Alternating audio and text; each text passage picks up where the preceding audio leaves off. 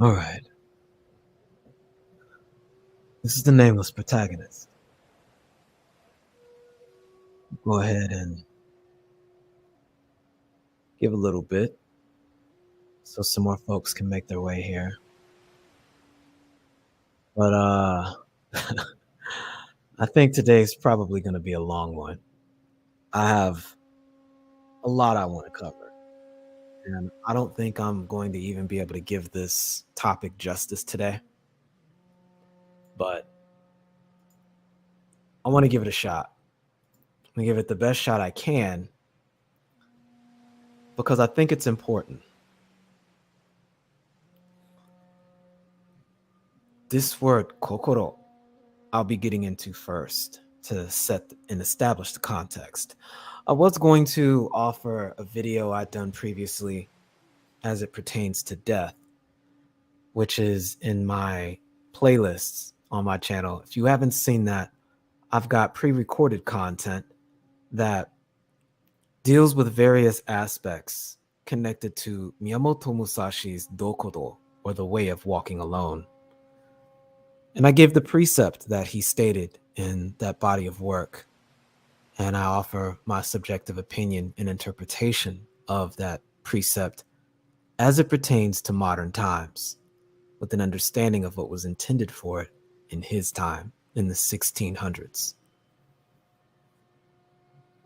But I think this is a serious topic that is not just misunderstood, but taken for granted.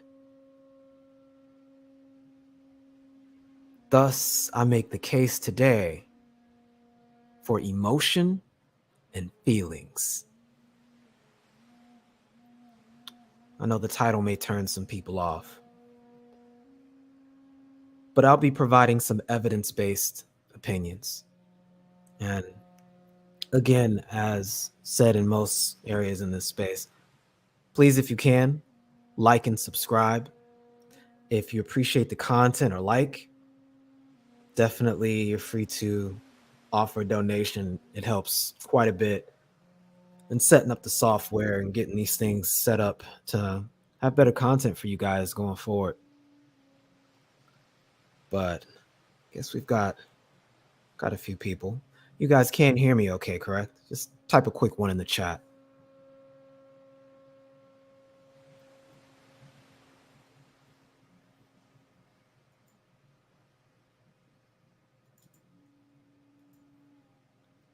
Okay.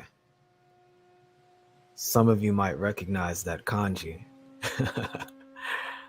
It's not a coincidence. It's definitely part of a bigger contraction or a more complex ideogram that means a lot to me. It means a whole lot to me.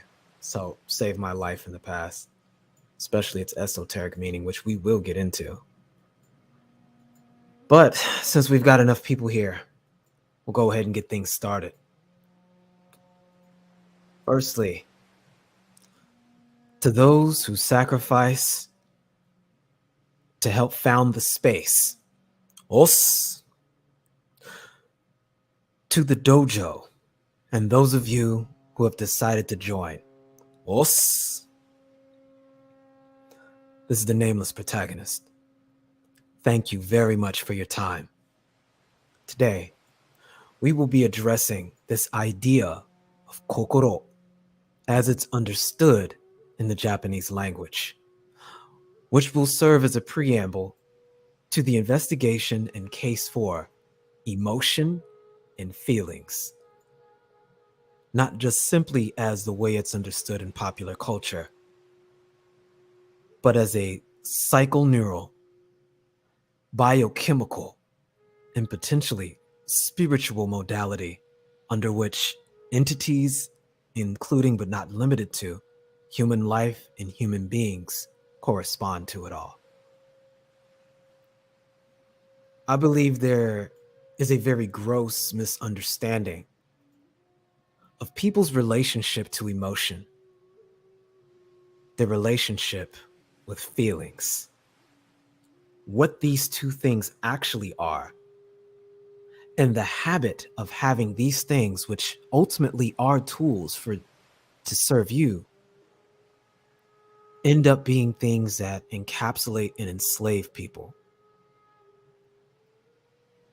I believe that this is something that many individuals who are in the know, who are of interest in manipulating the masses, are very well aware of the tendency of human beings to engage and indulge in their emotions to the point of not even being aware of what it is they're even feeling in the first place, or becoming so callous to it as to disregard and shove it away into the shadow functions of the mind, which in turn use their prefrontal cortex the same way a puppeteer does strings on a puppet.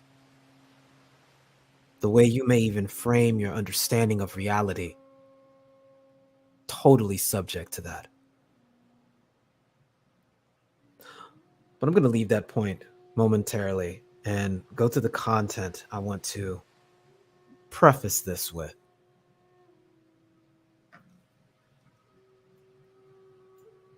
Before I get started, I'll go ahead and make a couple acknowledgments since we've got quite a few people in the chat right now. We'll start with McDrama Bear. McDrama Bear says, "This image is my default mood." I totally understand that, fam. John Jones says, "I want to get on the mic tonight and spar." I don't know. I may or may not do a panel on this one today. It depends on how much time it takes. I was going to do this as an open dojo topic, but I just realized I had too much to say about it. So I want to make sure I get it all out clearly and concisely. And if there's interest, we can definitely do an open dojo on that, and I'll open the panel. And we can definitely spar on the topic. Or I can dedicate another day and do that specifically. We've got Jordan Xavier. Os. We got Toya, the Texan. Os. Trell Bentley. Os. Spainman. Os. T. First time I believe you're here under this name, unless you've done so before and I didn't notice, but welcome to the dojo. Os. Shango Zulu. Os. Let's see, Gemfar 777. Os. Romello 747. Os says, "I look forward on your insight. I look forward on your insight here and also catching you on the Roger Report." Yeah, I've been on the Roger Report a few times. We had a pretty good episode the other day with BGSZ and a couple other regulars that are up here. We've also got BGS if more. Os, glad you could join, fam. Julius Brooks. Os. Deshaun. Os. Gyogami. Os. Mbote Mpangi, friend.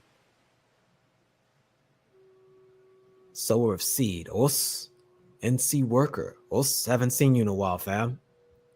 Also, Kareem Austin. Glad you could join. Os.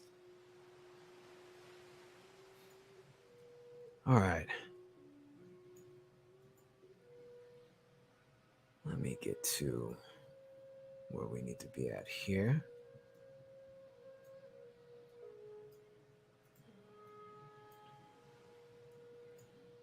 There we go.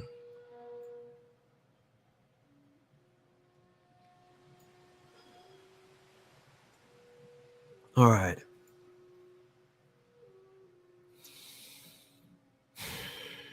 I'm going to be taking a snippet from the story I'm writing about the Nameless Swordsman, and I'll be examining his creed. And we'll be dealing with a few topics that relate to the beginnings of what we're going to start with here as it pertains to emotion and feelings, specifically with pain and addressing death. We'll start here. This serves as a word of defiance against mental illness and pain being, quote, all made up within one's mind, end quote. Subjective reality is essentially all made up, according to these detractors. Our filters are what determine reality, and consensus within the social system determine what part we focus on. As such, pain and death are the only guarantees with which reality can truly adhere to. Suffering and fear are the natural end result of these two phenomena.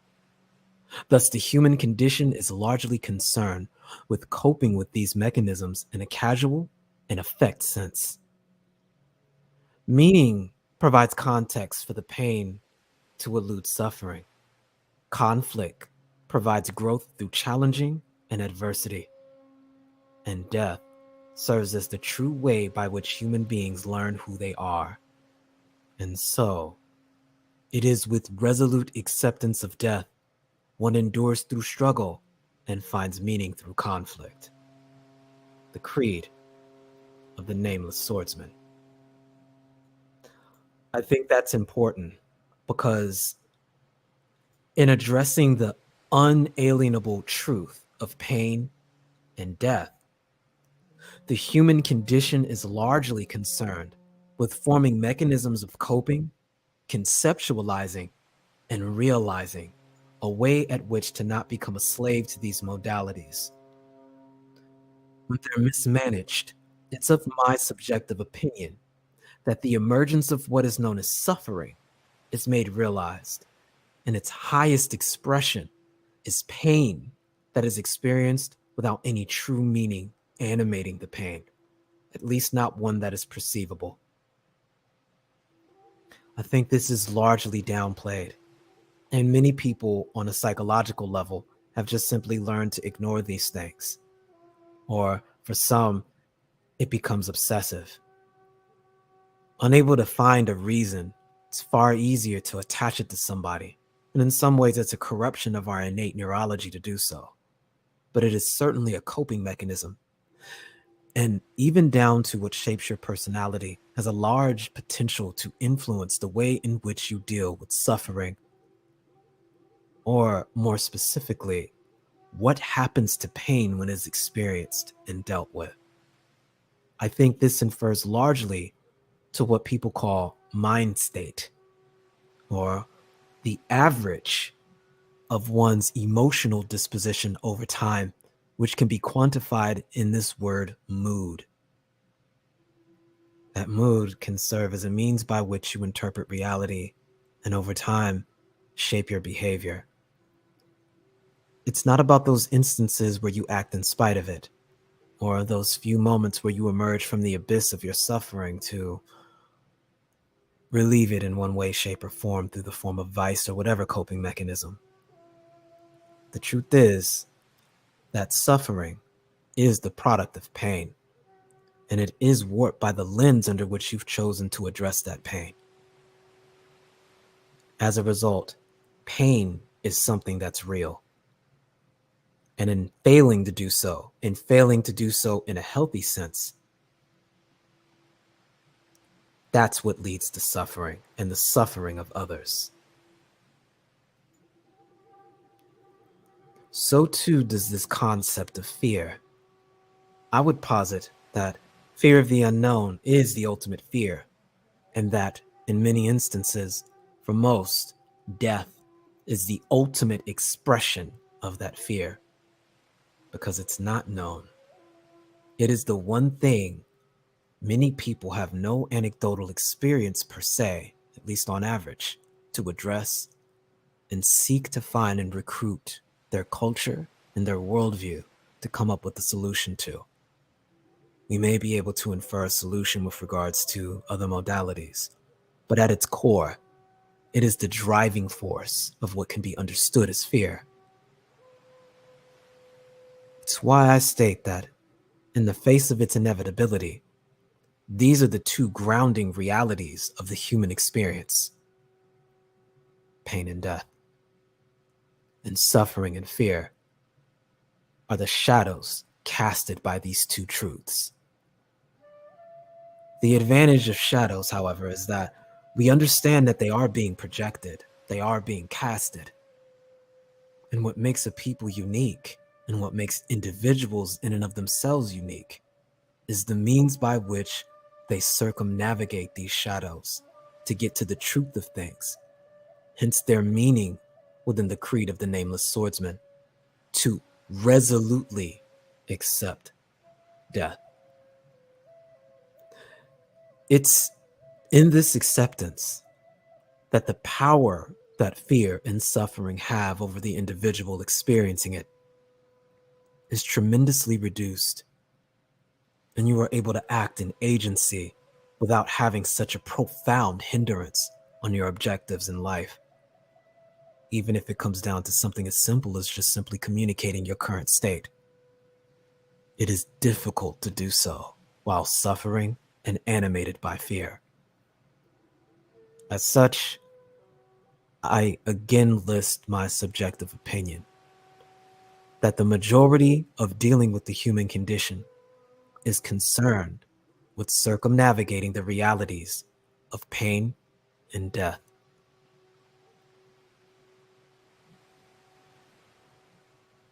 I think this is a good segue to why I used this word kokoro. Kokoro. There are many ways to translate this word, and it's challenging to do so into English because English has a tendency to take things that or observe reality in a sense of polarity, a kind of binary polarity. It struggles with concepts that are intangible rather, that are nebulous in nature and don't have a sorted definition that can be viscerally experienced exclusively by touch and form.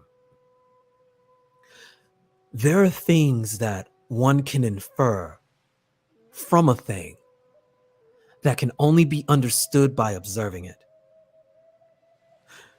We tend to assign names to these things, and the spirit world and the emotion world has much of this nebulous concept with regards to it. Nonetheless, we still can experience these things as human beings.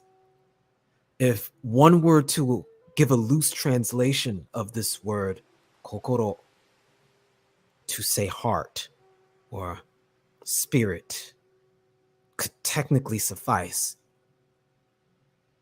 But it would be as odd as using the word love in the English language, and knowing that in other languages, love has multiple words to describe it. Because this word can be expressed and contextualized in so many ways that oftentimes in the English language, it requires many more qualifying words to more accurately describe it. Kokoro finds itself in such a place. If nothing else, one of the more common ways to describe this word kokoro could be heart. But not the literal heart, like the word shinzo. Shinzo is heart, the organ. Kokoro, heart, the way we may use that in English. That person has heart, and thus they overcame adversity. That is one way of describing kokoro. It also can mean resolve, the ability to endure through struggle. It can also mean an emotional intention. It's why I use these terms or nebulous concepts to describe actions, using ideas such as animating energy and the spirit of. It's influenced from my training in Budo, which emphasizes this concept of kokoro. It's what leads me to believe that physical action of all kind, at its core, has a mental and intellectual origin. The question is just, if it is spontaneous, it may not originate in the thoughts that are conscious, but in those that are unconscious. There's a kind of need to acknowledge the nebulous nature of the human being, the essence of what makes you human in a non-physical sense. That's why I employ terms such as spirit. This word kokoro viscerally explains that in a very humanistic way. Interestingly enough, there are other ways that the kanji for kokoro can be interpreted or pronounced. If you have paid a little bit of attention to fighting games, you may hear concepts such as the true iteration of insert whatever noun or adjective you could be describing. There, for example, if I borrow from one of Capcom's more popular franchises, Street Fighter, there's a character, Goki, who adopts the moniker of Akuma, or demon. I believe Akuma is how he's generally seen in the English translations. There's a form that he often takes that if you play the game and you have a perfect record, close to when you get to the end boss, you get challenged by a mysterious character. And it's Goki or Akuma in their true form. This word shin, or true, or the essence of what is. In the last stream, I used that word makoto. Shin represents that. That's the origin of that word, or the name of that character, Shin Akuma. Shin Goki. It's speaking to the true essence of what that is. When you pronounce that word with the other kanji that can be attributed to kokoro, mu, known also as the void, you get this word I speak about often when I speak on mind states as they pertain to Budo in Kinjutsu. That is mu-shin, mushin.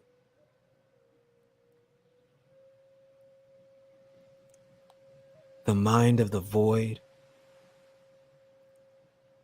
the voidless mind, or no mind. It is in psychology oftentimes referred to as the idea of being in flow state, where your conscious thoughts are no longer able to hinder what you are and you express a true nature of who and what you are, uninhibited by anything other than the essence of you. You act in accordance to the reality that you are imposed in.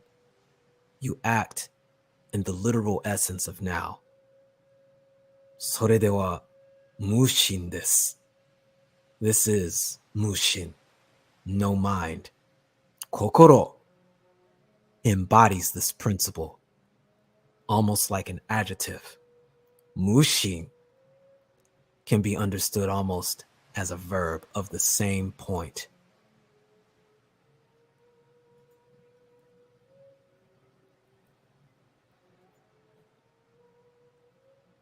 I think this captures the essence of a human being. If you take a look at the kanji that forms ninja, it is comprised of two. The first is the kanji for kokoro. The second is the kanji for blade or yaiba. The two together mean resolute endurance through adversity and struggle. It translates to this word endure. And that's a little bit off topic slightly, but there's so many lessons to be taught by this kanji that I find profoundly relevant and insightful, not only to understanding what we call emotion and feelings, but what it takes to simply be human in an everyday scenario and relate with those around us. Recognizing that primordial essence of what you are.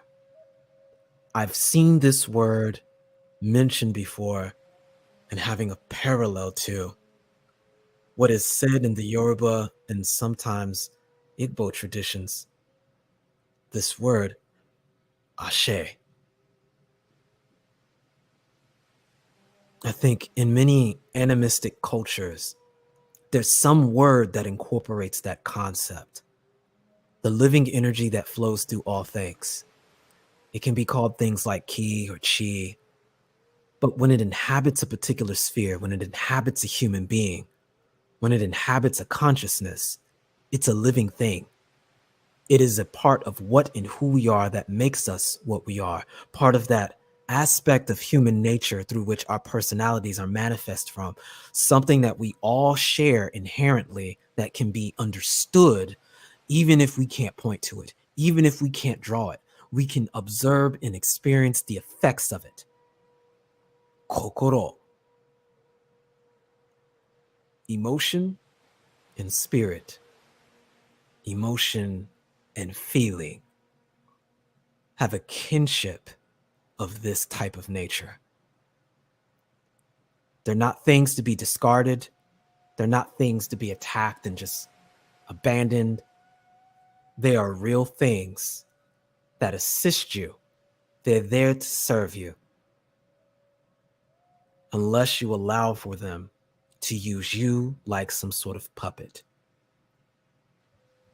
Which is why I'm here to make a case for emotion, to make a case for their value, to make a case for their usefulness, and to show how, without these things, and the systems that we've put in place as human beings to assist us in their management, we're no different than a computer program. And we likely would have never gotten to this point, evolutionarily speaking, especially those of us who come from ancestry where this principle is still being employed to this day. And how, unfortunately, many of us in the modern era are eschewing these things, all for the sake of progress and the blind chasing of evolution. I'm going to read one more excerpt from a chapter in The Nameless Swordsman. And it relates to the nature of justice and pain. And keep some of this in the back of your mind as we read what we go through later on through this presentation. It begins with a small preamble by the character. Quote, "To your peril and my pleasure, little else is as invigorating than cutting down presuppositions and expectations drawn against me." End quote. The Nameless Swordsman. Entry 1, Justice. Quote, "I have long since abandoned its notions, this concept, justice, which we have all been taught to accept. Pain, when placed upon us by others, results in a natural reaction to inflict pain upon the source which caused it. This principle is recognized in all the observable universe, both macro and micro, to mathematics and human nature. But what we often see is others presuppose that one person's suffering is more, quote, real, end quote, by virtue of consensus, and thus justice called, than another. This is hypocrisy of the highest order. All pain is real. All suffering can be justified.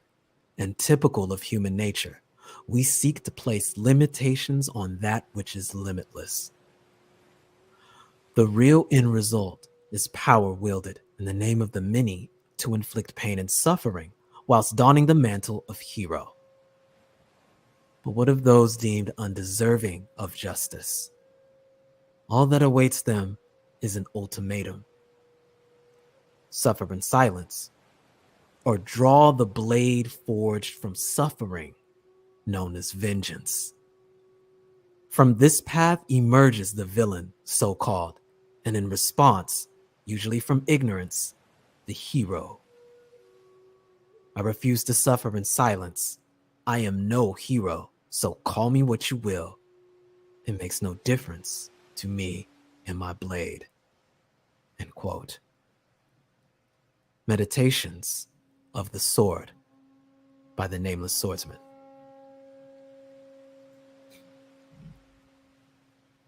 I think that serves as a manual to what happens when a lot of these social institutions that are designed to help manage these experiences that are connected to the human experience are left to the individual to decide on their own. I don't think I need to spell out what demographic likely disproportionately experiences this phenomenon, because our culture and social institutions provide little means by which our pain and suffering, our ability to have our fears addressed and cope with, are managed or even respected. The means by which an individual can recognize the pain and suffering in others, which manifests in the form of emotion, as even being credible or even worth noticing, is textbook lack of empathy. And quite honestly, is something that even other mammals can't function without in a healthy capacity. Many of the problems that we lay at the feet of the masses of us root in the mismanagement of this principle. I'll take a small pause here and make a few more acknowledgments of folks that are in the chat. And we'll get started with first line of examination.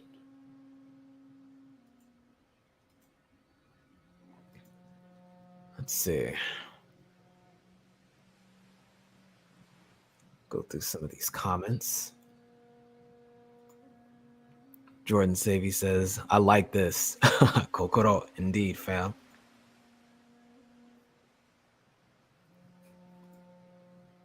Tro Bentley says, when your tool is a hammer, everything looks like a nail. I mean, that's supposed to be the idea of understanding the way and functionality of something. Because when you understand the way of the hammer, you learn that there's other things that you can do with that hammer besides use it to drive nails in, even though that is its function. I think that may be an interesting philosophical conversation to have at another time, but I definitely get the point you're making. Kareem says, good evening, everyone. JBA, glad you can make it, fam. Simeon Anderson, glad you can make it.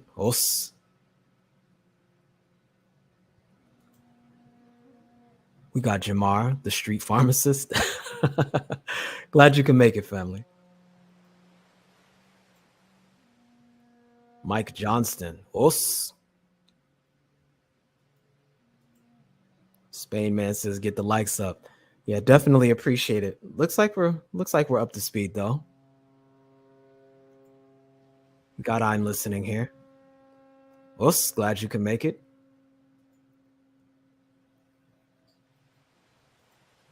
Carl Hudson. We got 7Q Pit. What's good, fam?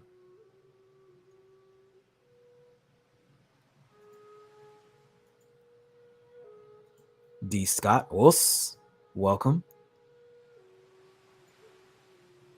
Drama Bear said grit. Yeah, they probably said that when I was bringing up that term for having the heart over the blade kanji, or yaiba and kokoro. Indeed. Grit is definitely a way to describe that. Max Soul Excellence. Glad you can make it.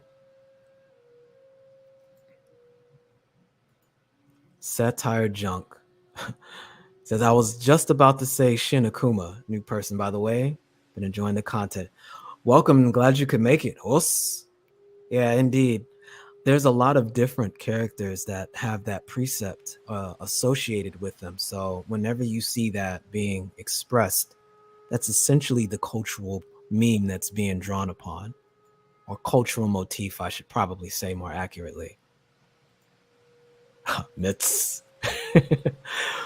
I'll get into that kanji, metsu,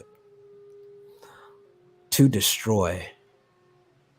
That's another conversation for later when I get into genkai metsu. That's a whole theme I really want to put forward eventually. I'll be sharing that when I get into, I'm going to call it Nanashiryu. You guys might rock with it. We'll see. Ultra Instinct. Yeah, Mushin low-key is kind of making a nod to that concept that Toriyama was bringing up. A lot of folks mention Bruce Lee when he talks about the flowing energy and being like water. This concept of Mushin. I definitely want to get more so into mind states a little later at another time and really delve into that, because I don't think it's appreciated enough. We'll breach that topic a tiny bit a little later. But got Mr. Shug to you. Us. Glad to have you, fam. I'm always catching a lot of you guys on other panels. Got Casey Bree. Glad you can make it. Let's see.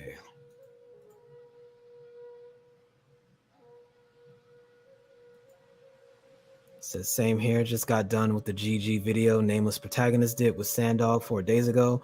Yeah, we kind of went in. Yeah, that whole series, fam. When you get time, just definitely take a look at that. The entire purpose of that series is to address a lot of the common disrespectful rhetoric that gets aimed against us. That's really a manifestation of taking history not only out of context, but in the most intellectually dishonest way possible to serve that rhetoric so people don't have to acknowledge the nonsense that's gone down. It's quite frustrating. But definitely leave some comments, both in mine, back in my content that you see, and over there on Gigi's channel. It definitely helps the algorithm, and it helps calibrate some topics that we can bring up, especially if there's some disagreements with some of the things that were presented. I think that's an excellent opportunity to sharpen the message. 7 Cupid. I'm assuming that the Nameless Swordsman is the inspiration for the Nameless Protagonist. It's more like the other way around. I think I said before, my whole reason for utilizing that moniker of the Nameless Protagonist is it's multifold, but it is essentially a reminder that what I'm doing really isn't about me. It's sharing a subjective opinion on a perspective that others may share. And ultimately, even when I look at the context of my own life, just an individual narrating my part of the story. And I think that what I experienced, there may be several others who do as well. And in that way, I wanted to serve others and then finding use through finding that parity. Because I still think that the value in humankind is that because we have a lot of differences, the concept and context of our differences give us a better understanding of the one thing we're all looking at. And it's this subjective experience of the human experience. And the more eyes we have on it, and the more accurately we can articulate what it is we're observing by being honest with ourselves and those around us, we get a more perfect understanding of our actual condition. And to me, that's valuable.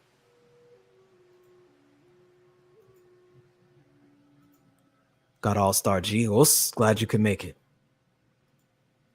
Says first time ever chiming in your channel and already subscribing. Jamar Street Pharmacist. I appreciate that, fam. Definitely.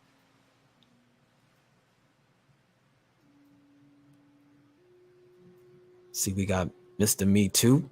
Us. Good afternoon, fam, if it's afternoon over there.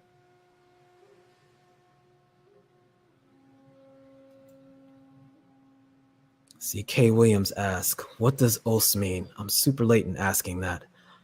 I'm going to need to do a bit of a glossary of terms sometime. I did a whole episode covering it, but to give you the gist, it can be understood as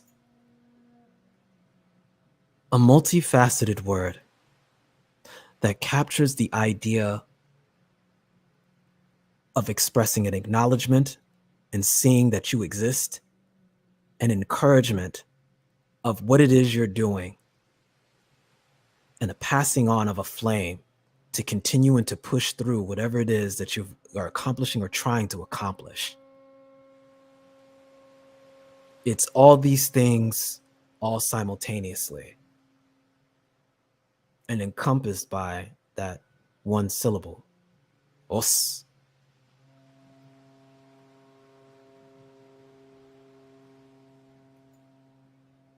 We got Machismo TV, os. Glad you could make it, fam. Electrician 480, os. But definitely when you get time, I did do a whole stream on it. It's labeled os no seiga, and I go into deep detail about the concept among some other things. It should be in the playlist there, so feel free to examine that. But I guess we should go ahead and get started. We are going to methodically approach this topic. We're going to get into some of the science behind a lot of this. And as always, I got links, fam. I got links. So let me know if any of these don't work. They are also all listed in the description. So if you want to have some to review for your records in the future, definitely feel free to take advantage. And we're going to be covering all of these different points here.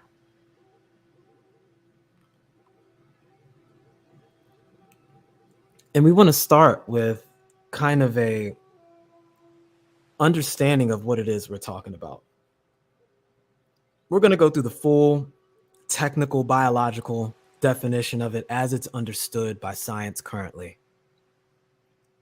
And we'll start here. Emotions arise from activations of specialized neurons, populations in several parts of the cerebral cortex, notably the anterior cingulate, the insula, the ventromedial, the prefrontal, and subcortical structures such as the amygdala, ventral stratum, putamen, cutic nucleus, and ventral tegmental areas. So to give you an understanding of the specific parts of the brain they're talking about, if you can place your middle fingers on either side of your head where your temples are and go diagonally 45 degrees up with both and keep going until you meet at the center of your forehead, that region that you covered, if you were to make a straight line through your head, is what we're talking about, that region of the brain. And it's important to understand this because what it implies from an evolutionary biological perspective is that this is actually evolutionarily new. It's a part of the brain that shares some overlap with the parasympathetic and the limbic, meaning these parts of the brain are old enough to serve as a foundation under which you experience these emotions in degrees. So there's a kind of hierarchy with regards to the emotions, where the older the emotion was, the more powerful it expresses. But there's also a lesser nuance to this where there are newer emotions that, while not necessarily strong, were deemed important enough to be embedded in just behind the prefrontal lobes. In other words, there's quite a bit going on. It goes on. Feelings are conscious, emotional expressions of these activations that contribute to neurological and neuronal networks, mediating thoughts, language, and behavior, thoughts, language, and behavior, thus enhancing the ability to predict, learn, reappraise stimuli and situations in the environment based on previous experiences. That's what's happening with the limbic system and storing those emotions in memory.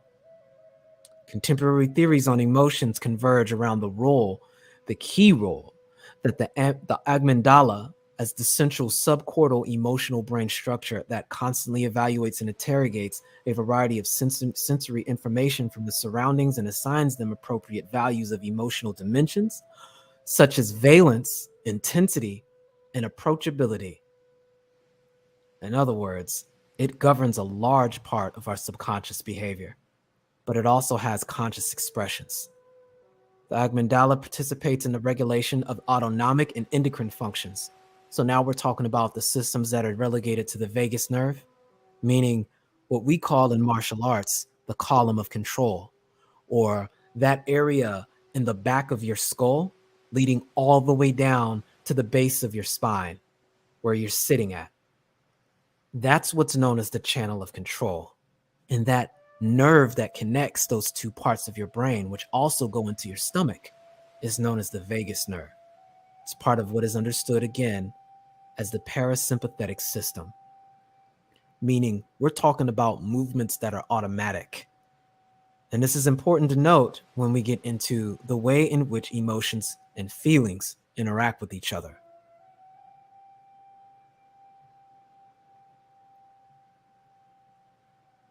The amygdala participates in the regulation of autonomic, endocrine, decision-making, and adaptations of instinctive and motivational behaviors to changes in the environment through implicit associative learning, changes in short, long-term, and short-term synaptic plasticity, and activation of the fight or flight response via effervescent projections from its central nucleus to its cortical and subcortical structures.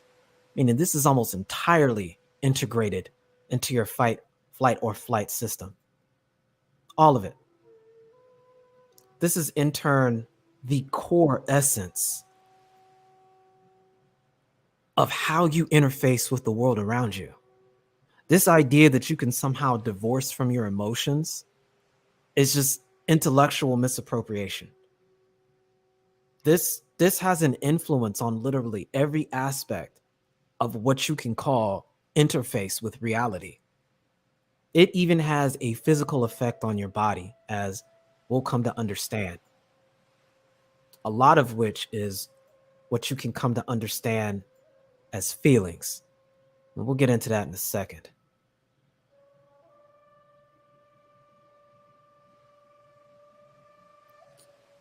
I think it's useful to get into a little bit of the history of how they've identified this.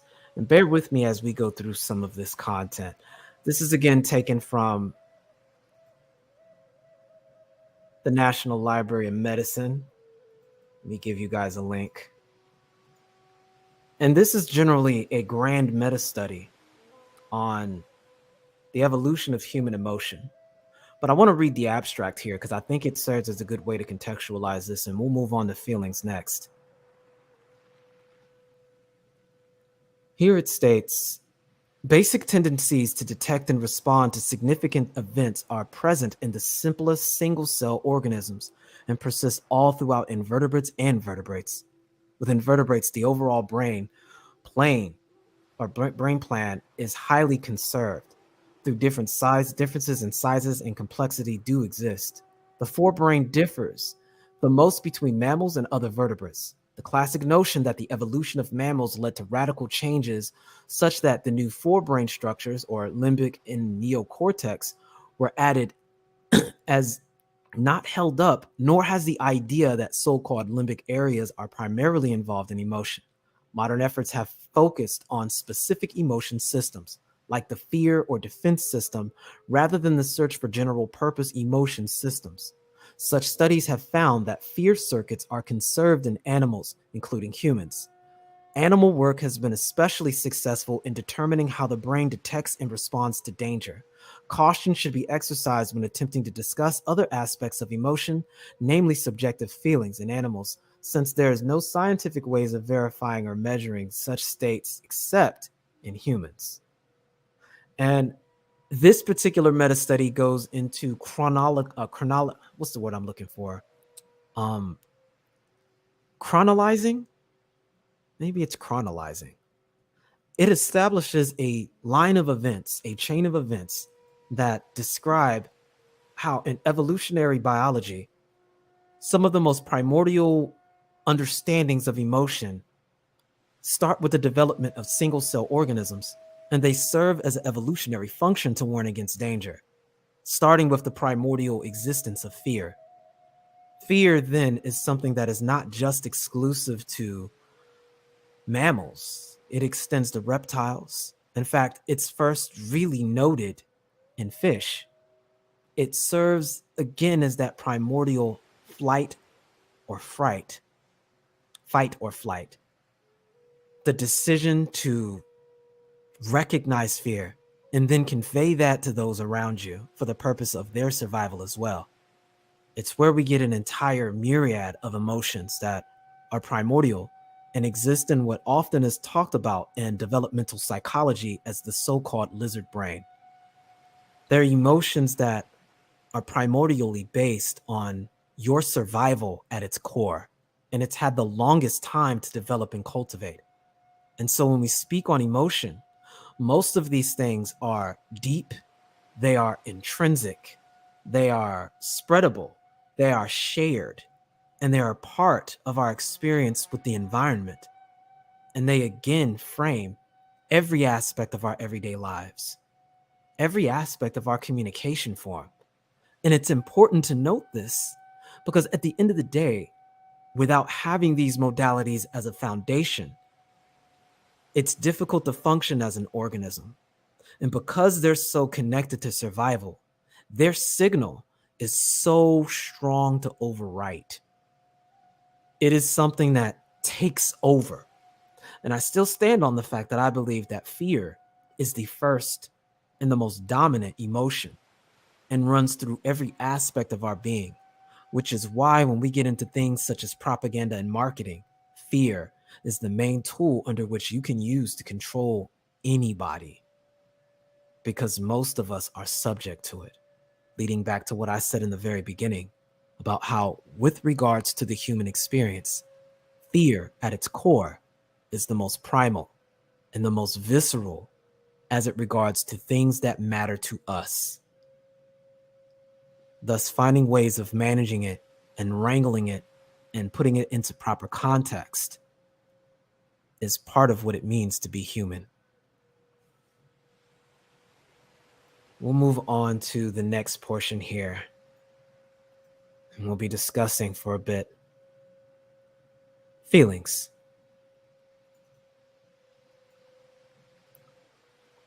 And I want to describe here a kind of order of operations that's taking place. We'll start with, again, the textbook scientific definition of what we're speaking on. Feelings are mental experiences of body states.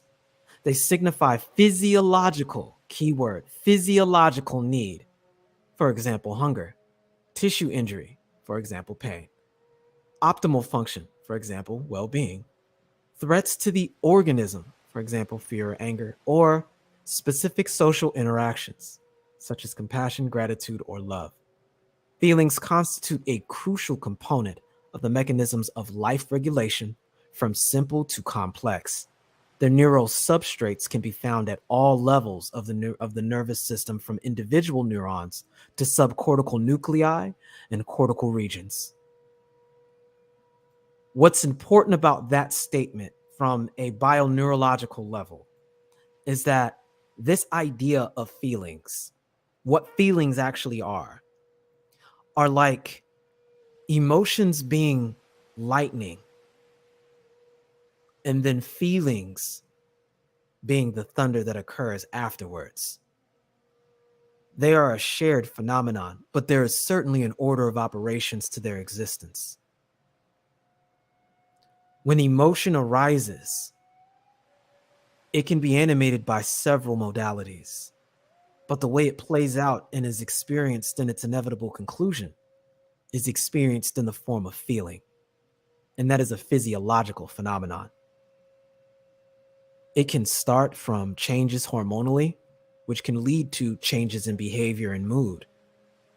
It has a direct effect in what we identify as mind state. So feelings are a consequence of emotion, but there is a process involved. And it's in understanding this process that the regulation of emotion and the regulation of feeling more specifically can be made realized. Emotion, and as a result, feeling. And as we get a little bit into this, we're going to start seeing the difference, or the relationship rather, that pain and emotion have with each other. And later on, we'll investigate the implications of feelings and how to deal with them. But let me pause for just a moment so I can make a couple more acknowledgments. First, though, are there any questions on what we've talked about so far? And are any folks even familiar with some of the content we're going over right now? Just out of curiosity.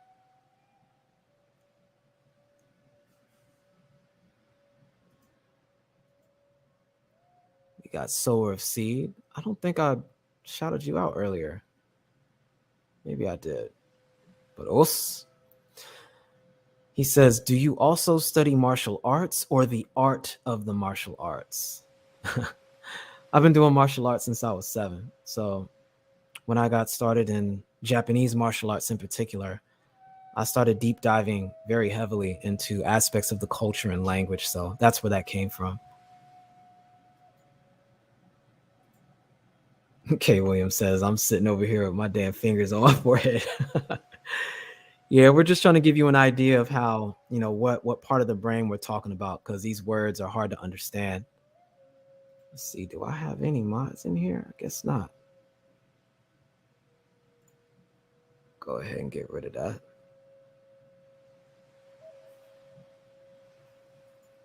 And we can fix that. Yeah. And doing a tiny bit of housekeeping real quick. There we are. Let's see, Ibmore76. Us. He asks, question, do you see many in the Black manosphere shaming feelings and emotions when explaining themselves? By and large, I think that is one of the biggest motivations as to why I'm doing this podcast today, because I see that happen entirely too much under this guise of stoicism that's not being understood properly. And what it's subconsciously doing is encouraging psychopathy. It's very frustrating.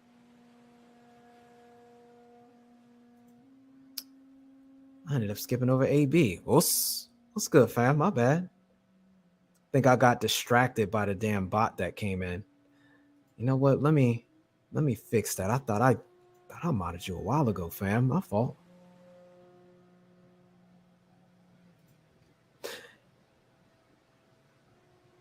Let's see. We got High Art 69er. Oops, glad you could make it. Ibmore76 says, so frustrating. Fam, it frustrates me also how whole aspects of being human are thrown out the window. And then we get these, I'm not going to call them goofy because I'm not going to prejudge their intentions behind it. But what I will say is I've yet to see any community function without some kind of altruistic goodwill placed in the forefront. And the currency of altruism is trust. And if people can't trust themselves, there's absolutely no way you can build these baseline relationships with people, because then you're stuck on fear. And if you're stuck on fear, and then you already have contempt for everyone else around you, you don't trust anyone, only thing you can do is run. And then we wonder why we're over here multiplying by zero. We're human beings, fam. We did not get here in the absence of emotion. And I don't qualify that as some sort of expression of stoicism. I think they're misunderstanding that. And I'll break down why I have that perspective. I think people, they say you should control emotion. And it's my subjective opinion that people should accept emotion because it's what they are. If you didn't have emotion, you wouldn't be human. If you can accept your emotion, then all of the presuppositions that are inferred from by the feelings that arise from them can be properly allocated within your mind. And then you're less likely to have an extreme reaction to whatever it is you're experiencing. Because I'm of the belief that you never know what somebody's going through. And as we'll see pretty soon, your mood and emotion has a profound effect on how you experience reality, including what's going on with you on a biochemical level, meaning on a molecular level, your emotions affect you. And to think that they are something that's just ignored or just inherently absent is ridiculous.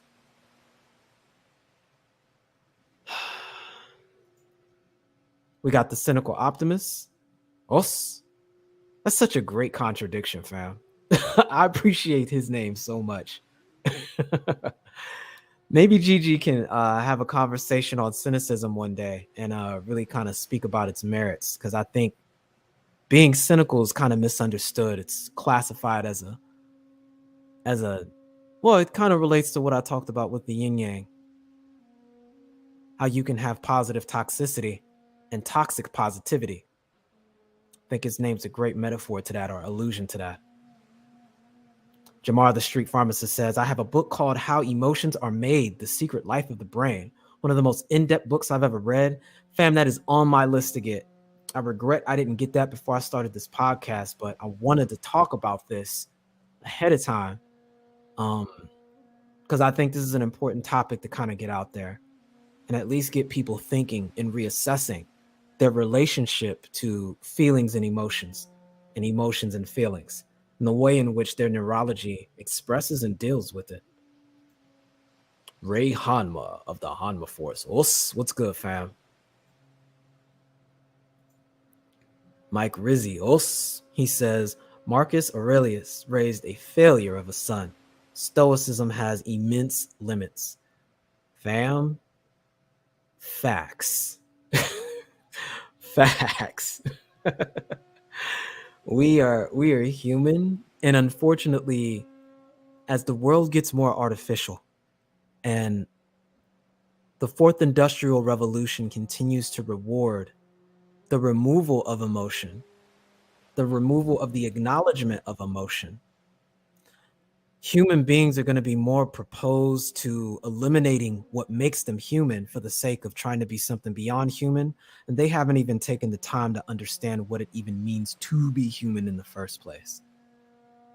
It is probably one of the greatest travesties that we're staring at, that may be an inevitable collision, rather, I should say. I think about it a lot, and it frustrates me. Brothers aren't allowed a full range of emotion. Shout out to popular belief. Fam, some of the work that eugenics has done, and some of the things that we see in books like Medical Apartheid, would have folks thinking that we don't even have emotions. The scientific community was making that argument back in the day, saying that we don't even feel pain. Rizzy says he was also a cuck. You'd be surprised. That's the name of the game these days, fam. It's the name of the game.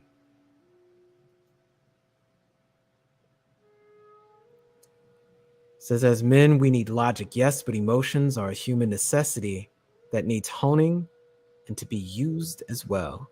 Now, what if I told you that some of the aspects behind being logical has emotion as a requirement? We'll get on that later.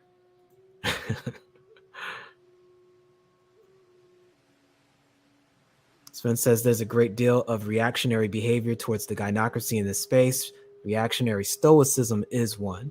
From one extreme to another, the pendulum swings. And I call that the exercise of missing the point. You are absolutely right. The key you said was reaction, rather than response. The differences are night and day. Thank you for pointing that out, family. Spainman says, making it more to some code that Black men need to adhere to over human nature. Yeah, I mean, you really had scientists arguing whether or not we had a human nature, and if we were in this animal realm that had emotions that were more proximate to dogs or something. It was. I need to do a panel on scientific racism and really get into what was being said and compare it, probably just using sound bites of what people are saying now, just to kill so much of this noise. Because I don't know how a community is supposed to function as a community when it holds each other in contempt like this on a passive level. I don't know how you do it. I don't know how. Saddam Muhammad, appreciate you coming through, Elder. Os, she says, peace to the chat. Good evening. In the philosophy of Stoicism, you delay your emotions, but you are not devoid of them. That is something you can say again, family. Says, I like the background music. Appreciate it, man. I tried to capture that. I tried to capture an audio that matched the visual. I find the shakuhachi, which is what's playing in the background, very relaxing and endemic to the point of shakuhachi as it's utilized in Zen, which is a form of reaching that concept of no mind we were describing earlier.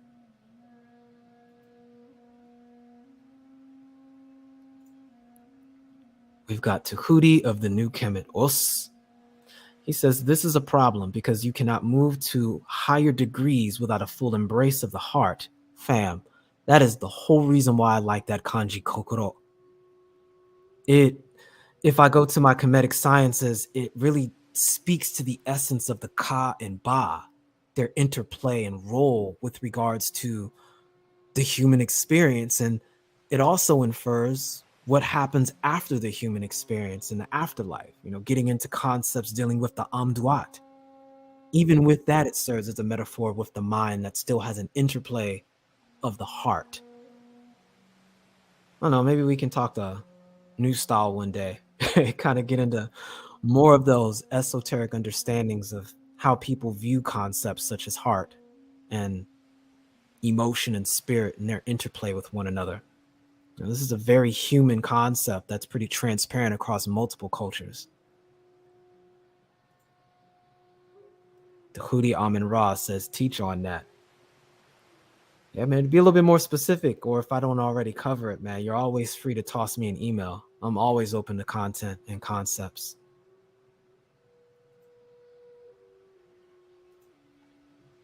Let's see. And Sankara Amas Makandal says, Mbote Mbangi, friend. Os. Gundam Nataku. Os. I guess that's German. No, that's somebody's name. Johann Blumenbach. Who were you making reference to? That name sounds so familiar. Was he a eugenicist? Said, I've been recently introduced to anger being good, moreover useful. What do you men think? Anger is an emotion that is rooted in fear. And anger has use in the instance where you lack courage, but you need to still move and get things done in spite of the fear that you're under. Anger, therefore, gets things done. And anger is useful in that capacity in the right context. That's my subjective opinion and observation. Because the problem with anger, and something I had to deal with, is even though it gets things done, it also gets your ass whooped against people who know what they're doing and have a cooler head than you. Which is why it's only useful in so few situations. It's very nuanced and not something I encourage people to rely on. But it can get you out of a stupor if you find yourself in one, that's for damn sure. But it's not good to stay there. Restraint is naturally very masculine. Indeed, it's why I value the idea of acceptance of these energies when they arrive. Understand them, recognize them, greet them, and like clouds in the sky, let them pass by. Something we learn in Kinjutsu quite often. Got Dwayne. Os, glad you could make it, fam. He states he was one of the European founders that laid out the foundation for the concept of race in reference to your scientific racism topic. That's why it sounded familiar. Johann. That name comes up, man. More on that later. But thanks for sharing that, fam. Indeed, Deshaun, indeed. I'll say this, I prefer anger over apathy. I damn sure prefer anger over apathy. Cynical optimist states, the heart can only be understood by the logic of the heart. There is such a thing known as emotional logic. It's worth having a conversation about. BGS did a video on that when he talked about emotional intelligence one time. Let's see. I think that is it for now. Let me check something real quick and we'll get started.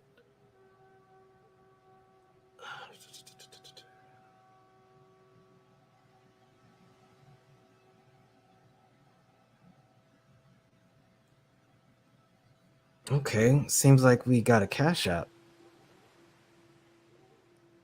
All right.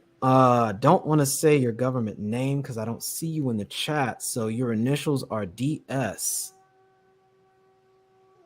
Definitely appreciate the Cash App, fam. Salute.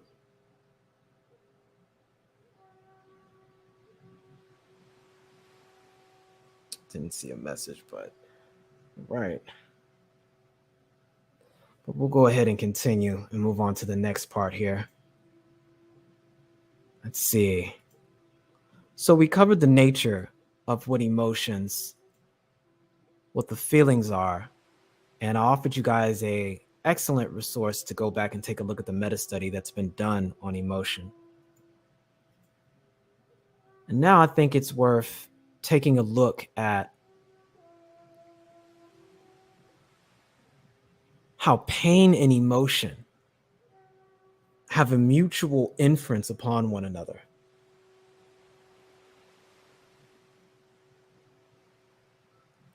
I think this is a good one to start with.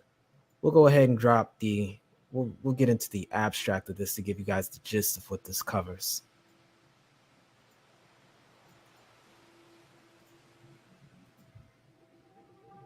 Resources in the chat and we'll get started. Pain and emotion are common subjective experiences that play vital roles in everyday life.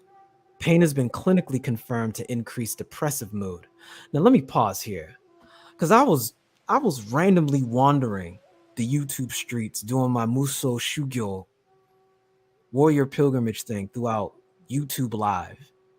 And I came across a particular live stream where there was an individual really trying to argue a case that mental illness and depression were fake and imagined, and saying so in a form of dismissal, to assume that if you are depressed and have any modalities of mental illness, that you're making it up because you're lazy and you're trying to find a reason not to do something.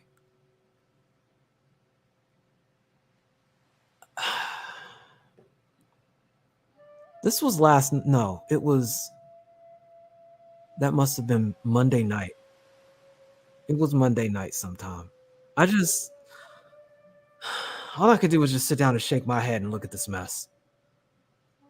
It's part of this whole hustle culture that looks at cutting out the human experience at all costs. Really, it's almost textbook psychopathy and sociopathy. The dogged pursuit of progress at the expense of your own humanity and the humanity of others. I mean, I don't want to lay this at the feet of capitalism. I think this is just human beings' tendency to over-optimize things and to get rid of things that it doesn't understand for the sake of what it's looking for. All for the sake of that dopamine hit of what's being called progress. Whatever modicum unit you can snatch up and internalize as progress, that's what's presented. And it would be one thing if it's just one person that says that. But there are a lot of people who truly think something like depression, things like mental illness, are things made up in people's head because they're lazy. Damn the fact that we can track these things neurochemically. Damn the fact that these things can actually be transmuted parasympathetically through mirror neurons. Meaning you can even spread these things through what's understood as emotional contagion.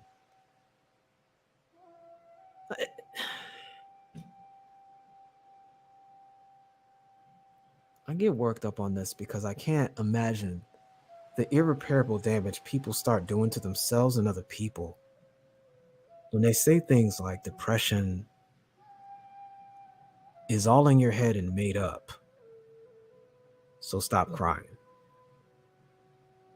And then wonder why people snap and lose it and have all of these expressions of their shadow.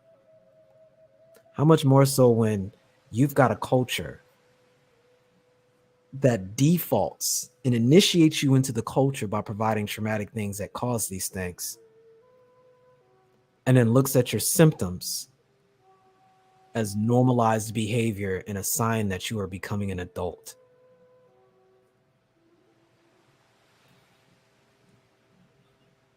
Or even worse, some sort of template that glorifies making all of this damn progress, but you by yourself with nothing to show for it.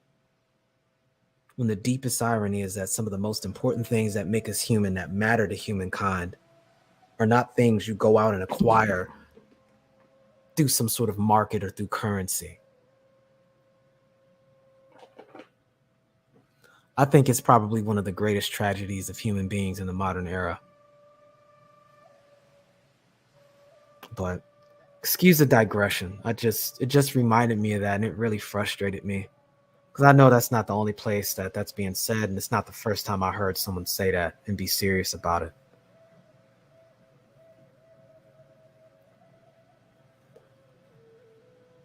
Pain has been clinically confirmed to increase depressive mood. However, little is known about how pain modulates cognitive emotional judgment processing. A better understanding of this may help to explain the effect of pain on the development of depressive moods. Here they constructed an experiment where they had two groups. There were adult participants who tested their response to pictures of scenes. Experiment 1 and faces. Experiment 2 that represented happy, neutral, and sad emotions while experiencing painful, quote, induced by a topical capsaicin cream. So you guys know capsaicin is the active chemical that's in cayenne pepper that makes it spicy. So they put cream on and they're experiencing this discomfort that's akin to just being really itchy. So it was pain, but it wasn't like, folks are being put in agony or anything like that. Just enough to register and irritate the crap out of you. And control hand cream treatments. So one group got the cream and the other one got a placebo that had nothing on it. The results showed that the participants in the painful condition showed lower accuracy to emotional scene stimuli and longer reaction times to both emotional scene and face stimuli relative to the control condition.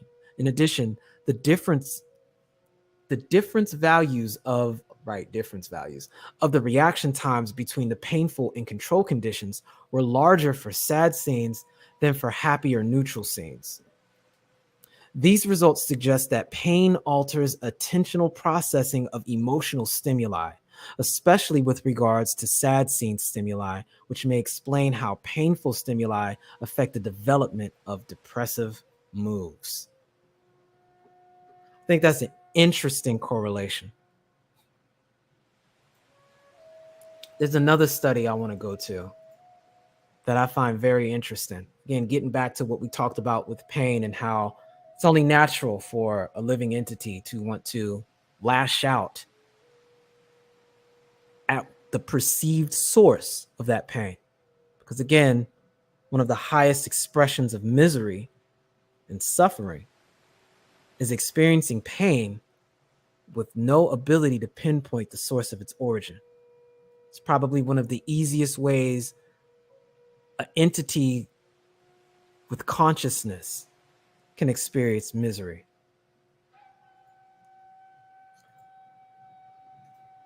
This right here is taken from, again, PubMed Central. Like this publication. We'll get into the abstract here.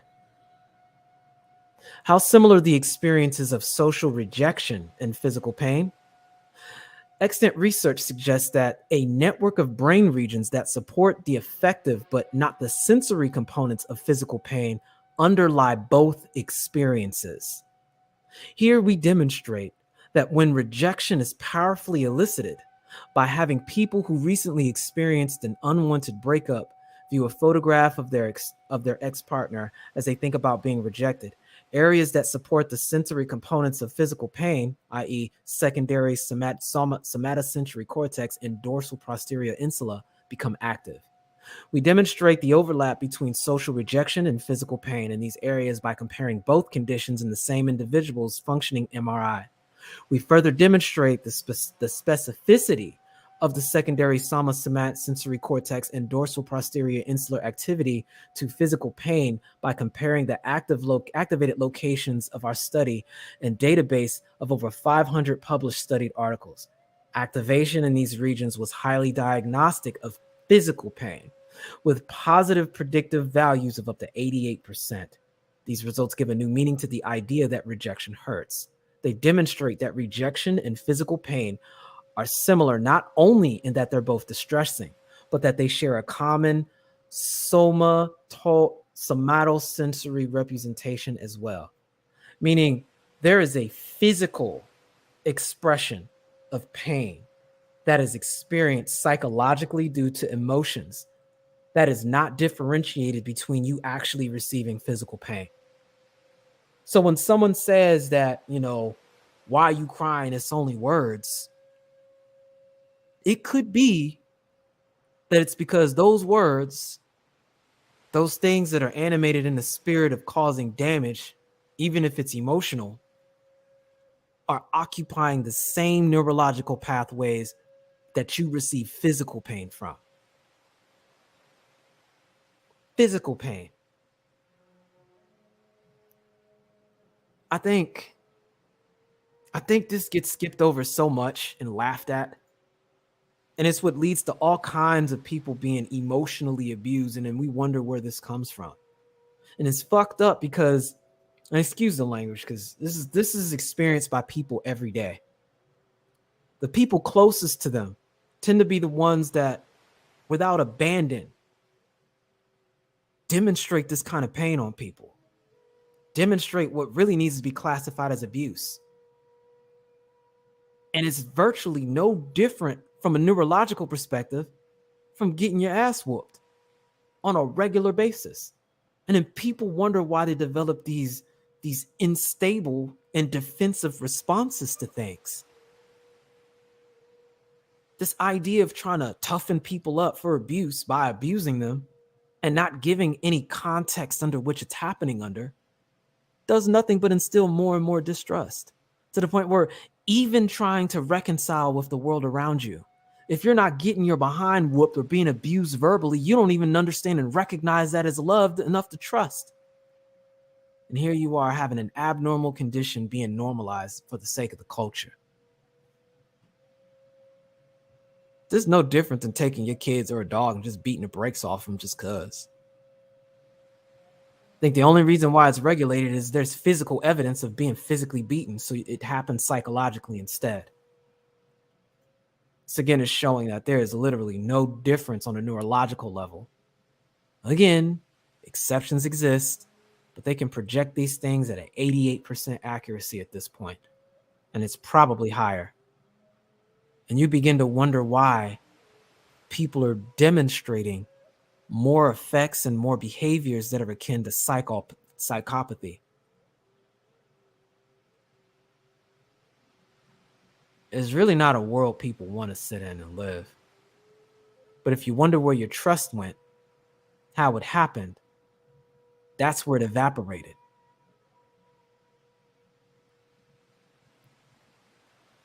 It goes on, and I think this is good. We'll rock with it. Consider two scenarios.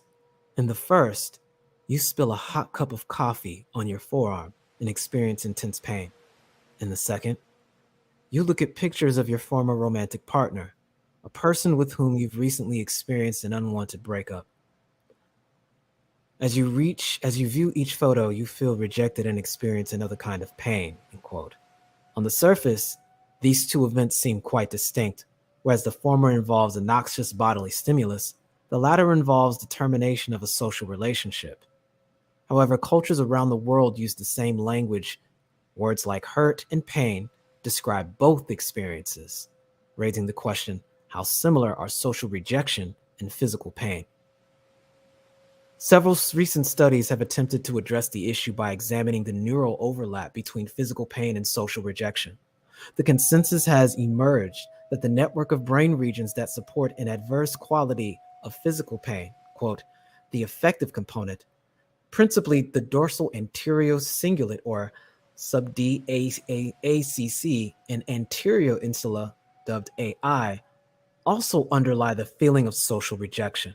In contrast, the brain regions that support the somatic representation of physical pain are mostly closely aligned with the sensory discriminative component, including the opercular insular region, i.e. secondary somatosensory cortex, or S2, and dorsal-posterior insula, sub-DP-INS, are not activated by social rejection and do not factor into current theorizing about the neural overlap between social rejection and physical pain. At first glance, these findings seem intuitive. Both social rejection and physical pain are distressing, and both the anterior cingulate and AI respond broadly to stimuli that elicit negative effect. However, being rejected, however distressing, seems different from physical pain. It does not result from the presence of noxious bodily stimulus. Thus, failure to observe actions in brain regions that support the somatic representation of physical pain in response to rejection is not surprising. So, even though the signal of receiving it from the body is not there, the pain that would result as if you received a physical injury is evident. As plausible as this is rationale is, here we suggest an alternative, that the neural overlap between social rejection and physical pain is more extensive than current findings suggest.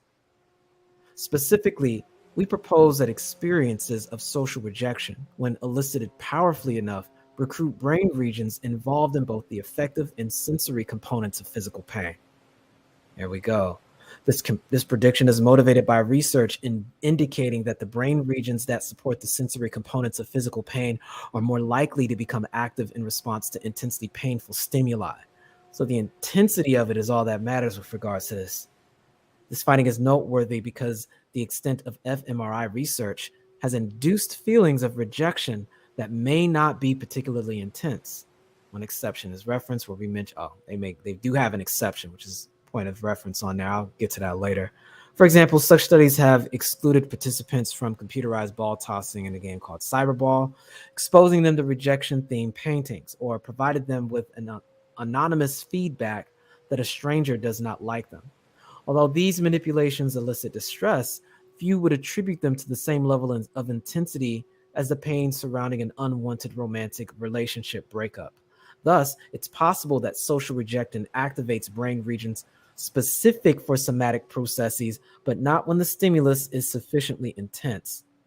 A rejection stimulus rated as intense as physically powerful stimulations on a comparable scale. So I think this is important.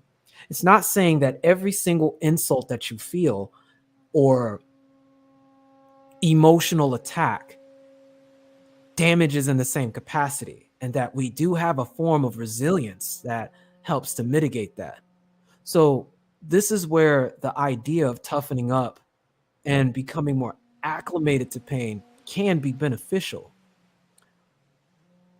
But when we're looking at the pain that can be caused from a forced broken relationship or bond, this is where we're going from and coming from when it begins to have damage that's on par with being physically harmed, that they share the exact same neurological pathways and resolution.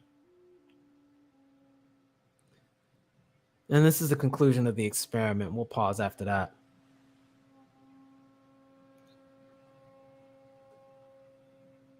Actually, let me hop down to the conclusion. The study shows, what the MRIs found, and it's just interesting seeing how this plays out.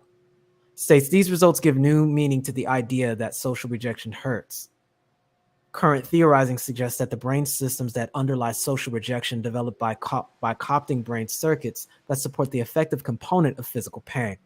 The current findings substantially extend these views by demonstrating that social rejection and physical pain are similar not only in that they are both distressing, but they share common representation and somasensory brain systems as well. Yeah, I did read that already. My fault, fam.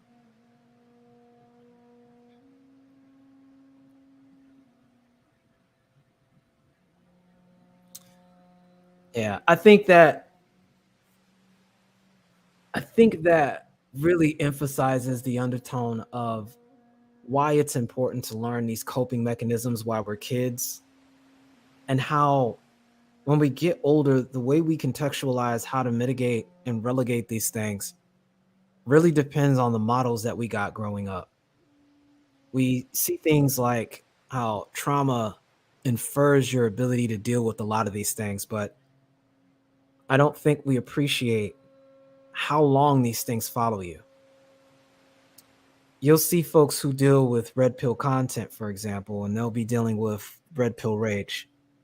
I think what's not being addressed is the origin of a lot of those instances is having a reunion with the origins of these pains that never got resolved in the first place.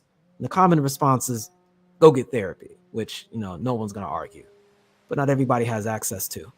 And even if they do, not everyone is going to offer you the same level of understanding that may be required so you can get to a point of self-acceptance so that you can start addressing these things.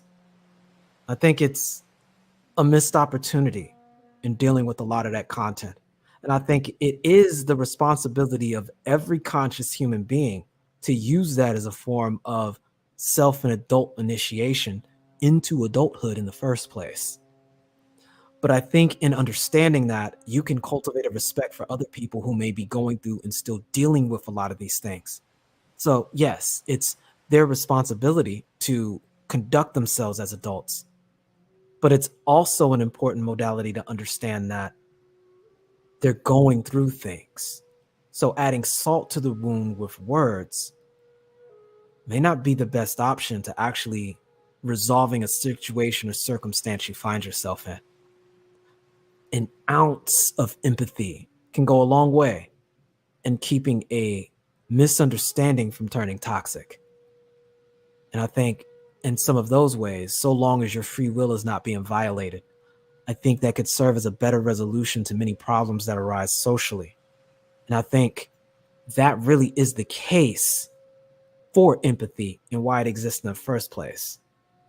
But we'll get to that in a second. I'll go ahead and pause for just a moment so I can acknowledge a couple more folks who came in. Miss Sunkiss, good evening. Us, glad you could make it. Let's see. Rayhama says they're mentally ill for saying that dumb shit. Yeah, I was not thrilled with hearing that nonsense, fam. We got Kitari Ismail. Us, what's going on with your family? Glad you can make it. K Tut says, it is no measure of health to be fully adjusted to a sick society. Fam, say that again. It's like being proud you can blend in with the vampires. Like, I don't know if I'd call that a benefit, fam. She says, facts. Those are facts. Being in the hospital for a month and not knowing why the pain was there was rough. Yeah, that can be very harrowing and very disturbing and create a lot of psychological triggers down the road that you got to deal with. Advocating for purpose there. Dark Disciple says, absolutely.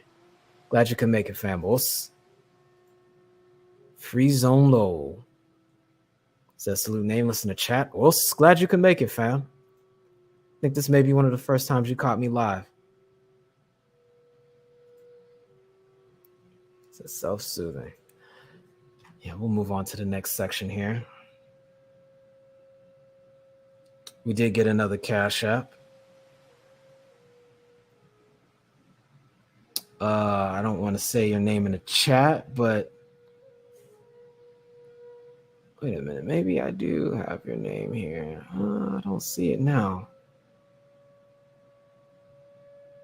But your initials are Y and S. He says, Os fam. Appreciate you. All right. So now that we've established that there is a scientific neurological connection between pain and emotion, and that pain can be experienced both physically and non-physically and still be responded to by your neurology as though it's real, we can establish then, again, to reinforce the original point stated in the beginning, how pain and fear coalesce with one another to help form the human experience, and how our emotions and feelings have an interplay with regards to how they're experienced. And that information is in the description, and I've got a banner that's underneath the screen that should be playing. You can let me know if you see it, but my contact info and Cash App is in there.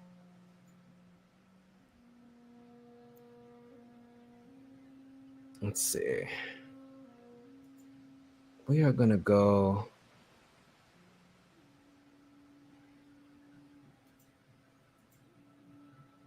here. Yes.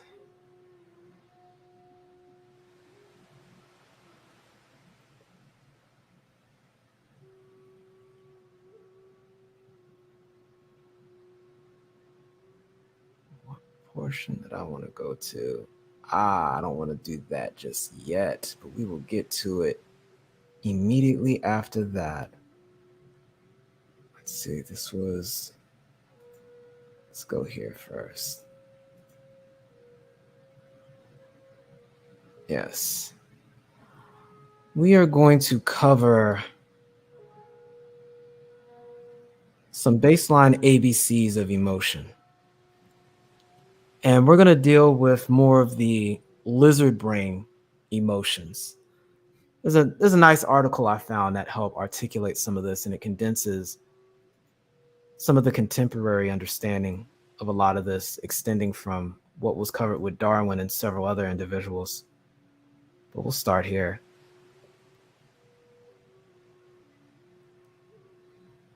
All right, and the article begins with getting into what we talked about earlier with the regions of the brain a lot of these things originate from. And it's important because they've got a shared overlap between the prefrontal cortex and the neocortex, which is brand new, and what we call the limbic system in the brain, which is very mammalian specific. It kind of separates what we identify as hot and cold behavior, i.e., a lot of these base emotions we're about to cover are more so understood from a perspective where each of these feelings cultivated sequentially. So the more sophisticated the organism, the more emotions that came as a result of that, which kind of implies the uniqueness of human beings in that from these base emotions, there's even more sophisticated emotions that we have, so much so that we even have parts of our physiology whose sole existence of them is to infer emotional state, such as eyebrows, which is why we find people weird who don't have any, and facial expressions, especially when it comes down to things like you're smiling and frowning. These things are directly related to windows of emotional state and the ability to experience trust. I think that's definitely worth considering. But it starts here. According to psychologists Paul Ekman and Wallace Frazen, there are 6 basic emotions that humans can experience. These emotional responses are happiness, sadness, fear, disgust, anger, and surprise. This was determined based on conducting research in the isolated Fori tribe in Papua New Guinea. Yeah, they like going back to a lot of these areas that have been pretty much untouched to absorb a lot of these modalities of human behavior without the influences of modern thought and modern conveniences, at least not to the same degree. When presented with images of the faces that are associated with each emotional state, the tribe was able to correctly identify their corresponding moods. Afterwards, they continued emotion research by taking pictures of the Fiori performing these facial expressions and showing them to other cultures around the world, and the results were exactly the same. In addition to these 6 basic moods and universal facial expressions, there are often sounds that can accompany them. For instance, for persons with something that's foul smelling, humans make the disgusted facial reaction, usually paired with the yuck sound or something similar to express that they're offended. This is known as universal human signaling. So, what's interesting and important about this is it speaks to there being a commonality with regards to the way human beings universally experience certain emotions and how they can be conferred through the way we communicate consciously and subconsciously. I think language is another way we express these things by assigning words to a lot of these principles. But it seems like these core experiences, these core emotions correspond to an idea that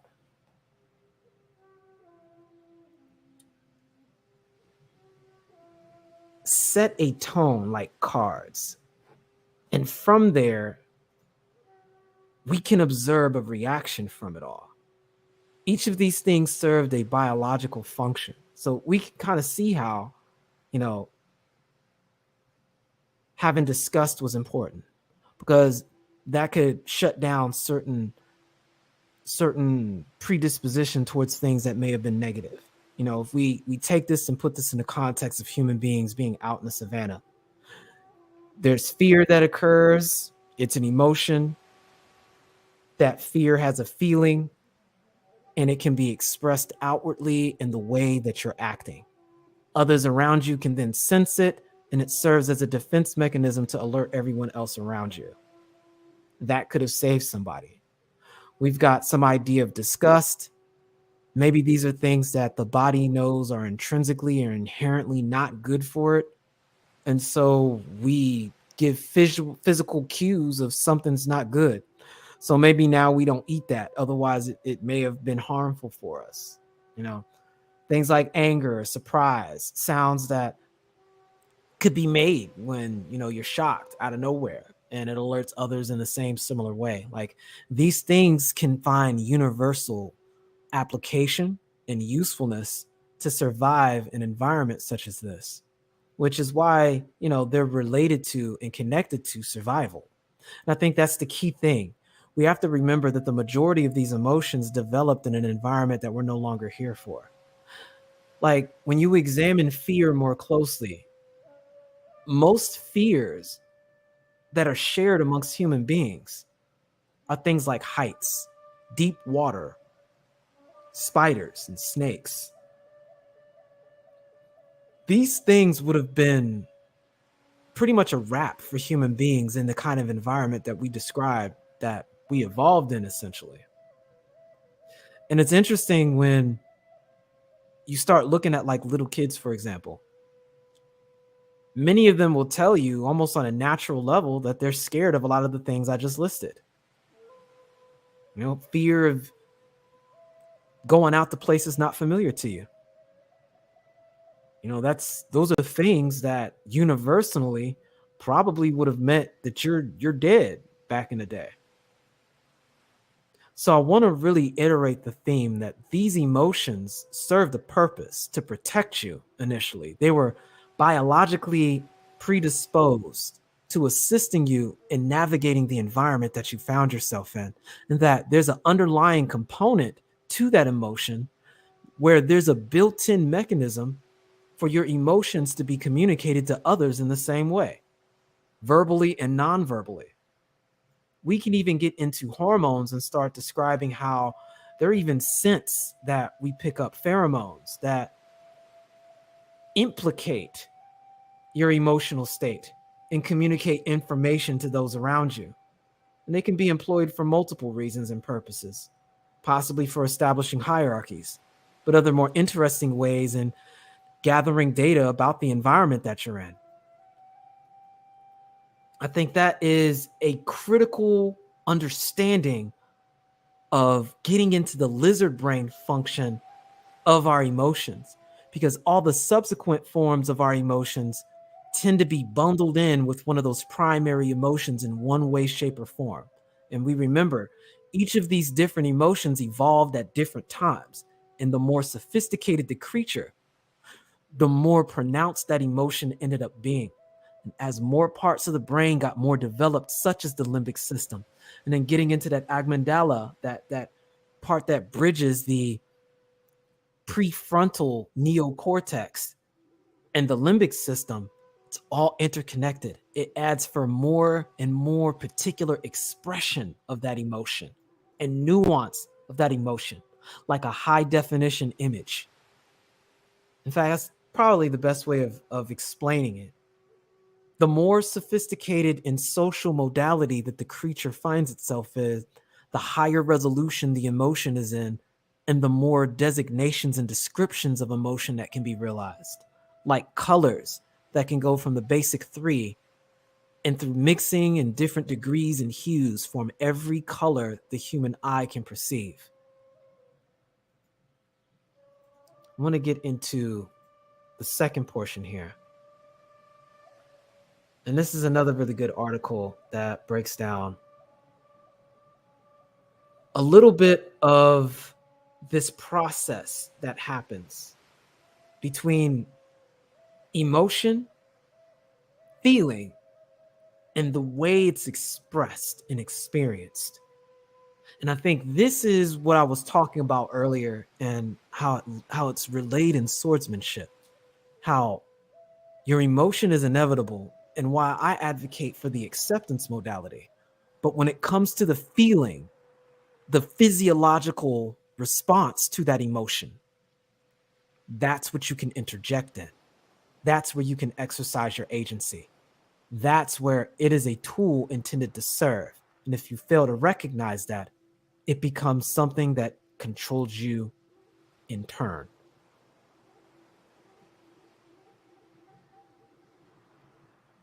I'm going to use this example of rage here. It sets it in a simple flowchart.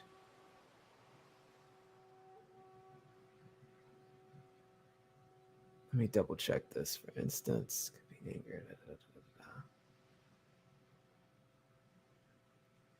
Actually, let me go back to what it said about happiness and sadness here. It said if you're smiling or frowning, your body may respond as if you're happy or angry. For instance, it could be that your anger or depression are being invoked by the fact that you're slumping forward, etc. Yeah, this is connecting body language to emotion, which is something Jordan Peterson gets into a lot when he talks about how a lot of these systems were developed in crustaceans. So you'll find lobsters start using emotion and the parasympathetic nervous system and its relation to how it feels about itself and where it stands in the social hierarchy, and how breeding habits will infer an individual's social status by examining the emotional predisposition of whatever it is that's being observed. So they describe it as the emotion that the situation one finds themselves, that the emotion is provoked. The next step then follows that the emotion is expressed. Then it follows that there's a feeling. Then the human being or entity takes time to name that feeling. In other words, it goes into its previous experiences and attempts to identify what that feeling is. And generally, through anchoring bias, if that emotion and feeling had been felt prior to that, it'll match it as closely to the experience that's on file. So if there was a negative experience when that feeling was felt, that can be brought forward. When you look at the Bell experiment that was done with the dogs, psychological triggers are exactly how this is formed, where emotions trigger feelings that can trigger past experiences, which in turn elicit an automatic response to the scenario. So it talks about the next step in the flow chart being engaging with the emotion and then acting on the information that the emotion provides, or deciding not to act because it's perceived that the situation doesn't require action. Now, they give an illustration with anger. And I'll go through this flow chart because I think it's a good example of this. It uses the presupposed situation being something that threatens your sense of self, standpoint, or voice. The result is anger is evoked, anger being our emotion in question. You don't stop to name the anger. Instead, you add assumptions and accusations on top of it. In other words, you have a bias or a psychological trigger invoked. This is technically the origin of that term, triggered by something.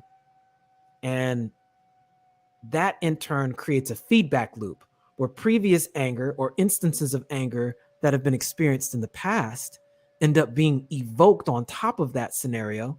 And so more anger is evoked, this time not by the situation, but by the individual experiencing the anger in the first place. And the anger morphs into rage. The resulting action is you attack. And the compromising action is the other person either backs down or attacks you back. And it creates a feedback loop. The suggestion here, which is getting into more of what was talked about, not trusting reaction when it comes to emotion, but instead accepting the emotion and then offering a response that is measured. That's the difference between reaction, and it keeps your feelings, the result of the emotion, the physiological response to your emotion, from involving things that aren't relevant to the situation that you're dealing with. It then goes and takes that same scenario. Something threatens you or your sense of self, standpoint, or voice. Anger is evoked. So far, all the same. You feel the anger. In other words, you're not controlling it, you're accepting it. You acknowledge that the anger is there. It is an emotion. You don't say, I don't feel anything, F it. No, it's a resolute acceptance that the anger is there. You then name the anger and note its exact intensity, which gives you a moment to organize yourself. You then ask yourself the questions for anger. What do I value? what must be protected or restored. In other words, is this worth it? Does this match my values of being something worth being angry over? You discover that the issue is set clear, boundaries without violence, and restore your sense of self without offending against the humanity of the other person. And as a result, the anger is resolved. And I think the key thing there is being able to recognize that, okay, I'm dealing with another human being. Maybe they didn't mean to come off the way they are. Let me reassess my response, de-escalate myself so that I can pass that de-escalation on to the human being that I'm interfacing with now. And maybe they'll calm down, or at least I'll be able to identify where the snag is. We can correct our tones and then go about the conversation in a constructive manner. And if it's evident that that's not going to be possible, terminate further communication until that respectful dialogue is possible.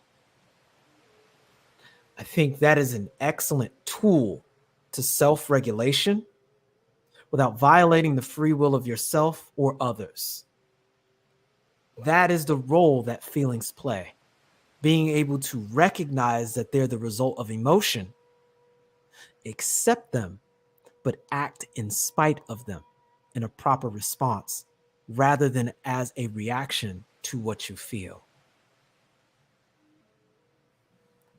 This is something that I think the prefrontal cortex makes possible.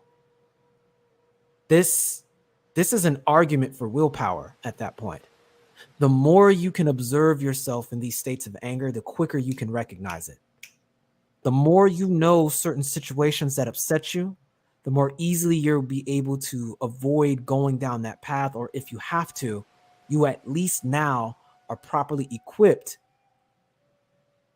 and not overreacting to things that are going on in your surrounding. I think what tends to happen is that when we get into cultures dealing with conflict resolution, sometimes they reward open displays of these emotions because people are so used to hiding them away in the first place that if you don't have an open display of emotion, an open display of it, whether it be positive or negative emotion, that you don't care, that you're somehow indifferent. And that's really speaking to a kind of abuse, but it's a kind of abuse that's normalized. That's not normal. Human beings should be able to self-regulate and speak to each other with dignity. That's the idea of respect in conversation. And while for a lot of people, this is intrinsic and endemic, this is what has to be highlighted. Because if you don't have that, you can't resolve conflict. It's impossible. Not without resorting to violence. And then we know what the consequence of that is. We're back to might makes right. And is that really resolving the situation? Or is it kicking the can and asking for another scenario where, again, those who are the source of pain that have been inflicted on another are only going to reach for that sword forged from suffering called vengeance and take matters into their own hand? I think this gets called the cycle of hatred. I think that's where hate comes from. These feelings of contempt animated by fear expressed through anger because anger gets things done. But the problem is it doesn't solve problems. It oftentimes creates more problems than it solves, which is why respect is key. When you engage with other human beings respectfully, you can de-escalate and you can get to the core of what the conflict is and resolve it. And this is how human beings have succeeded where others likely have failed. And if you ask me, I think that was probably the downfall of the Neanderthal. in seeing that they have great signs of autism. The parts of the brain that would have been emotionally more sophisticated are hindered for the sake of raw logic. Logic that ironically ends up being irrational logic because it doesn't have an emotional founding. So you're relying on those baseline lizard brain responses to things. So why wouldn't you fall back on might makes right? We see this happen. We see this happen in environments of scarcity. I'll let folks fill in the blanks. But respect is important. Respect is key.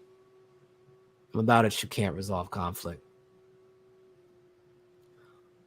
But we'll pause on that point and get to the next one. We're almost through. Got a few more points on this, and I won't spend too much time on the next one, but I'll make a few more acknowledgments in the chat. I want to thank you guys again for sticking through with this, because I know this is a long one. I didn't mean for it to be as long as my hive theory, but I thought, again, I want to really beat the brakes off of this topic.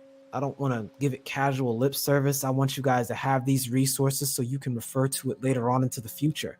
I want to be on record stating the nuance between this, because I know it can be very easily misunderstood that I'm advocating for some kind of Care Bear ideology, which, no. That's why I led everything I did in the beginning, and I said what I said at the beginning. Presenting the idea and creed of the nameless swordsman. I think if we're going to have discussion, we need to revisit these basic rules that we were supposed to have acquired within our culture that have been largely omitted for the sake of surviving scarce environments, and make an advocation for self-respect and for taking the time to analyze why we need some measure of empathy, i.e. the case for emotions and feelings. They are tools to serve you, and they're not intended to be weaknesses that others use to exploit.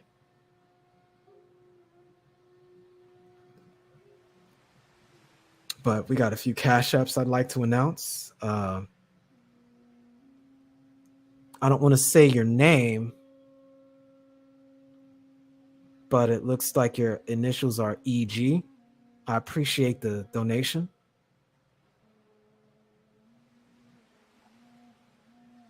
We got another one. Yeah, I'll use your initials, LKM. Salute to you. Appreciate you, fam. Says for support. Us.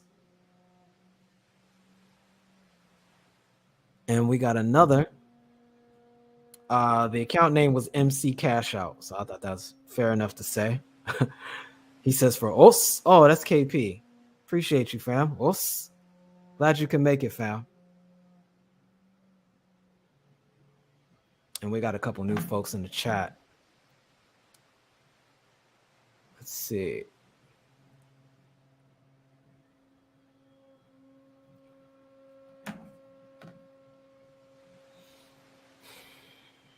We've got Grab Second Gear Eddie. Us.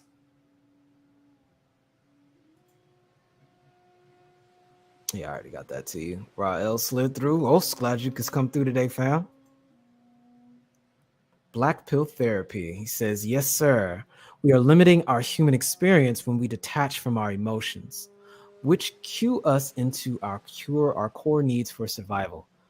Fam, I think that is a big culprit as to why so many people look to others to fulfill them when they haven't taken the time to understand and ask themselves what it is they need.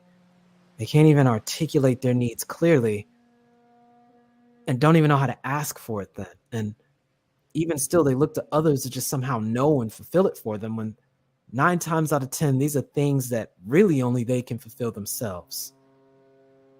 But it's what's expected when you've got this culture that has decided that emotions are optional and to function in spite of that. Says, wait a minute, we lizard people? You know, it's funny because when you look at the development of an embryo, we kind of go through all the phases of life that existed on planet Earth.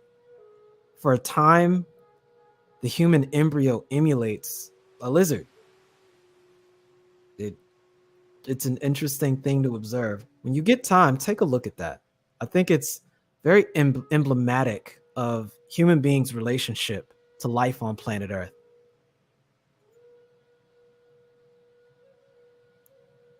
Sunkist goes on to say the practice of self-awareness. I like using this term mindfulness because it captures that mindfulness in combination with responding rather than reacting. And it's not an easy thing to do. It takes a lot of practice doing these things because it's something that is, again, in the part of your brain that thought doesn't really occur. It's more of a reaction to how this plays out.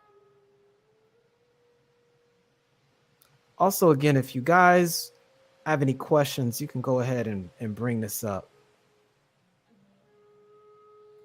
and drop it in the chat. Ray Hanma says, the Bible says a soft tongue turns away wrath. I mean, it really does. And it's sad that this kind of thing is seen as weakness. But in what we learn in Niten Nichiryu, it said the way of the warrior is found in the twofold way of the pen and sword. And I don't know how to,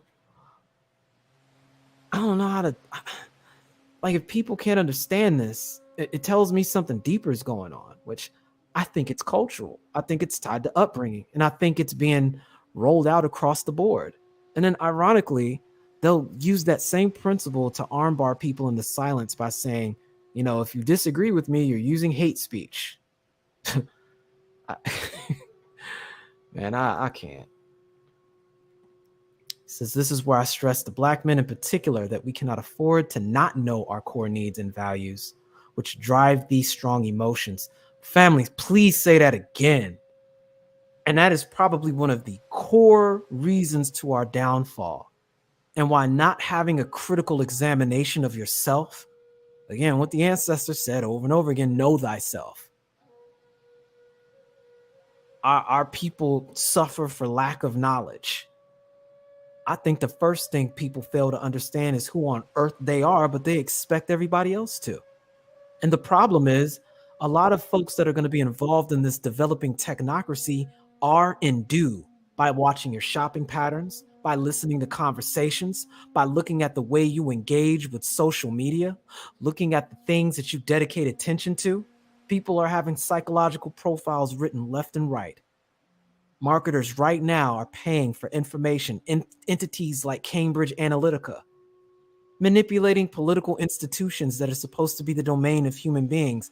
A few people with some buttons and strings cackling in the background on some muhaha nonsense probably know you better than you do. And that's a problem. Meanwhile, a lot of these same people will be hand in fist, willing to embrace a lot of the technology coming down the pipe, getting rid of aspects of their humanity for the sake of convenience, and they don't even know who in the world they are yet, let alone what it means to be human. I'll just be on record as saying, you're not supposed to serve technology. Technology's supposed to serve you. Our community will call that action scared if you don't act hard or ignorant when we deal with challenging moments.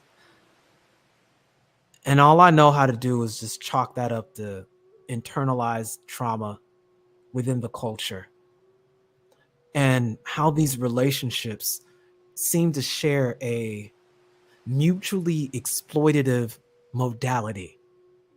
That seems to be what's championed, this idea that both parties are mutually exploiting one another because there's no platform under which trust can be cultivated. Thus, goodwill is assumed to be non-existent. You don't get a community out of that. You can't. How do you have a community? You can't even trust. You can't even start a bank like that.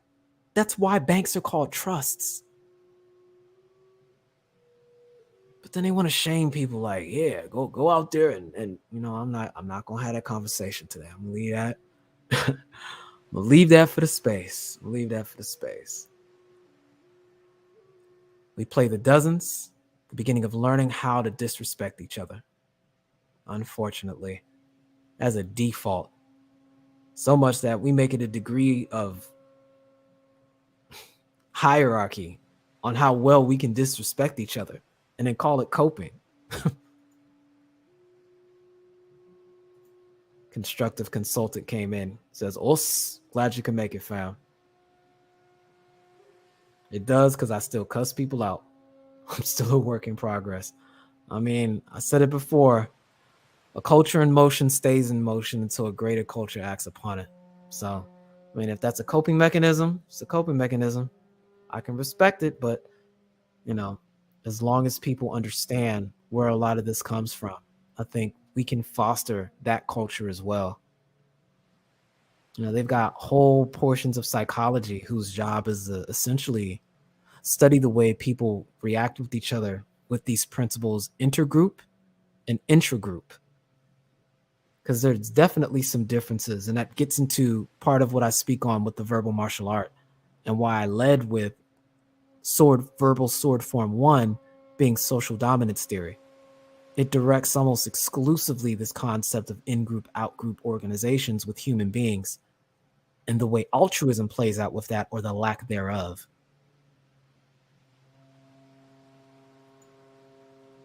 Cynical optimist states, mindfulness, a flexible state of mind in which we're actively engaged in the present, noticing the new things and sensitive to the context. Indeed, indeed. I may have a conversation on that in the future as part of the ideas of solutions to some of these things. Hootie cosign. Hashtag Waha Inc.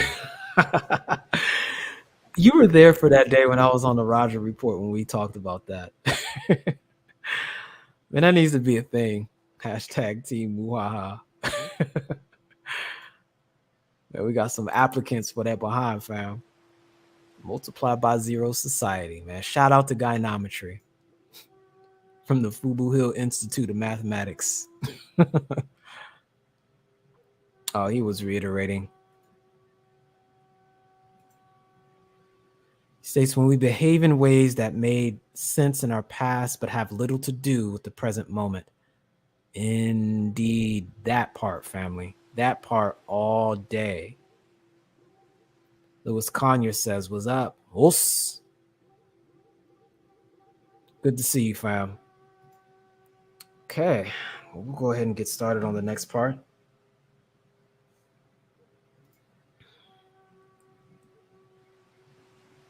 All right, so the takeaway of the previous chapter is acknowledging the fact that the problem with the feelings are preconceived ideas we have about the feelings that we project onto their meaning and then inject into the situation that may have absolutely nothing to do with the present moment. And in that way, it becomes a hindrance to your communication rather than a tool. And in this next part, we're going to get into something interesting. I won't spend too much time on it, but I want to just offer an abstract to this meta study on the relationship that emotions plays in war, science, and political activity. Let's see. Let me go to this portion real quick.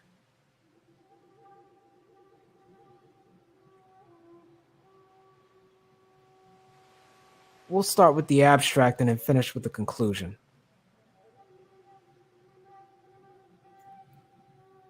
Starting off, the study of emotion in politics has been active, especially as it relates to the personality of political leaders and as an explanation for how people evaluate significant features around them. Researchers have been divided into two groups, those who study leaders and those who study the publics. The research programs have also divided between those who use emotion to explain reliance on early experience that dominates contemporary judgment and those who use emotion to explain why people respond to the immediate contemporary circumstances around them. More recently, theory and research have attempted to reconcile these two seemingly contradictory roles by integrating them. Emotion's role in politics is pervasive, both because emotion enables past experience to be encoded by its evaluate history, and because emotion enables contemporary circumstances to be quickly evaluated. More recently still, theoretical models and supporting evidence suggest that there are multiple channels of emotional evaluations, meaning that when we get into things like campaign slogans and a lot of the propaganda that's put out to encourage others, stimulating people's emotions for the sake of getting them to vote a certain way is something that is very common. It's used across the board, and it's primarily what a majority of the efforts of politics these days get spent towards as they interface with the government, and more specifically, figures who are leaders in policy within this idea of politics. And this is, on a sidebar, why people need to pay attention to what's happening to politics in the last 50 years. This process of being engaged and led by these images and concepts is starting to give way to corporations and companies basically doing all the deciding for you by backdooring your participation in the process and leaving you stuck on pushing some lever at a poll, rather than being engaged on all three levels of government with regards to its local, state, and federal iterations. And the major decisions that matter with regards to you being decided by some company that decided to take advantage and exploit the classification of money essentially being free speech. This is what will and does lead to a technocracy. And while there are responsible ways of engaging in technocratic behavior, if you're not existing in a democracy now, if you're not engaged in the process now to be involved in the very human act of politics by way of being emotionally invested, having that disassociative behavior is going to be signing away your participation in that process. And little by little, you'll find yourself subject to a kind of totalitarianism that we're now experiencing in the form of cancel culture. It's a very paradoxical and jarring experience when you get down to the real brass of it all.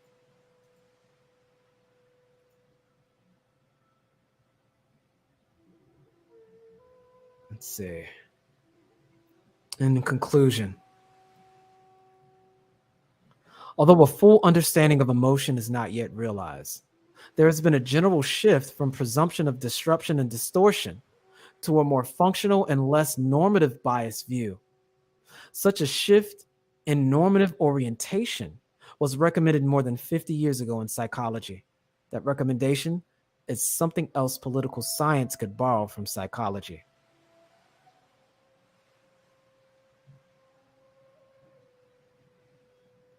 And they're making reference to, let me go here, Lepper in 1949, where they described a motivational theory of emotion to replace emotion as disorganized response. The key thing here is emotion is key to political engagement. If you don't have engagement emotionally in politics, you don't have politics as we understand it. You have this sterilized form of dictatorship that's being passed as politics. This hive mind like consensus of, in the face of not being able to viscerally respond to your scenario, to your circumstance, you're missing a pointed experience of what politics is and has historically been. It's not this orderly, organized, okay, Jimmy, you're next. Like it's very intensive. And that vested interest, interestingly enough, It's what helps identify where you stand on things. And it helps you organize a means by which a leader or some representative can stand and express what you feel with regards to that, especially in relation to a political strategy or a set of goals that you have in mind that are relative to your needs. Back again to that form of communication. This is why having agendas is important. That's why if you're going to have a community, you have to be emotionally invested, because without that emotional investiture, you can't be trusted. That's the first requirement for trust. That's why we don't trust politicians that don't demonstrate an emotional investment in what it is you're doing. They were already identifying 50 years ago that people were losing that aspect of it. I think that plays across in more institutions that human beings are involved in than they're willing to acknowledge and understand and realize. It also gives rise as to why, your feelings and emotions do matter, and they are not more or less important than anybody else's. And they do help constitute you as the mind, body, spirit complex that you are as a human being. All of it interjected in an interplay. I'll go on to the next point here. And I think this is an interesting point. I'm going to go down to, where is it at? Maybe I'll just do the whole thing.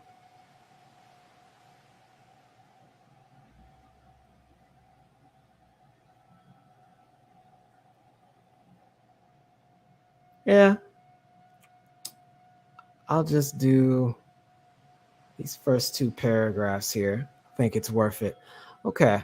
Got this article here that's building up on the point we just made. Let me go ahead and post this for you guys so you can see what I'm talking about.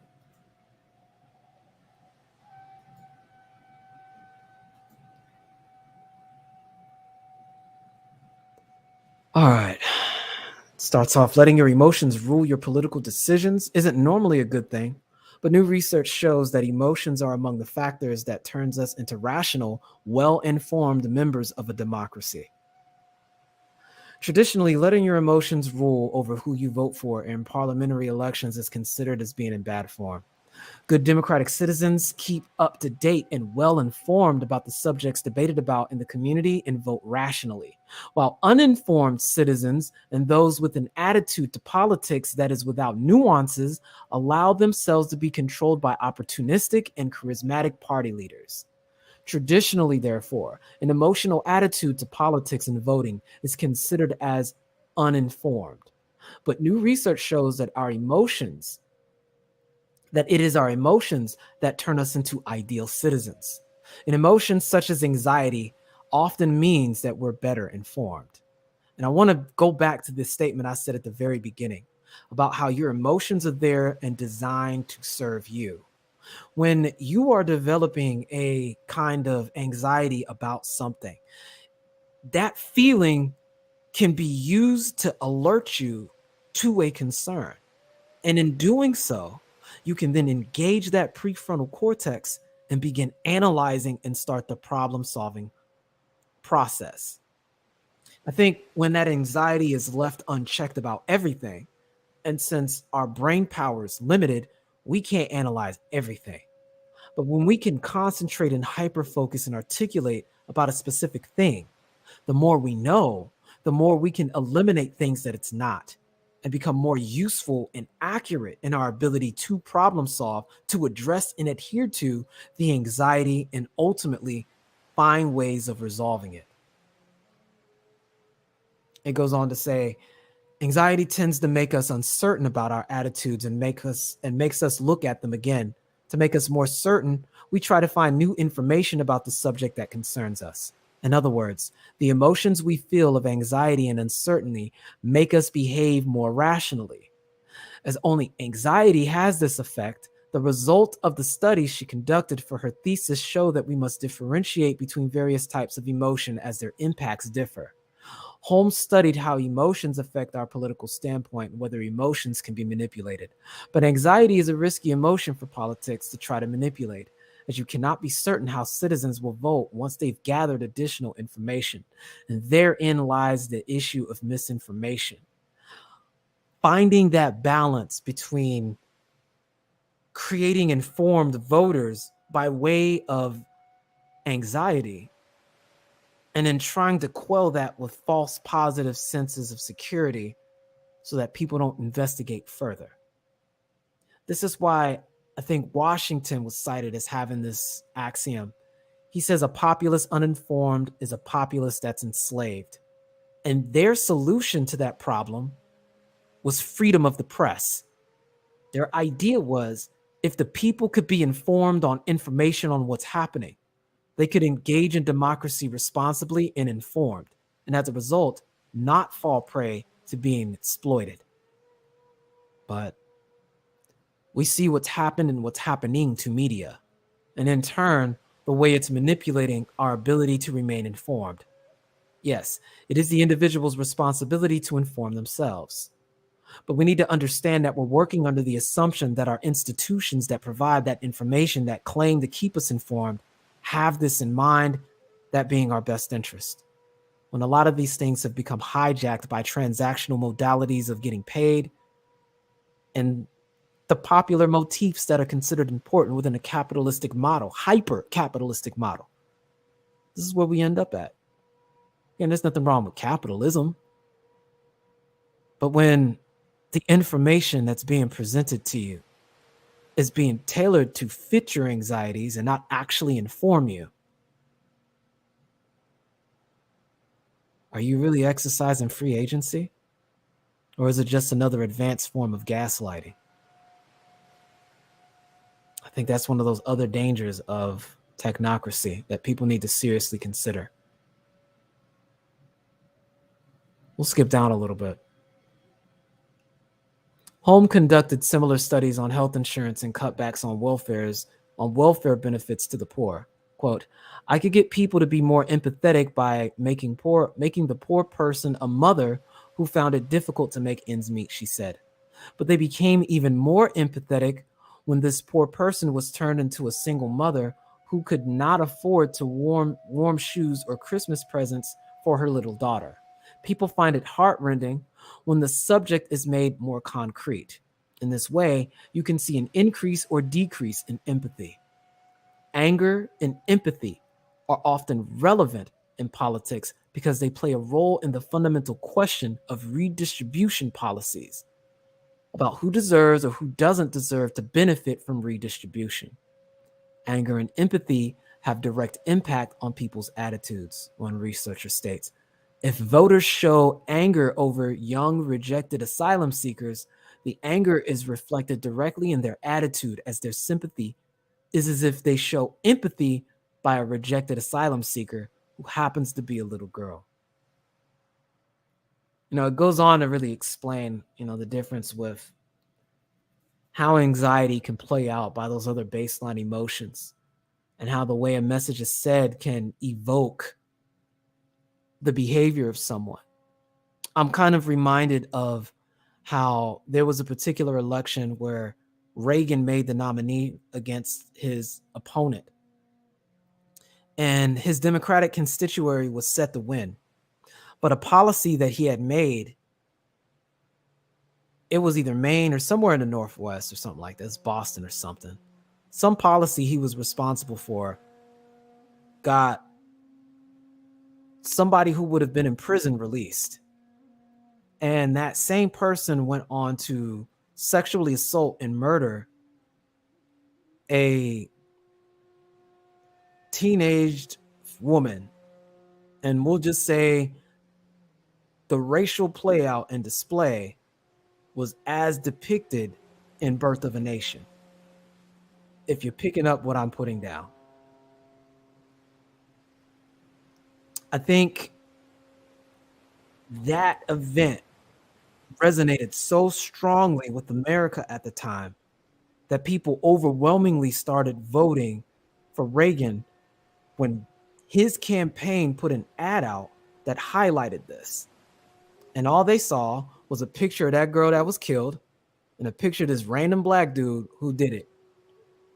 And from there, we get a long series of effects of the war on drugs and some of the first crime bills that were put forward.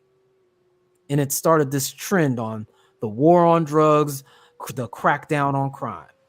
And all you have to do is take a look at BGS's video that puts a lot of that into context. If you want an intimate illustration of how emotion can be weaponized and employed within politics, especially if you're not informed and keep in context with a lot of these things. These are things that play a role across all areas of human activity, which is the whole point of why I created this section here, so that people can see that there's no such thing as just not having emotion. It is a constant thing. And that's why it needs to be accepted, and the feelings that result from it need to be examined. Because again, these are ways by which not just you, but even a people can be roused to action or even inaction in the absence of apathy, or rather empathy, which is where we're going to lead to shortly. Actually, yeah, we're here next. It's where we are now. Let's see.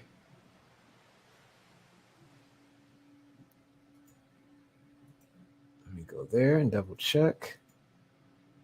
Yeah, we'll start there.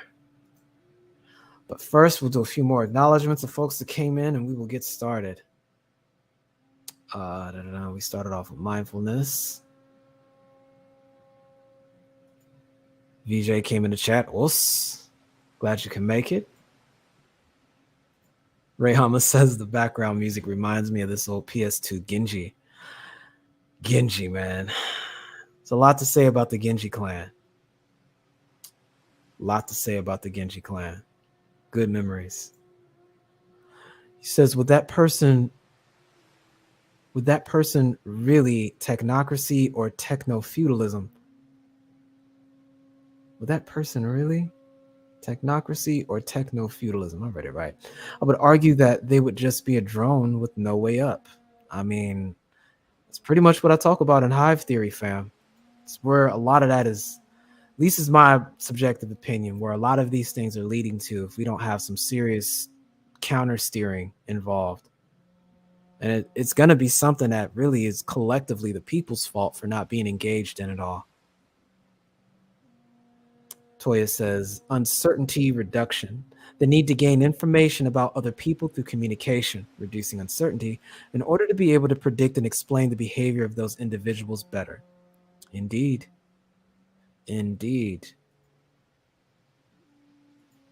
Say anger can be a tool. Don't push it away. Talk to it. Ask it what it's teaching you. We've been taught it's bad, but we are all and everything. No arguments. You may not have been here earlier, but we discussed that when it came up prior to that. Let's see. Big Ron. This is Willie Horton. Miss KP Bailey, glad you can make it, family. You got Jida. Says Mike Dukakis. Yeah. Oh, was that him? Yeah, that name sounds familiar. So you remember. Yeah, he was a dude that was running against him. And when that nonsense went down, I'm telling you that he would have won had it not been for that one campaign that pushed through. You know, that idea of emotion influencing outcomes with regards to elections really stands out. Yeah, Bush versus the caucus election. Willie Horton was his name.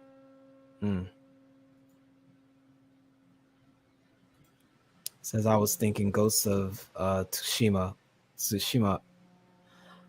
That is another really good game I've yet to play, but everyone keeps poking me. If I get an upgrade on this PC and I start streaming some of these things, that'll be one of the games I put forward. I like a lot of the screenshots I see coming out of that. So we in class, ain't we? Glad you feel better. I know those situations. Yeah, oh, she was responding to KP.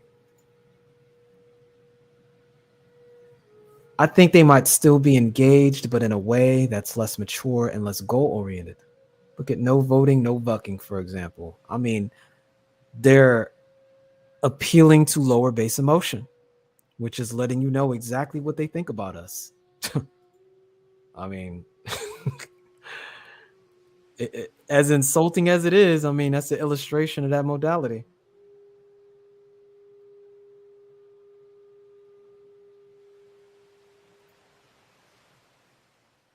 Says it's a great game. Gorgeous scenery. Yeah, I've definitely seen. So it's on the 2 playlist. Please believe. So I will listen to the beginning later. No problem. Regardless, thanks for stopping through. Say PK Angel. Well, glad you could make it by, fam. Okay, we're on the wind down now, and I guess here's where I make my appeal to the answer to a lot of this stuff, since I took this time to build my case really to lead up to this point, which is I could argue that this video isn't so much so advocating for feelings and emotion as it is advocating for empathy and humanity, really.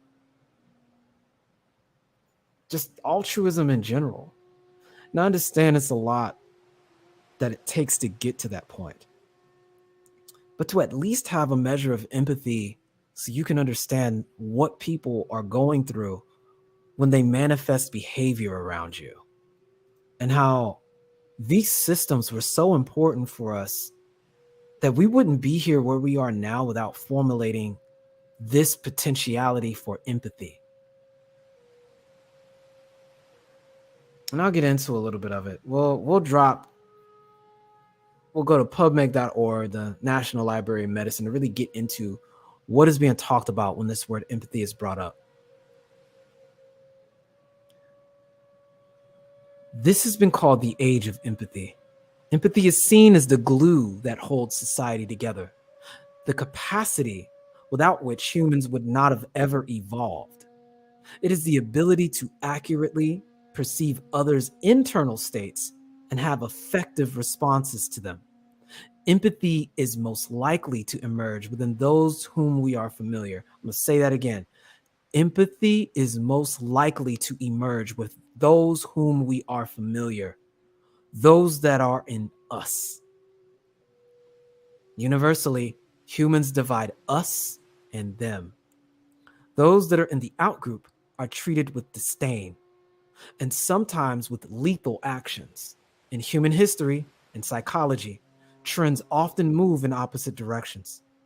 Empathy has a limited domain and is accompanied by hostility to outsiders. This, at its core, has been everything I've been trying to show this space.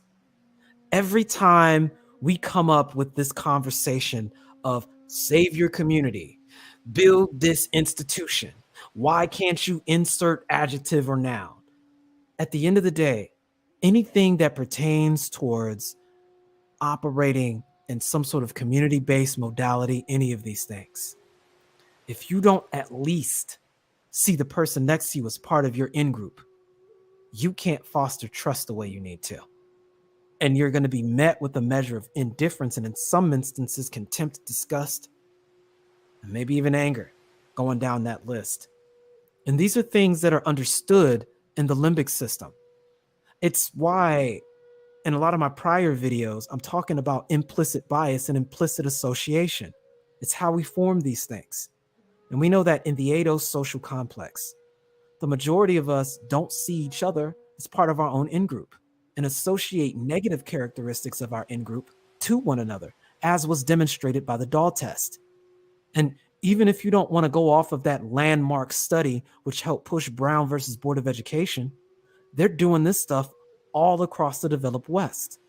They've been doing it since 2010 and getting the exact same results. And in some instances, it's worse. I think in the last one I did, where I really broke a lot of that down, we see these same results over and over again. If you don't have trust as a currency, you can't build relationships with people. It's that simple. You can't build baseline relationships. You can't build institutions. So you damn sure don't have community, which builds a mutual respect. And we already talked about that, an emotional investment with the group of people to which you're supposed to be engaging in with regards to that. Not possible. No trust, no emotional forward investment, no respect, no community. And therefore, you can't build altruism. And the problem is, this is starting to become somewhat of an epidemic across all of the developed West, the lack of this. Or the in-group modality we're talking about being so strict that it isolates everybody. And they fall into this rugged individualism that misses the entire point to what makes us human. We're going to go to Berkeley EDU and have it explain a little bit more about kinds of empathy here.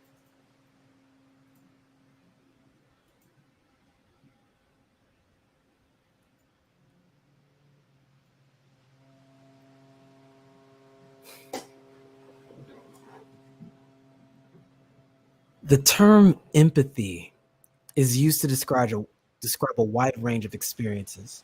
Emotion researchers generally define empathy as the ability to sense other people's emotions, coupled with the ability to imagine what someone else might be thinking or feeling. Contemporary researchers often differentiate between two types of empathy.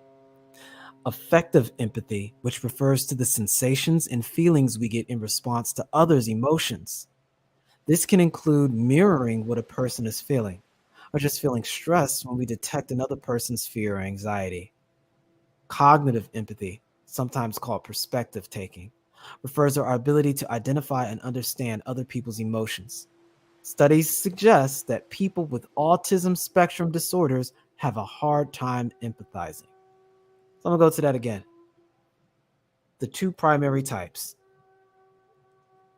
You've got the affective empathy, which can also be related sometimes to emotional contagions, i.e., there's a lot of experiences that take an individual who's smiling, genuinely smiling. You will find that it's difficult to not also want to smile when someone offers that. The same thing goes for other individuals that are conveying emotion as well. So if there's a visual expression of fear, there is a reciprocal action on part of other people that are around said individual expressing fear, and they may in turn also express that the same way. That's a form of empathy. And that goes back to what we talked about with why those neurological networks would have been wired in the first place, because they would have served as a defense mechanism in the past that was useful for people to survive encounters they otherwise may not have.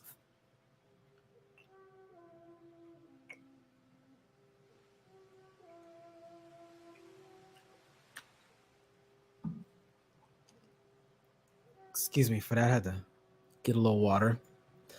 And then the second one, cognitive empathy, refers to our ability to identify and understand other people's emotions. And that right there is the key. And it's noted once again that folks within the autism spectrum have a hard time empathizing. And something you guys may notice if you follow trends, that autism is at an all-time high now. So much so that there are terms that are being pushed forward, such as neuronormative or neuronormative, that's the term, where this is about to be one of the newer aspects that get added to, I'm going to call it the Title VII Civil Rights editions. It is championed in a lot of the liberal politics these days, and you don't hear too much about it yet, but it's about to be the new edition. It's following immediately after the Alphabet Organization, and it uses a lot of the same terms that they did as well. So neuronormative borrows ideas that are similar to heteronormative. In the same sort of language you hear in those conversations, you're hearing about the autism spectrum now. And I want to emphasize the key to this is that there is a difficult and a hindrance towards the cognitive empathy, the ability to put yourself in a person's shoes, to understand people's emotions other than yourself. And there are varying degrees to this. I think a lot of people think of this and they think of some of the extreme manifestations of a lot of these things, which is why autism is considered to be part of a spectrum. There's a lot of people that are highly functioning. You'd almost never know. And in a lot of cases, they're becoming better adapted to the direction society's headed. Because from their perspective, being able to relate with others is a problem. It gets in the way of progress, gets in the way of work. And if they're already biologically predisposed to not do that in the first place, they're matching this new technocratic environment that's being formed. And I'm going to revisit that in a minute. But I wanted to really show where these two modalities of empathy can be expressed at. We'll finish the rest of this little bit here. It's only one more paragraph. Empathy seems to have deep roots in our brains and bodies and in our evolutionary history. Elementary forms of empathy have been observed in our primate relatives, dogs, and even rats. Empathy is associated with two different pathways in the brain, and scientists have speculated that some aspects of empathy can be traced to mirror neurons, cells in the brain that fire when we observe someone else perform an action in much the same way that would fire as if we perform that action ourselves. Research also discovers evidence of a genetic basis to empathy. The studies suggest that people can enhance or restrict their natural empathetic abilities. It also just makes the allegory or the addition to say that having empathy doesn't necessarily mean we'll want to help someone in need, but it is a vital first step towards a compassionate action.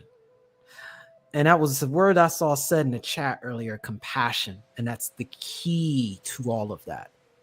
Acts of compassion don't match the leading theories of human evolution. The idea that we're in this ruthless survival of the fittest modality of being, and this concept that if this action doesn't directly contribute towards this organism's selfish continuity of its genes, then it wouldn't function. Yet human beings have performed acts of kindness that absolutely defy any form of reasoning. It's those acts of compassion and kindness that actually make us human. It puts us in a position to go beyond what we likely would have made with all of these hard lock rules of staying in your lane and sticking with your in-group and sticking to this idea of progress at any cost. This modern society punishes people for doing this. But there's still some part of us that compels us to do it when we're put in the right scenario. And we discussed that the other day when we broke down the concept of hero. And I really want people to consider and assess their perspective of these things. Let me take care of this here. Got bots showing up in the chat.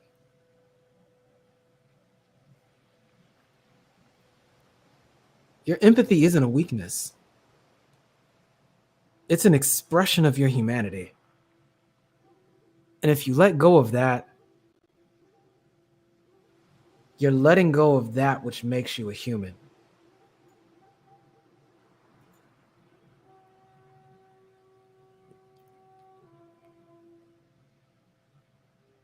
I think we've got a lag because we're trying to handle this bot. Spain Man, you can go ahead and handle it if they came unhidden again. I'll wait because I may be having a little bit of lag from when I see it go down on YouTube. No, you're fine, fam. We'll go to this next portion here. I think this is pretty informative because it shows how, aside from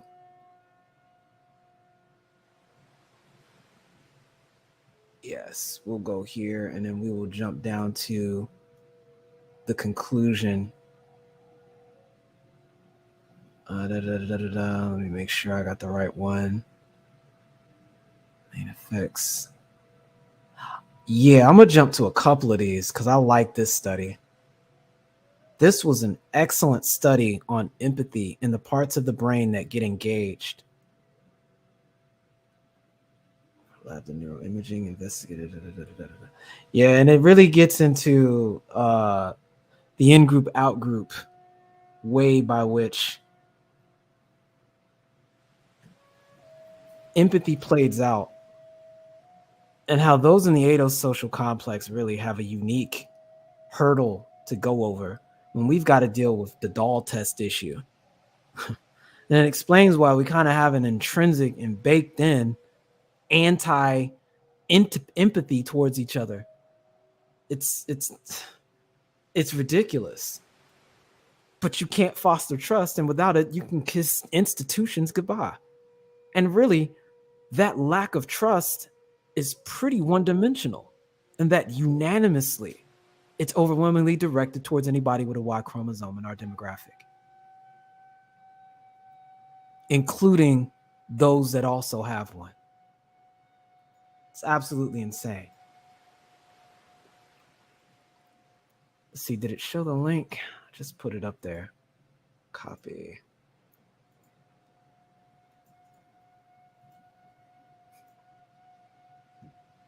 All right, there we go. We'll get started. We'll start with the abstract. Neurobiological investigations of empathy often support an embodied stimulation account. Using functional magnetic resonance, or fMRI, we monitored statistical association between brain activations indicating self-focused threat to those indications indicating threats to a familiar friend or unfamiliar stranger. Results in regions such as the anterior insula, putamen, and supramarginal gyrus indicate that self-focused threat activations are robustly correlated with friend-focused threat activations, but not stranger-focused threat activations. Say this again. Results in regions such as the anterior insula putamen and supramarginal gyrus indicate that self-focused threat activations are robustly correlated with friend-focused threat activations, but not stranger-focused threat activations. These results suggest that one of the defining features of human social bonding may be increasing levels of overlap between neural representations of self and other. This article presents a novel and important methodological approach to fMRI empathy studies, which informs how differences in brain activation can be detected when such studies and how to covariate approaches can provide novel and important information regarding the brain and empathy. I mean, I think the articles speak for itself, but this is insane. I mean, we keep talking about over and over again, in-group, out-group theory, in-group, out-group theory, in-group, out-group theory. And if you wonder why you've got a critical mass of individuals, and you know what, let me just keep it 100. The complaint is unanimous across the board. It's we want to be treated human. A lack of being treated human seems to be at the core of so many of these problems. And it becomes a chicken or the egg argument as to where this accountability resides. But if we understand that from the society as a whole, we know the demographic we're talking about in question. If you hold a Y chromosome, you barely register as human. Is it a surprise then that people who can are wanting to leave and disassociate? When being seen as the outgroup of some other group of people from another country, you get treated better because you're seen at least as human than being here amongst folks who share your classification? We can't have an honest conversation about any of this until that's addressed. That is the elephant in the room that's been there. And you're not going to resolve that with, okay, stop crying, deal with it. We did for 200 years. That's not a real answer. It's not an answer. Even on a neurological level, the ability to give a damn, it's not even there relative to people you already see and identify as being part of your group.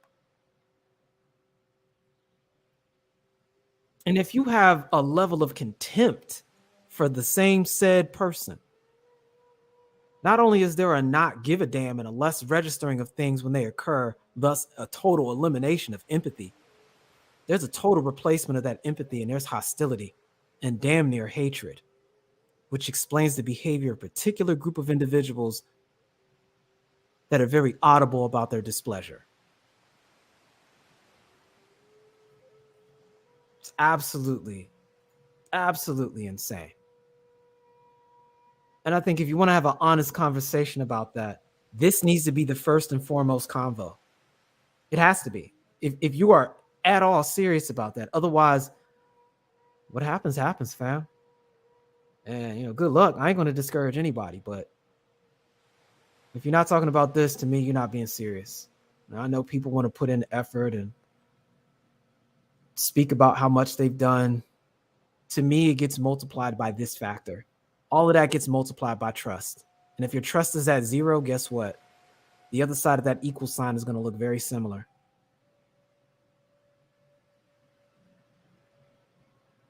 Let me get to where they did the comparative analysis, and then we'll jump to the conclusion.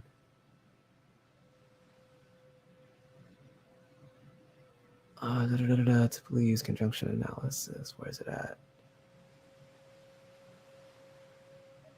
I don't want to take too much longer on this. I guess I'll jump down to the conclusion. I think you guys get the point here. And I can always revisit this in more detail at another day. And what I might do is I'll see if I can find some guests. What we need is some folks that specialize in psychology so we can have more of these conversations.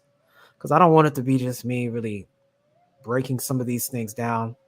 I think it's useful to have folks that are in the field that can corroborate with a lot of the things I'm highlighting and pointing out here, just with the observable reality and the available research that, is free for anybody to look at if they look for it. Let's see the conclusion here. On the one hand, this study suggests that covert approaches to investigating self, other overlap. Neuroimaging investigations of empathy shed light on patterns and processes that are inaccessible to conjunction analysis.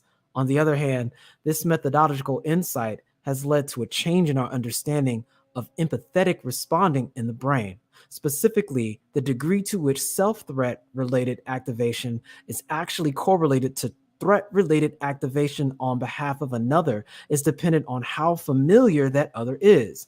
Indeed, our results corroborate with earlier socio-psychological suggestions that familiarity involves the inclusion of the other into the self. From that perspective of the brain, our friends and our loved ones are indeed part of who we are.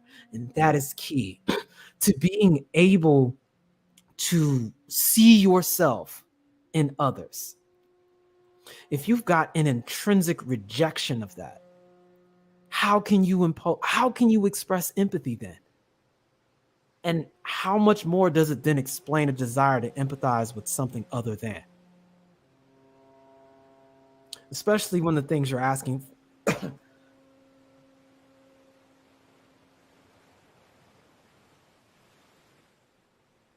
excuse me.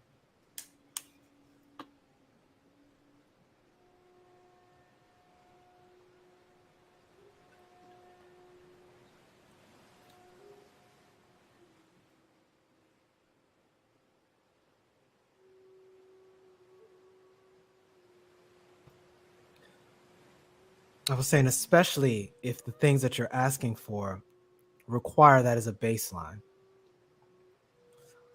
I'll go ahead and get to this last part here.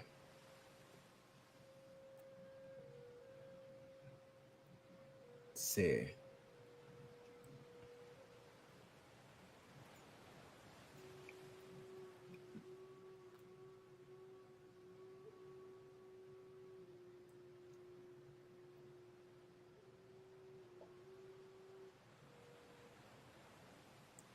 Yeah, this is a very good conclusion to what I'm trying to highlight here.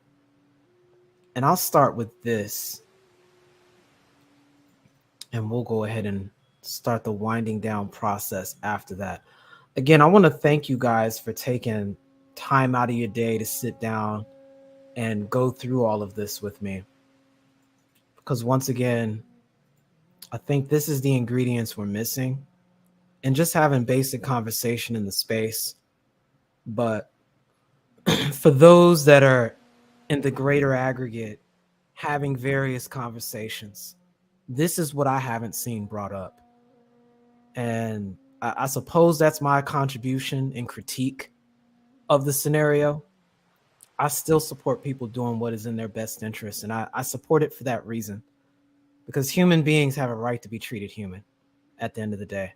And wherever they got to go to get that is wherever they got to go to get that. And if you want other options of that, then provide it. I don't think it's that difficult after you do a little bit of introspection to really decide and understand why it is that you aren't. And I'll offer a little bit of a primer. These things shouldn't be conditional. These aren't things that need to be commoditized. These aren't things that require some sort of investment. It needs to be intrinsic, because a lot of these things are baked into the limbic system, meaning it's how you're raised, and it corroborates with the experiences you acquired while growing up as a human being. In other words, they're part of your acculturation and socialization. While you can learn and acquire some of these patterns and habits, a lot of these things are partially passed on genetically through epigenetics, and they're reinforced by the environments that you come out of. But it does help to at least be cognizant that this is happening in the background. Be honest about it, and then start making conscious efforts to strive to make correction. But we'll start with this last part, because the point that I want to make with this remaining time I have with you guys, I see a loss of empathy occurring across all of the developed West. And the same way sexual selection can be involved in propagating the species, natural selection, even group selection, I think what's essentially starting to become selected for are characteristics that are similar to psychopathy. And we'll get to the definition of psychopathy later, but there's two primary things that are endemic of psychopathy, or what someone would call a psychopath, or in some instances, a sociopath. One, a lack of emotion, followed by two, a lack of remorse. And let me go back to an asterisk on emotion. It's more so a lack of empathy that results from that emotion being hindered. not being able to feel, not being able to engage in that neurological mirroring, either from that responsive emotional contagion perspective, or even from a perspective-based empathy, lacking both of them, as though they had a neurodegenerative scenario going on. These are characteristics that are seen as more and more attractive because these personalities tend to overcrowd people who are at the top of the society. I think they ran the study, and the majority of individuals that are top CEOs in most of these corporations have traits akin to psychopathy. And so the consequence is that people with these characteristics are doing more of the procreating. It's an interesting phenomenon that's taking place, but it's getting to a point where it's becoming embedded into the general culture in the developed world. Human beings are becoming less empathetic and more psycho and sociopathic. And when you have that kind of scenario going down, you don't get trust or community from anybody. Everyone becomes out for themselves. You don't get any of the characteristics we described that are a prerequisite for kindness, which helped human beings overcome adversity. We were never meant to exist in isolation. We were always meant to function in a group. Yes, we learn to pull our weight. Yes, we learn a specialized ability so that we can be of service. And I will make the argument that probably the only true choice, and I've said this before, the only true choice I think a human being has in existence that they have full agency over is the degree to which they decide to be self-serving. I think there are ways to be self-serving and still be of service to others. And that forms the fundamental aspect of how we get family, culture, relationships, and institutions. Without it, you leave that to a kind of omni-god-like super hierarchy that makes all the decisions for you, much like how an algorithm works. Totalitarianism by definition. And so long as you think you had a choice, getting back to the illusion of choice, we talked about that, another cognitive bias, you're down with it, you're fine with it. You're eating the same old lasagna or spaghetti, rather, which ain't nothing more than the same old noodles, cheese, tomato sauce with some damn olive oil and a couple other things added on the side like oregano. Spaghetti or lasagna. That's what folks is fighting over. Comfortable. Whole other kinds of food are available, but folks are arguing over those ingredients and how to put them together and call it choice. I digress on that. Let me get started with this article. Empathy is considered a core part of what it means to be a feeling, engaged human. That people who lack empathy are thought to be lacking in humanity. Someone goes so far as to say that empathy, the emotional and moral, key thing moral, imagination that allows us to put ourselves in the shoes of other people is what makes us human. But research suggests that empathy may be in decline in the West. So Corinth is a Canadian social psychologist and the director of the interdisciplinary program on empathy and altruism research at the Indiana University. Her study found that younger generations in particular are less empathetic and more narcissistic. And we need to be clear on what narcissism is. Narcissism is a form of type B cluster personality disorders. And when we're getting into personality disorders, we're talking about the characteristics that emerge from the primordial basis of what human nature is. And with narcissism, the grandiose and the manipulative and exploitative nature with regards to that, it's problematic. And oftentimes, the only thing worse than narcissism is antisocial personality disorder. And maybe I'll have a conversation on that, but these are very serious issues that don't just get solved with therapy usually. They require, they're recurring, they're permanent, and there's nothing you can really do about it. You just kind of have to stay away from people who are like this. That's a problem. That can be for another day. Rael does a lot of work on breaking down narcissism in particular, but I'm a bit more concerned with psychopathy. We can get into that later. It goes on. Another study from the UK suggests British citizens feel empathy is taking a downward turn.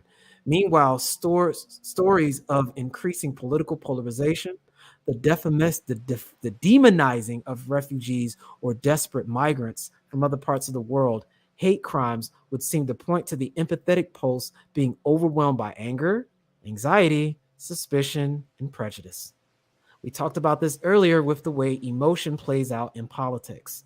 So we're back again to empathy shadow playing out in the in-group, out-group bias modality that's described in social dominance order, or what I call, with the verbal martial art that I'm doing, sword form 1.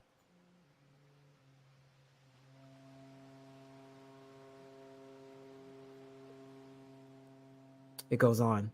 People are burned out. While it's tempting to put the blame squarely on technology and social media, she believes a lot of factors come into play, from long-term trend in Western societies becoming more individualistic to something as basic as mental fatigue.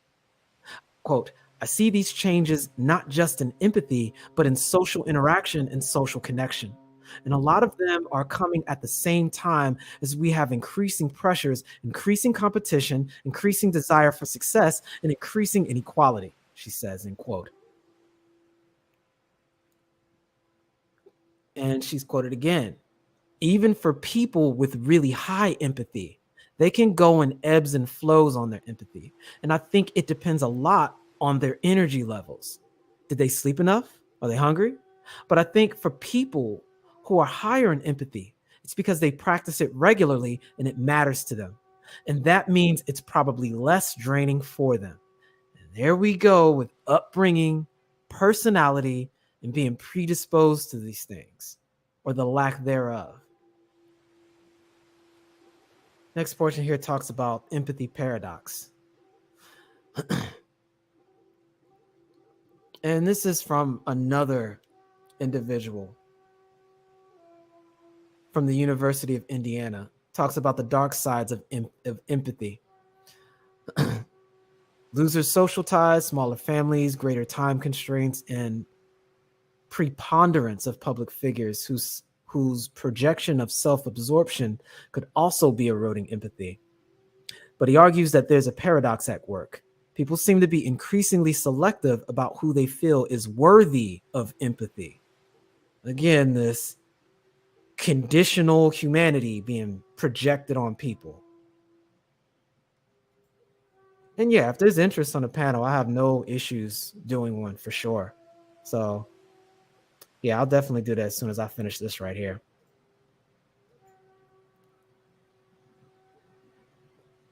Quote, we have certain triggers and blocks of empathy. And one of the strongest triggers of empathy is some dynamic of taking sides when we observe a conflict. It can be as harmless as a sports game, but it can also be an argument we witness, or even political tensions. We tend to take sides very quickly. And once we take a side, we take their perspective. We start to share their feelings and start to demonize the other side. So there's a dynamic where our selective mechanism that lets us feel empathy for some and not for others can have real political consequences that can exclude others. End quote. The consequences of a continued decline in empathy or a continued increase in selective empathy could be profound and troubling, with real implications for the global community's ability to tackle such daunting challenges, such as, it gets into a lot of these other things, but you guys get the picture. The whole point is there is a decided decline in these modalities. Decided decline. And in the absence of these things that make us human, we go into a process of dehumanization without even realizing it, by the demonizing of others. And it's not some, go along to get along. It's not an excuse to not resolve conflict. I defer back again to the creed of the nameless swordsman. With resolute acceptance of death, endure through struggle, and find meaning through conflict. These conflicts have to have at their core a measure of respect, a measure of goodwill, that there is a desire to problem solve and an vested emotional interest with regards to the outcome, and a measure of empathy to recognize that they're taking the time to be vulnerable enough to share an issue, and to respect that instance of vulnerability is how you garner and further more respect, because you can see each other being in those scenarios. And that is precisely why I advocate for dojo culture. There are too many of us that are in the Edo social complex, for example, who have never got to experience that baseline aspect.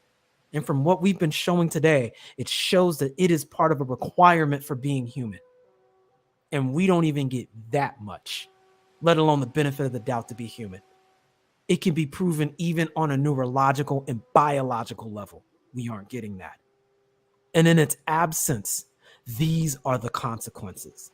And it's not enough that it's happening just to our demographic. We serve as a spearhead and a parallel to the rest of humanity.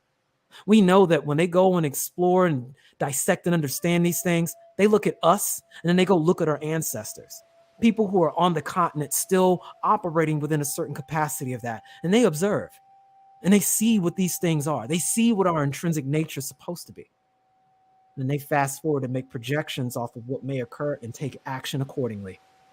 And everybody is blowing the whistle on this play.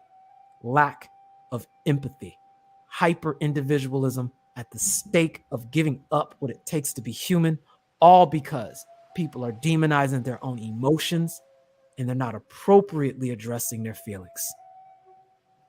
These aren't demons that haunt you, not unless you allow them to be. Emotions make you human. They should not be disregarded.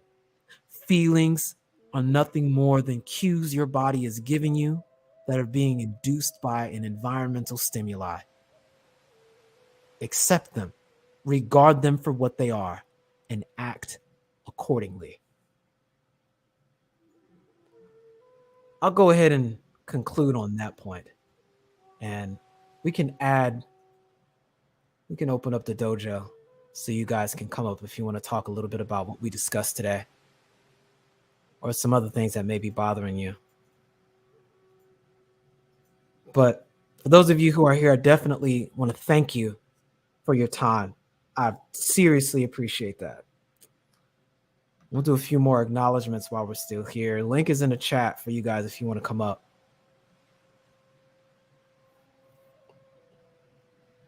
Let's see. So the more things change, the more they remain the same. Indeed, not a whole lot has changed from slavery days. Man, fam, who you telling? I'll let you talk about it. That was in the past. That don't really exist. Oh, man.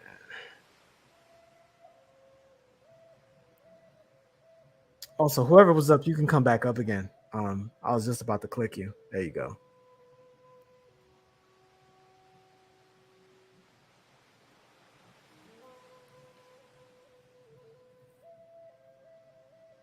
PK, what's good, fam? What up, bro? What's going on, man? I'm chilling, fam. How have you been?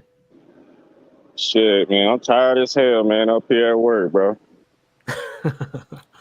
I understand that. I got to do the same thing after tonight. So Yeah, man, I heard that, bro, man. I ended up staying up till motherfucking like what? Almost. Excuse my language. Let me correct that. You ain't cussed all day, like I'd mess you up. Uh, I ended up staying up till like the afternoon yesterday, so didn't get much sleep last night. Probably like about 5 hours. So just tired. You had a lot to say, man. I think that there's a lot on the table that's worthy of discussion here. I don't know where to begin. Um, We'll go ahead and start with what grabbed you first. let's see. I think something that's interesting and something that is oftentimes disregarded insofar as much of much of what plagues us and ills us in our society today, um, in relation to psychopathy, sociopathy, and narcissistic uh, personalities and these disorders, is oftentimes downplayed and oftentimes not even mentioned in this overall discussion. And people don't realize how deeply rooted to the dysfunction that we face in today's behavioral trends amongst not only your family members, your friends, and just your overall society, and the health of it and the pulse of it, and how this is impacting your daily routines, your life. You know, and Indeed.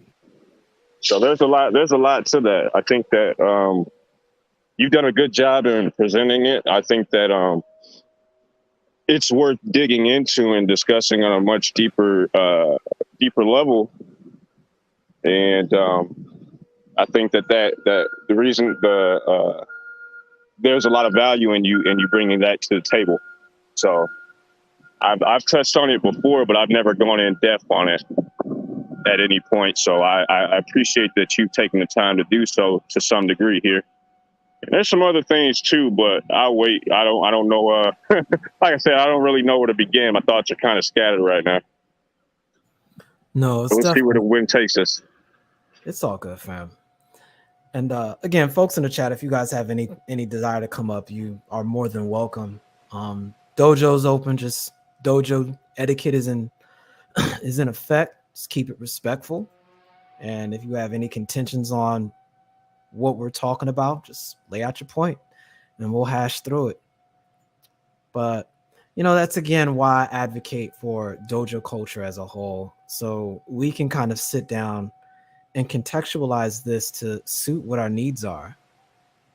Because I see this play out on panels on a regular basis, and it's why I do the best I can to keep myself in check, making an understanding that I have no idea what these folks are going through. And I know the way we're treated, not only by society in general, but our own group, generally by our own family members. For everyone that we know that may not add to the problem and complicate things, we're not getting that additional level of acknowledgement that most people get for granted. And they take that for granted. And then what happens when you have said person deal with another group or go overseas and all of a sudden they're human? And then they come back and they're property all over again. And they're supposed to be content with that. Or it's treated as though you hate the people you're related to somehow. I think that frustrates me more than anything I can even describe, because I don't know any institution that operates in the absence of all of this. Oh, it's called Black Society. So I mean, it's an interesting predicament. I mean, for a man or really a person, right, that understands the things that you've just described. I mean, when you're able to exist and operate in a world where you are treated with the respect of humanity, baseline humanity, a natural state of humanity, is not only perspective changing, it's life changing on an intrinsic level that can't be replicated in the sense or of how do I put this? in the sense of essentially a fabricated environment or a fabricated sense of community. It has to be authentic, and unfortunately, the baseline for that authenticity comes from the very act in and of itself. So if you aren't necessarily experiencing that in the United States or within the social construct, as you like to say, you end up at a place, essentially an impasse. There's no remedy or cure or panacea to fix that particular issue without fundamentally shifting a community's modus operandi.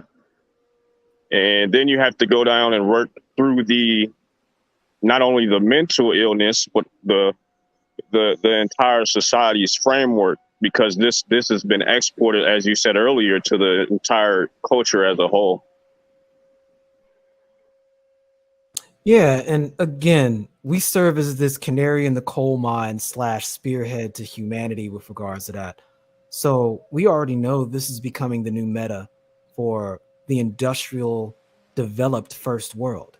And as the fourth industrial complex moves forward and gets more and more sophisticated, I think this is the first currency that's going out the window, as we're seeing. And the thing that really gets me is we take a look at the way group selection works.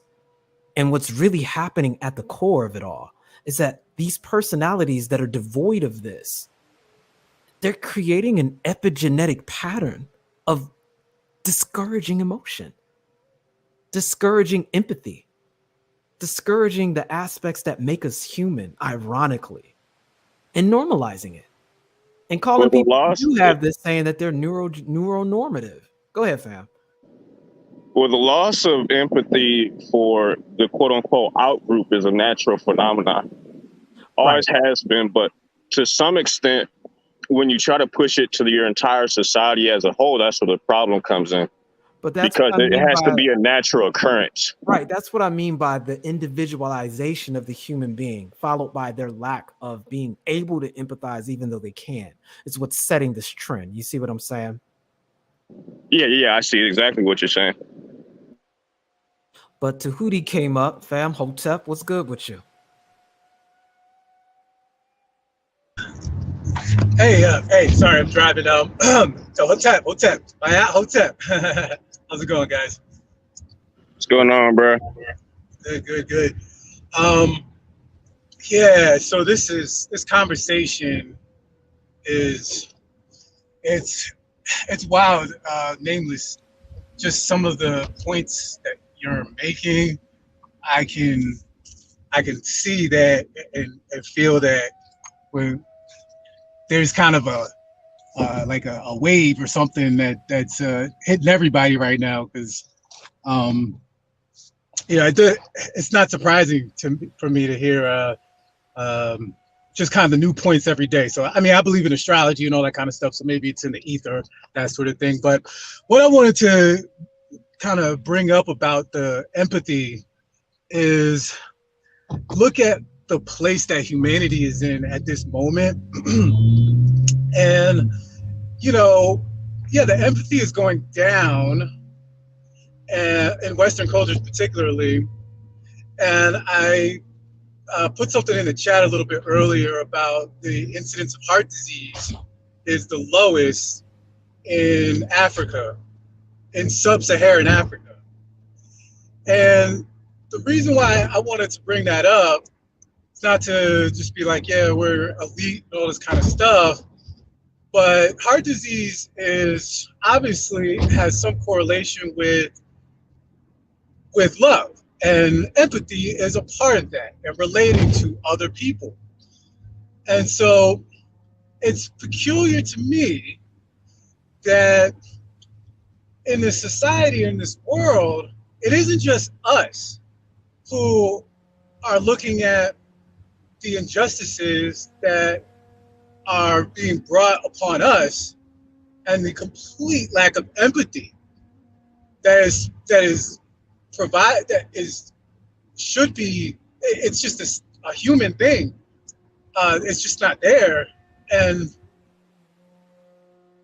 it looks very foreign, like it's an alien. We're looking at it, we're saying, dude, who the fuck? Excuse me, sorry, I didn't mean to curse, but we're looking at it and we're saying, yo, it's been a long time that we've been living with in this environment, and to this day, it doesn't make any sense.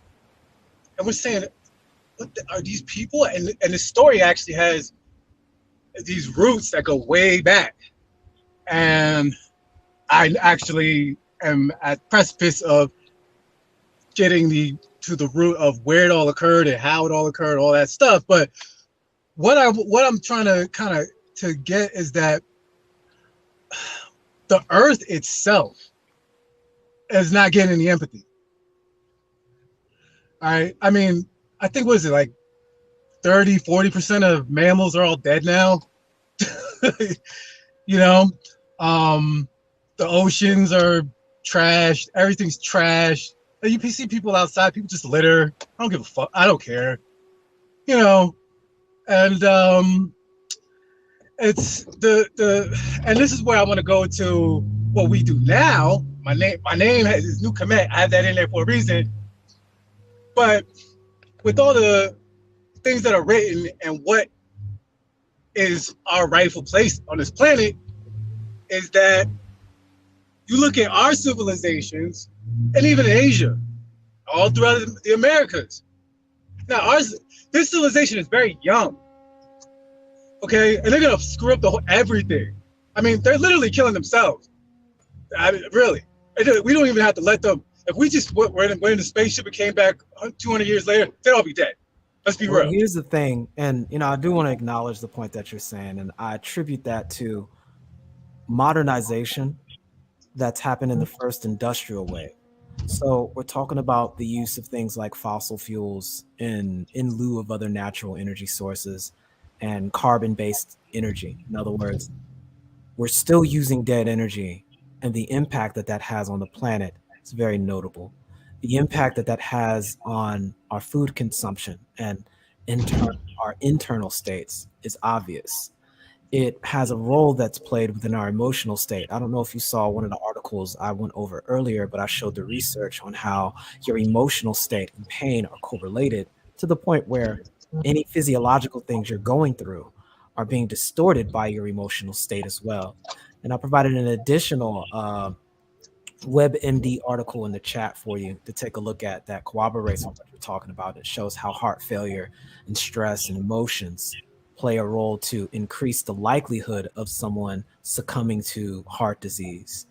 So, it's really getting to your point about how when you remove human beings from their natural element, their natural tithe and connection with the earth, there are consequences that aren't necessarily quantifiable by some sort of material metric, that we have an emotional component to our existence that needs to be cared for the same way our physiology needs to, that there's a kind of emotional nutrition that we can be deficit of. There's a really messed up experiment I was debating whether or not I want to talk about, but I think I'm going to get into when I talk about next time. It's going to focus more on what happens when living beings aren't given emotional investment and what the consequences are on not only developing children, but the way this manifests as, I'm going to call them disorders and possibly death going further on. That's actually worthwhile because there are quite a few studies exactly on that topic and the outcomes in relation to it. And it goes directly to the previous discussion about psychopathy, all of these disorders that you mentioned earlier. So yeah, that's a thing. And not only that, if these people then go on to reproduce, for instance, go ahead. It gets passed on epigenetically sometimes. So you've got the biological predisposition for it. Then you've got the potential for the environment to trigger the gene that causes that.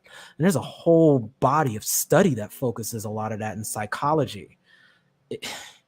People are disregarding these things and they don't know, but the information is out there and available.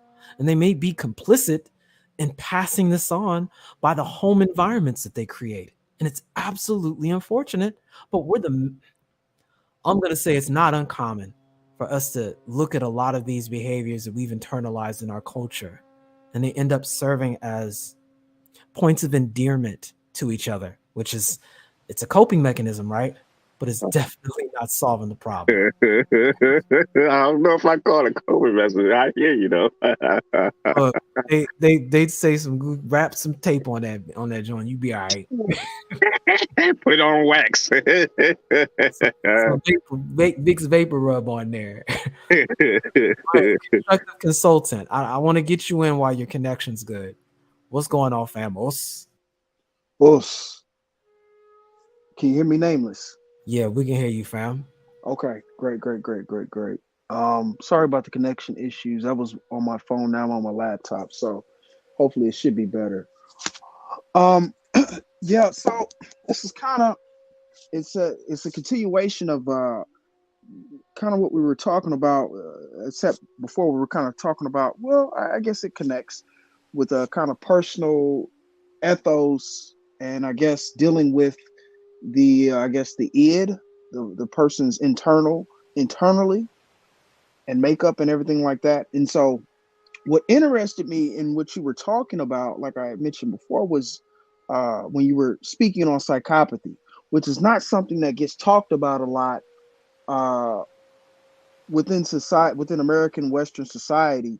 In particular, when you're looking at the what we would think of as less extreme cases, like, your very, very extreme cases like your serial killers and things of that nature, and people, people we see on like episodes of American Greed, your Bertie Madoffs, people like that, where it's so that characteristic is right there, and is so strong, and the acts that are associated with it, it's just hard to deny it.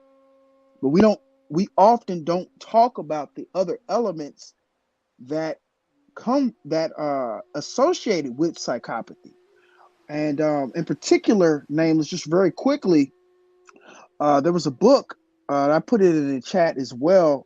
It's called, and you may be interested or not, or somebody listening may be, it's called The Wisdom of Psychopaths, Lessons from, check this out, Saints, Spies, and I believe it's Saints, Spies, and the other Spinners. Yes. Serial killers. Yeah. Yes, sir. Yes. It was done by Kevin S. Dutton. And I read that book. It's a very, very interesting read. And what's more interesting that you may be interested in is the fact that he really, the author really takes a lot of attention upon the other factors that make up, or quote unquote, could give that person more so the psychopathic attributes that's associated with, like the heart rate.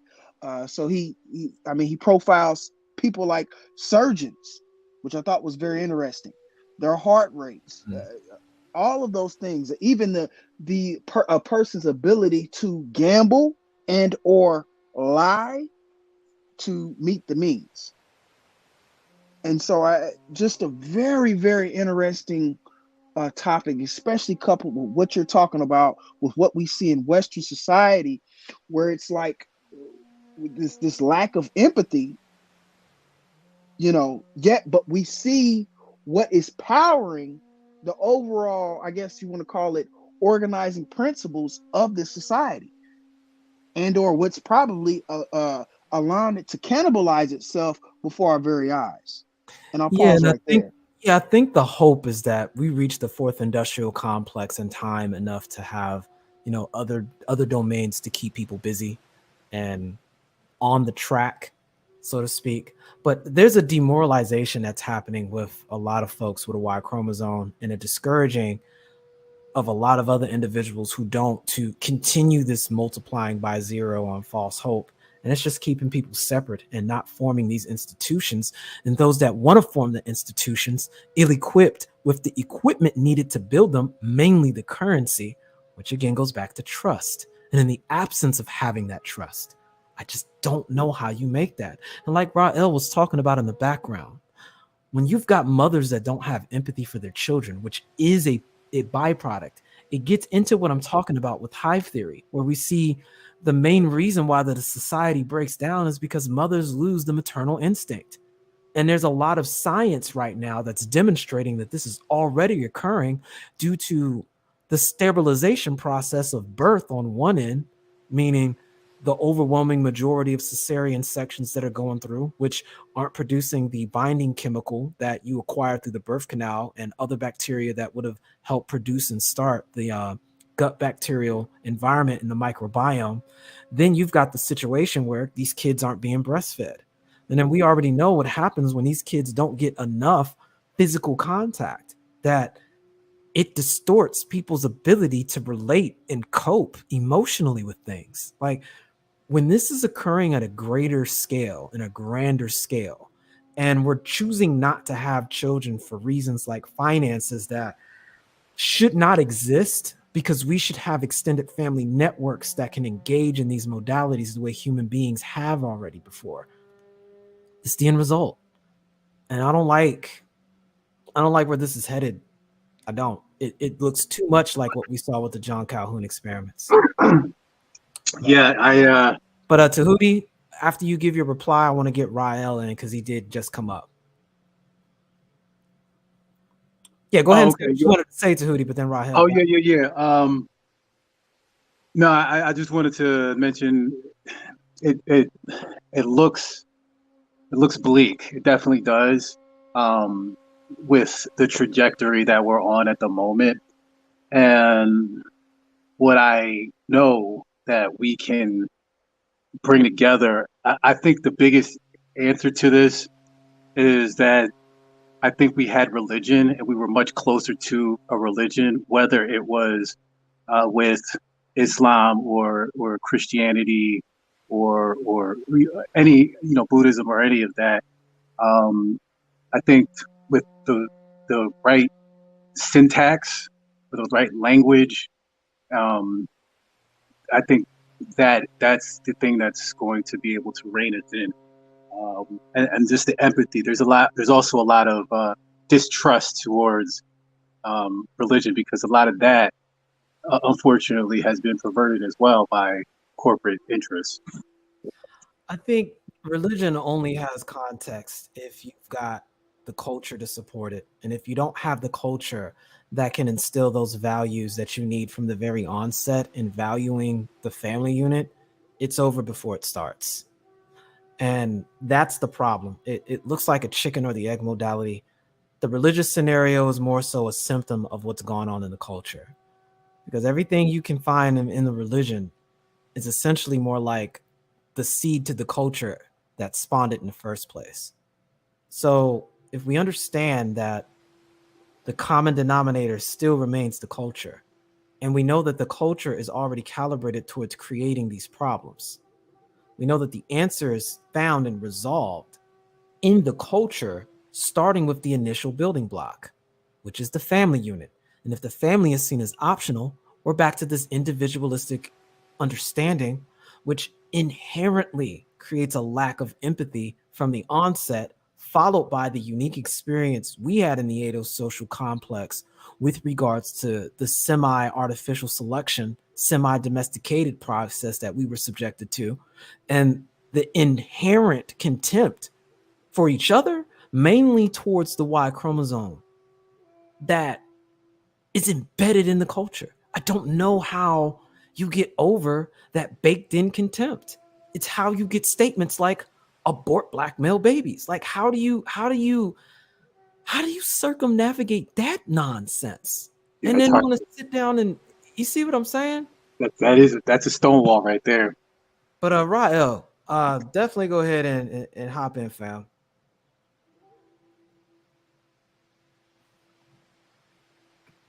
Peace, nameless. Peace of the panel. Chat. Come back to me. Oh, well, you're next up, so just let us know whenever you're good, fam. All right. Hey, nameless. Yes, sir. So, I often in my matriculation, trying to switch careers, things of that nature, I often nameless. That was one of the things that I wrestled with. How do you explain a corporate culture where in which it is rapidly deteriorating, right? We see the studies. We COVID was the pandemic was a great it was a great example sociologically to look at and to see how many people retreated from that type of structure, work environment, and did not want to return back to it. Shout out to COVID. Yeah, yeah. But see what I wrestle with, nameless, is with that, with their lines with that, when you're wanting to move up and or have those ambitions, all of these you have all of these nameless, you have all of these self-help books and or mentorships or mentors, mentee relationships, and the nameless the sort of the ideology that they tell you that you need to have, or that they say, hey, this is what a healthy organization is supposed to be like, and this is how you're supposed to model yourself after it. To me, when you read it, when you're mentored, and then when you look at, like I said, these situations, you're like, well, this is a paradox. How can this be? If you're telling me it is filled with just this high ethics and morality and people wanting to see the greater good past making money, which is not something that's intrinsic value, something that we need, how can you tell me then that just look at the outcomes of these people? Look at what it's quote unquote doing to them internally, emotionally. Why do they not want to return back to a place that has such these great moral these great moral platitudes and things that build character? It's a glitch in the system. It snitches on itself. Essentially it does. And I just left. To me, I knew what it was, being Black and American, nameless. We know what it is, and being a male, we know what it is. But it was just like this whole, like I said, it is this whole what they call this mission statement that they give you, that they say, hey, listen, this is what it is, this is what you'll need, and don't worry, the best organizations and or most organizations or most corporations, they want the greater good inside and out. And you're looking and you're left scratching your head like, well, if that's the case, how do you explain all this data Across countries, not even here? Like when you listen to the main complaint of Japan, they resent the Meiji era at this point and the United States capitalist model that they copy and pasted and adopted with blind fever. They are probably the most miserable people on earth with regards to their GDP value and their level of advanced technology for all that they're able to do. And just keep in mind how many people are over there right now. Take the US population, cut it in half, but then place everybody in Texas. Japan's a little bit smaller than that. Yeah. That and it fits. And it, you know what? Like I said, nameless, if I didn't have the basis that I had coming out of high school, reading people like John Henrik Clarke, a little bit of Dr. Marie, Dr. Marimba Aini in Yorugu really breaks down what's happening here, and I love her anthropological approach. Mm-hmm.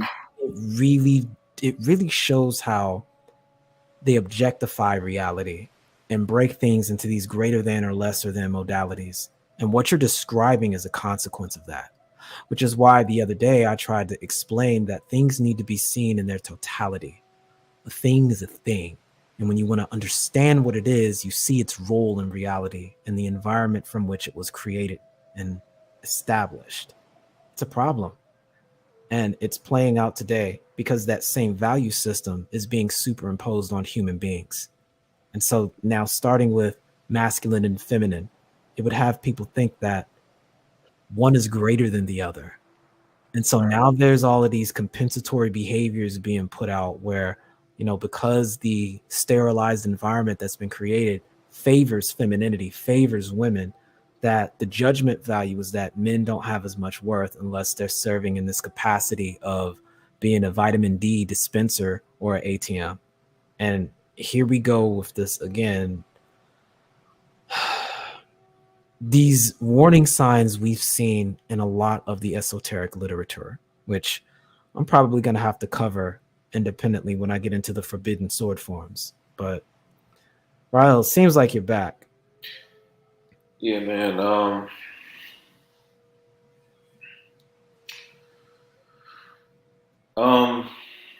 There's a book that I've recommended in the space probably for the past 2 years. The name of this book is called "Will I Ever Be Good Enough? Healing the Daughters of Narcissistic Mothers."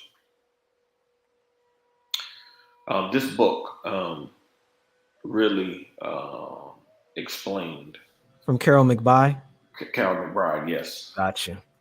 Really explained to me much of the phenomenon that I have seen really since my high school years, to be honest, from the women in our group specifically. But it's being amplified in other groups of women in this country. And in regards to this feeling, emotion, and lack of empathy and compassion, I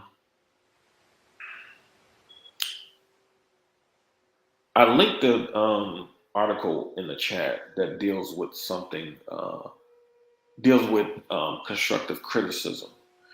Because in order to have these conversations, there is going to be a level of criticism there.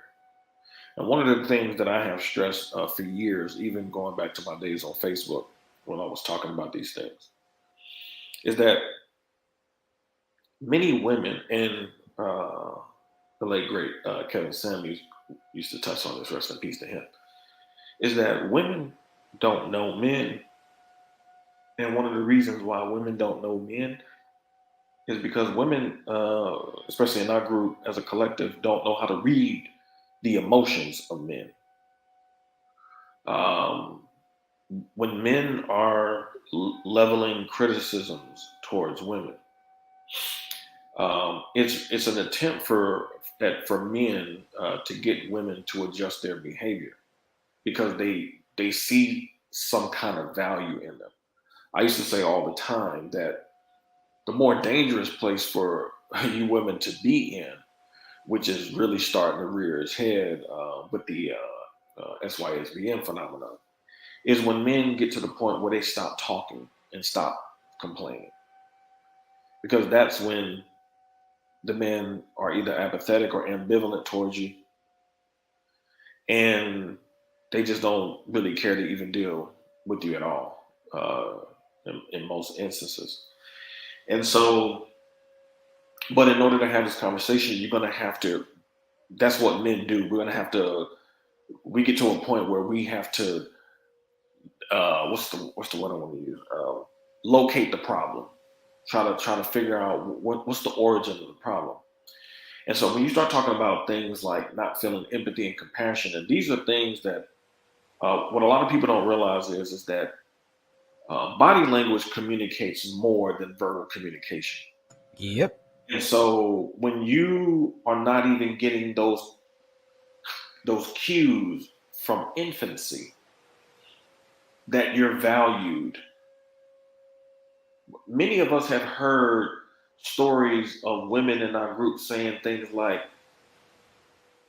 "You ain't shit like your dad," or "You look just like your black ass daddy," or things like that. When a female is harboring those type of emotions inside of her for something that she carried for 9 months, all of us would agree an infant is innocent. But when she comes out with that kind of frame of mind towards that infant develops a defensive posture within its attachment system neurologically.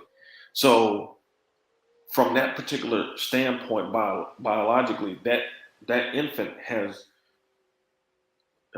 created a defense against its own mother's emotional aggression.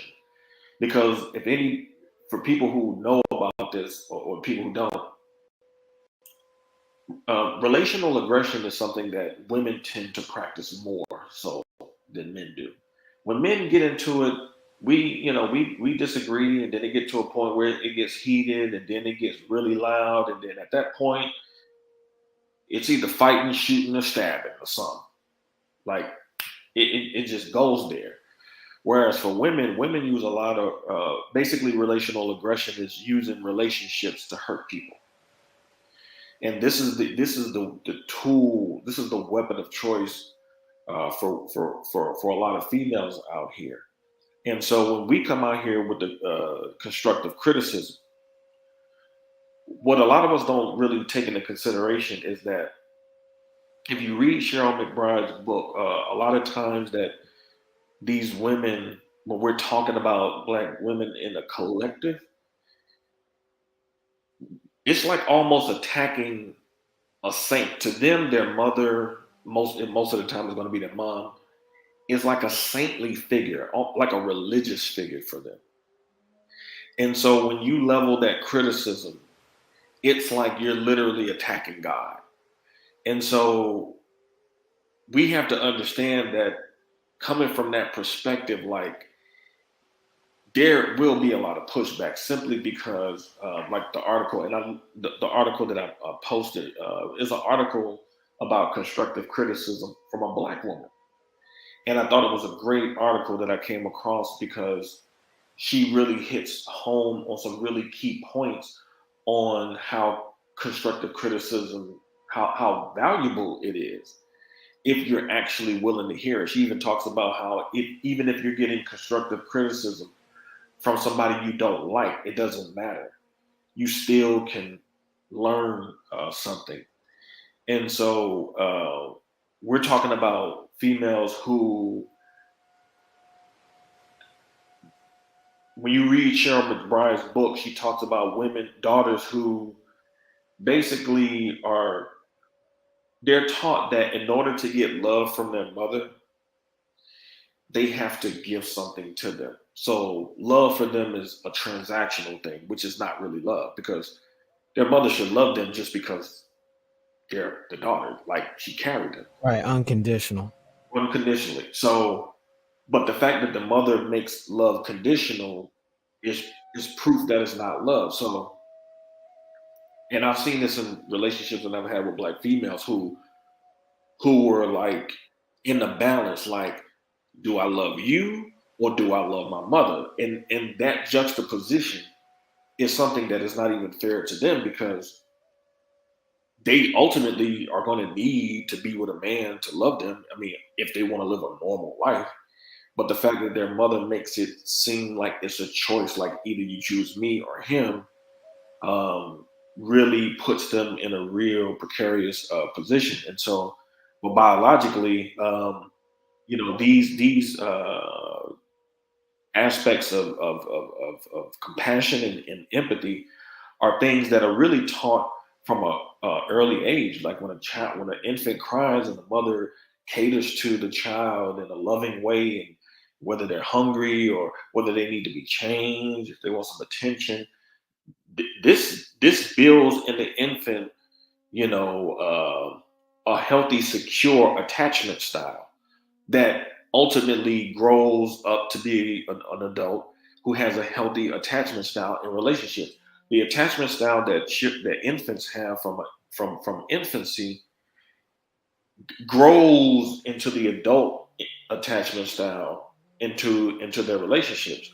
And unfortunately, a lot of these females have really been taught a very toxic attachment style whether it's avoidant or whether it's an anxious attachment style.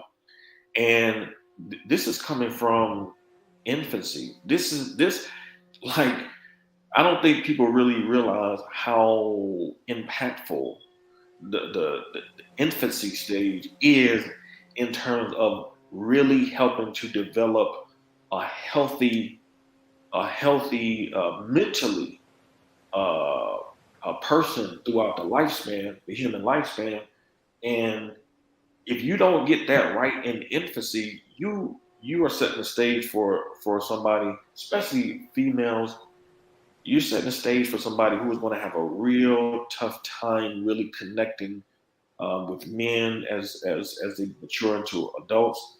And that's why we see so many females out here not really, they don't even feel black men like that. Like it's almost as if black men and women from a collective standpoint have become strangers because there's that lack of emotional connection that is supposed to be grounded from the infancy stage wasn't even there in her infancy way before she even met any man in her life. So this is really critical. Yeah, and that's why I put forward, again, in my Hive theory as a premise, starting with the Mouse Utopia experiment and highlighting the key signs of decline, and more specifically, demonstrating the importance of where you infer your mechanisms of coping with reality, particularly your emotions, which is what we're ultimately speaking about. Because it's your emotions that infer what parts of human nature you borrow from and adopt to cope and deal with the environment you find yourself in. And without these tools, not only are you setting a child up, if that child goes on and has kids, it's likely that there's going to be methylation around the genes that help increase the likelihood of the genes that they were developing as coping mechanisms to deal with it. And a lot of these things have negative consequences on your health, as we proved earlier with all of the data that we presented. But more importantly, you pass that on to the children that you might have, even if they don't have a predisposition for that. And if they do have the predisposition for that, they're coming into the world setting up for failure with all of these consequences: obesity, diabetes, high blood pressure, the potential for higher potentiality of gastrointestinal diseases. I mean, acid reflux, all kind of things that are connected right down that channel of control through the vagus nerve. You even get into cognitive issues potentially. And that's not even talking about the behavioral positions and postures. And when we get into the decision-making feedback loop, how you're creating all of these psychological triggers that when emotions rise and then the feelings occur, all of that negativity they experience in childhood now manifesting in these explosive tempers, and having a acknowledgement of love and relationship building, having this component of mutual abuse that you look for, to where you can't even feel safe unless you've been abused to some degree, which is the definition of a toxic relationship. But you're so in need of having that negative stimulation that it's better than having none, which gets proven time and time again. And yeah, I guess I'll do a video breaking down a lot of those long-term consequences, like what they did with the what's it called, the wire mother, cloth mother experiment by Harry Harlow, showing how just being there physically, having some physical interaction, touch, literally determines whether or not you get somebody that demonstrates bipolar and type and cluster B personality disorders or not. Like, it's insane the amount of reverberation these things have, generationally speaking. And then again, I harken back to our experience during that time period of artificial selection. And it makes me wonder how much of these things are just kind of coasting through, undetected, unaddressed, baked into the culture, and worn as rites of passage into adulthood, that you're traumatized by this environment.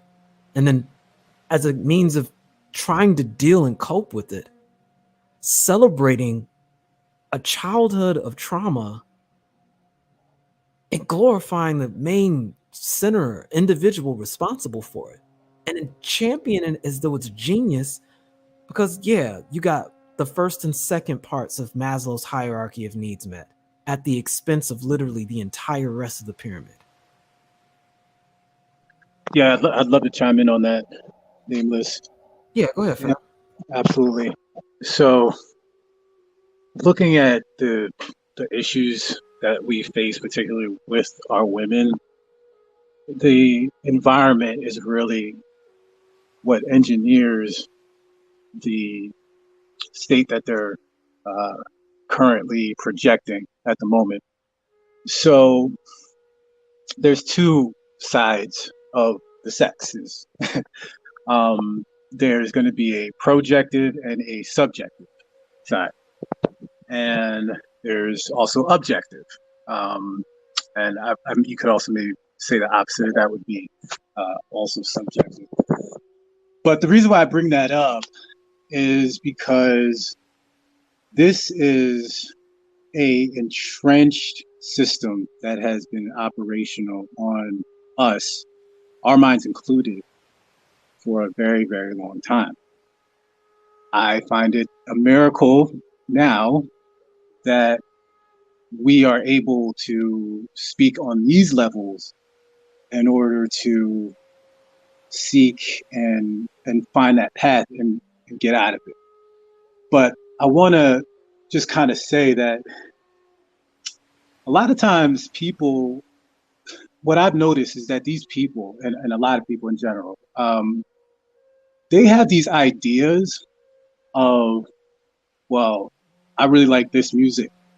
I like these lyrics. Shoot a nigga, kill a nigga, ba ba ba.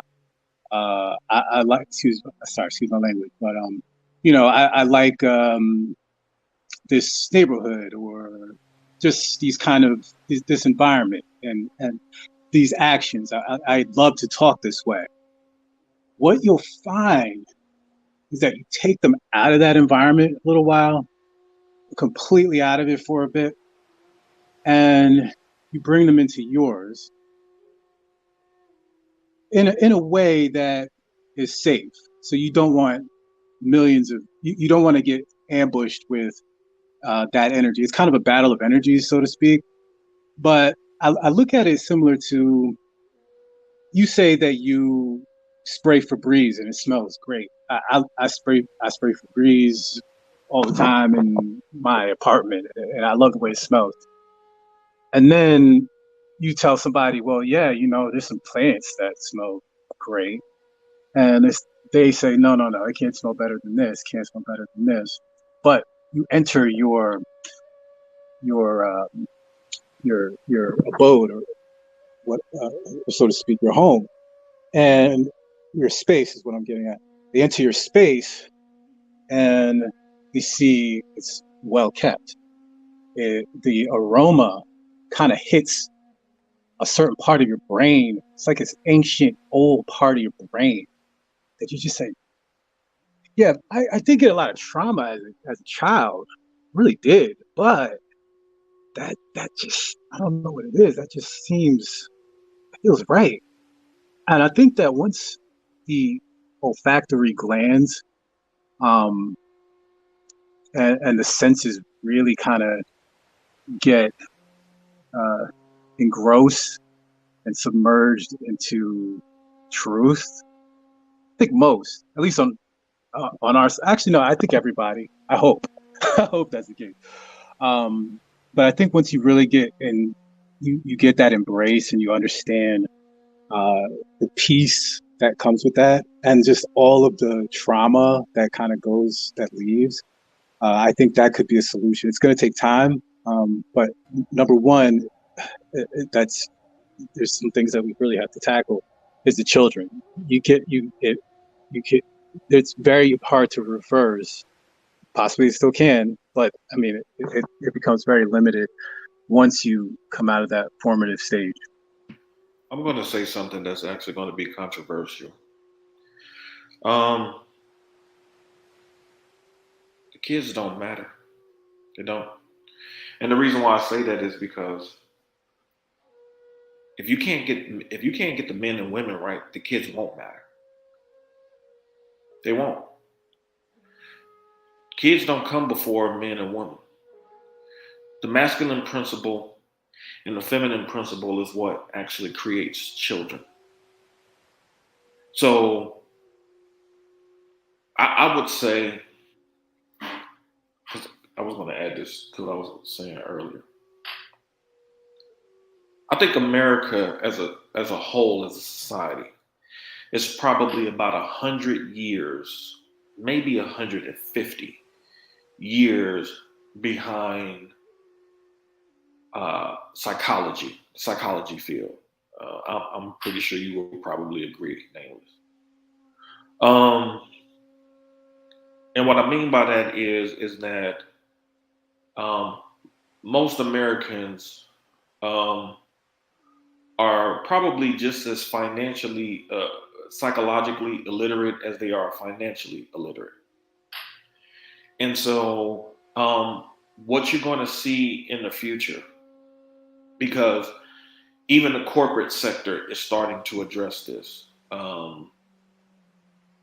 Actually, got some things going on in business that I want to use to address this in the corporate arena.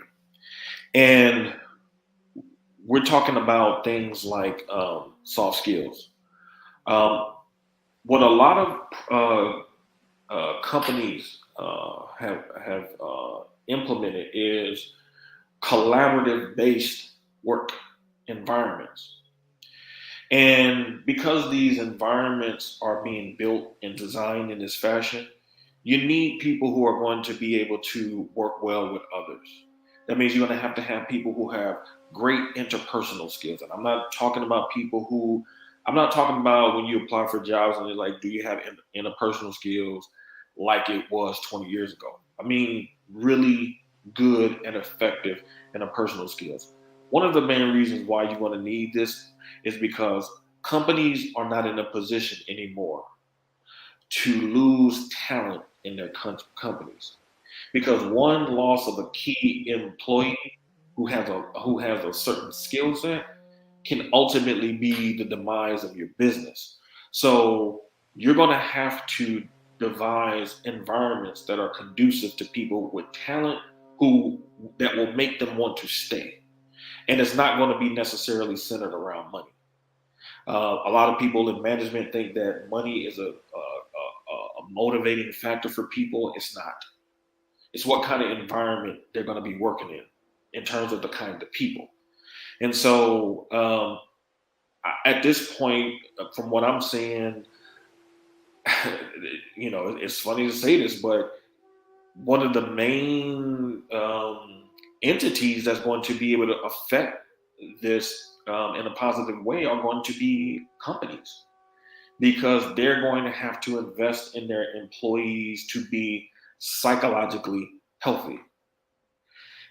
This is why we're seeing this phenomenon of quiet quitting and all these types of things out here, simply because a lot of people realized during the pandemic, one of the most positive aspects of the pandemic is that people, when they actually got time to spend with their family, realized how much they was missing time with their families. So now companies are going to have to, incorporate certain strategies, man, to make it conducive to the talented people in their companies if they want that production. And so, but moving forward, just on a personal level, you're going to have to be very knowledgeable about things like, how to spot signs of depression. Can you identify if this person is a narcissist or not? Does this person have borderline personality disorder? Because you're going to have to become much more knowledgeable about the psychological makeup of people moving forward, because the type of stories that we see in the news can be very tragic if you get with the wrong type of person. And so you just really want to be careful out here, because this is not about you know, when it comes to this particular topic, this is not even about black and white. This is about human and the psychology of that individual human. And you want to make sure you have the tools necessary where you can identify. I'm not saying you got to be Sigmund Freud, but you're going to have to be able to pay much more closer attention to certain things and people's behavioral patterns so you can avoid certain people. You know, yeah, that chick might look good, but she did something and she's a straight narcissist.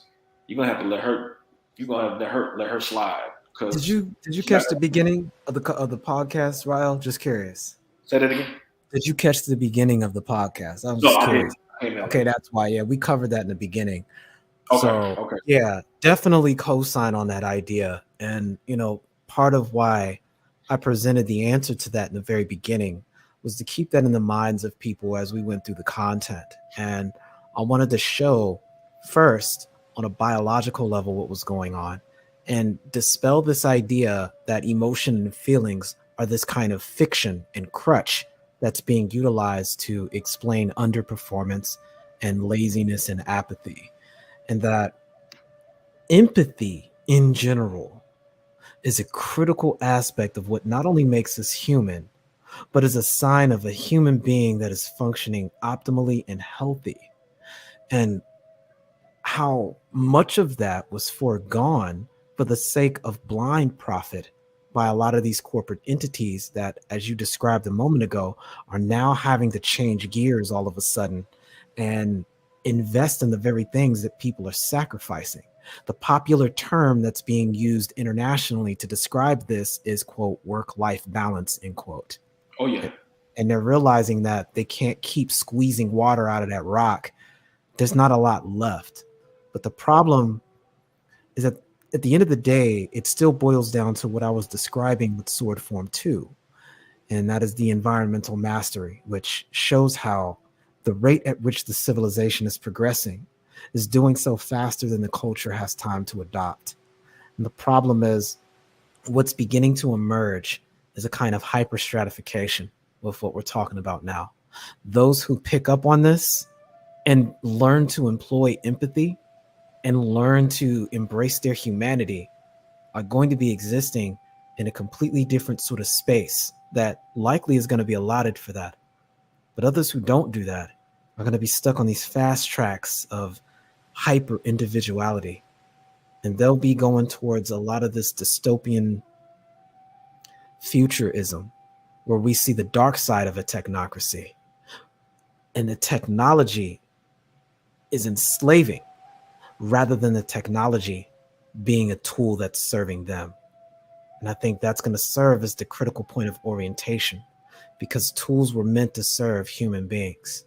But if you give up the part that makes you human, you're opening the gate for the inverse to occur. Right. This is something that I found myself having to tell women more so than men. Your ability to build relationships literally determines your success and failure in life, whether it's personally or professionally. You can't get married if you don't know how to build a solid relationship. You can't advance professionally if you don't know how to build solid relationships in your work sphere. So you're going to advance or stagnate based on your ability to build relationships. And unfortunately, a lot of the females, especially, are going to learn a very hard lesson in this because this is why I think that there's so much clamor from a lot of women for equality, because they have lost the ability to build relationships. And because they don't know how to build those relationships. And it's funny too, because when Me Too first came out, there were a lot of women at first trying to use it as a weapon. Then you saw a lot of white women come out writing articles saying, wait a minute, whoa, let's pull back on this. And for a lot of white women, they realized, because at first they were saying, well, how toxic men are. So men started responding and saying, okay, well, if we're so toxic, when you need that mentorship, when you get that new job, don't ask us for it because we're toxic. And that left a lot of women floundering, washing out of jobs because they didn't get that mentoring from men. And so the women who were going to really be affected the most by this, which was a lot of white women, many of these women came out and said, we're pushing too hard with this, which was, to me, was surprising. But in a certain sense, it does make sense. And so, yeah, case in point, why risk your whole career for potential misunderstanding? And the rhetoric, right. Well, don't assault nobody. Like, it's the fact that you can make the acquisition that disrupts the power balance here entirely, to where you're not about to run the risk of destroying my career 5-6 years from now because you're upset about something. And it really kills the integrity of why they started that movement in the first place. You know what I'm saying? Right. Playback. Right. And ultimately too, for every female that comes up off of it, that there are going to be literally millions of women affected by that, because all men have to do is just say, okay, they don't have to say it publicly, but they can say, all right, we ain't bringing no women up in here, y'all. And they can affect it on that level. And so I just think that psychologically, emotional stability at this point truly is currency. Like, it is. Emotional stability is the currency out here. And if you don't have it, I don't care what movement you're a part of, Black Girls Rock, whatever you want to call it, title, whatever. If you don't have emotional stability for the long term, your life is not going to play out in a very positive fashion for you. You're going to have emotional stability, because even the way that the corporate world is starting to reassemble itself post-COVID. I just finished what's it called? Employee Training and Development book some months ago, and this has been a major topic in this sphere in terms of human resources management. I'm telling you, a lot of these people out here are not really prepared for what's really coming in the corporate arena regarding employment, being stable mentally. Like, they're going to factor in a lot of things, and they're going to be paying attention to what your social media profiles look like too. So, oh yeah, like if you out here looking like a professional, in quotes, I mean, it's not a good look, and it stands counter to what a lot of people have been told in this fourth wave of feminism, for example. There's going to be some social backlash, and you're not going to be able to force people to accept certain things. And I don't know. It's a big reason why I push forward the idea of Musha Shugyo, or the warrior pilgrimage.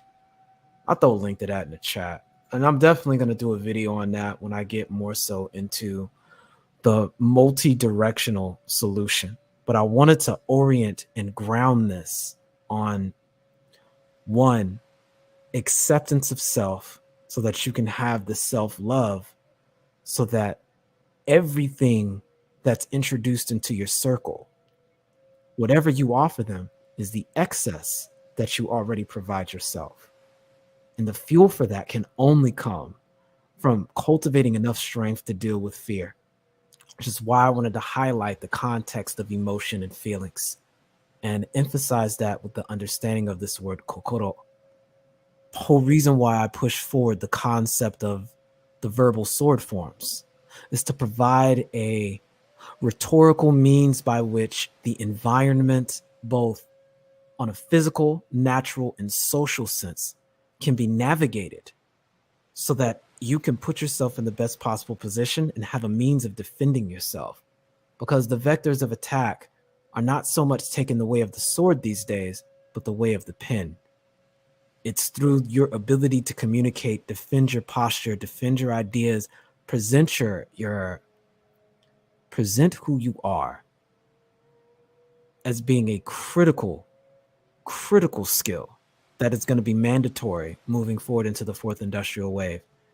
If you can't take advantage of this window of opportunity you have to move and navigate on an international and global level, when the new orders are beginning to shift, when the West is going into its decline and the East going into its ascendancy, you're going to miss out. Furthermore, you're not even going to be able to be informed enough to take a stance and posture on what these technologies are going to be doing as they're superimposed on you. And I'm going to have to do another conversation about transhumanism, because we still have people who haven't considered questions such as, even if you have children, are you going to give them these implants, these nano machines that may be contingent upon whether or not you qualify for healthcare, because they can be proven to improve the rate of your physicality and success? Do you subject your children to these things so that they can be competitive with the children who do, because you have a belief that you want to maintain some sort of autonomy with regards to the natural human form? I think these are all things that fit into understanding what it means to be human, because the challenge and really the essence of what I'm talking about here and the flag I want to raise is emotions and feelings are seen as things that get in the way of the common narrative of what it means to even be human in the first place. And a lot of the people that are creating these technologies, some of which are developing these predispositions towards it, that view their humanity as some sort of holdback, some sort of anchoring that they feel slighted under, that they can't act more like an algorithm without having feelings interrupting them, per se. They may develop technology that helps hinder these things, that nullify the effects of feelings. They already have drugs that do. Yeah. So why not have some sort of chip that shuts down parts of the oblongata, or that neurological cluster that helps flip on the limbic system in a certain way, and now you're more productive? These are all things that people need to really consider, but they won't take the time to read, let alone take the time to understand themselves and what they're potentially giving up. And that's the highlight of the point here. If you can't value your own humanity, then somebody else is going to find value for it. And you won't have agency in being able to discern how you make that decision and interact with it. And you may, as I said before, find yourself a slave to that technology rather than having the technology serve you. You said it best. I was just about to say that the great Dr. Clark, may peace be upon him, said that in order to colonize someone, he said first the person has to stoop low enough for you to stand on their back. And his point was that the oppressed have a role to play in their own oppression. And so what you're talking about basically is a legalized version of slavery, with the acquiescence of the person who is the slave. Yeah, because they think they're living like a king now, which is the irony. Go ahead, fam. What you said? I said because they've internalized the trinkets as though they're living like a king now. Yeah, right. They fail to realize that the one that handed to you will be living like a god. Yeah, I mean, even if you go back to chattel slavery, there were people who sold themselves into slavery because they couldn't handle being free. This is no different to me. It's just that it's not chattel slavery, but it's still no different. And I think that's where a lot of Black people, like us, I'm saying us in quotation marks, who really can think cerebrally in a cerebral fashion, but still kind of hold on to the idea of Blackness. But that's why, like one of the elders years ago said that self-preservation is not the first law of nature. I said this earlier on Rogish's panel, because if self-preservation was the first law of nature, and if the so-called white man was the biggest enemy that we had to worry about, that would mean black people should be working together nonstop. But that's not what is happening. Um, the elder said that vibration is the first law of nature, frequency. And Ooh.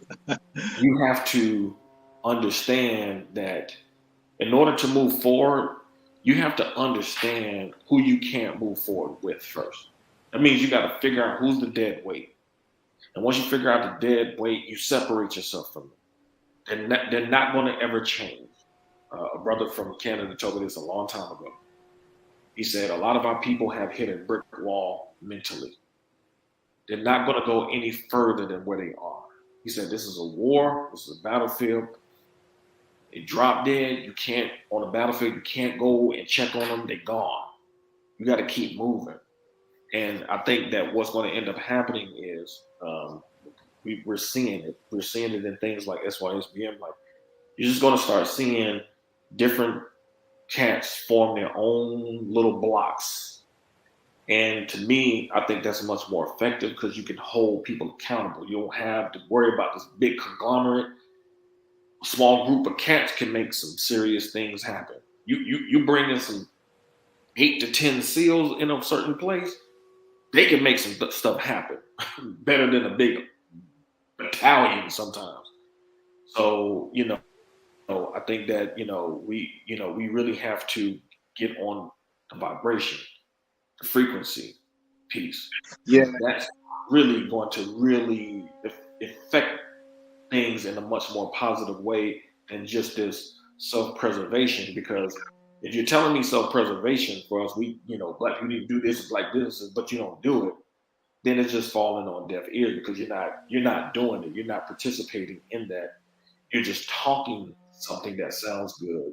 This is why you see so many black people love to reminisce about Black Wall Street, but not move on the things that black people were moving on based on Black Wall Street, even though right now you have people in Tulsa, black people in Tulsa, rebuilding Tulsa right now. You have people who live in the fantasy of Tulsa back in the day, but there are black people right now who are actually rebuilding Tulsa in the here and now.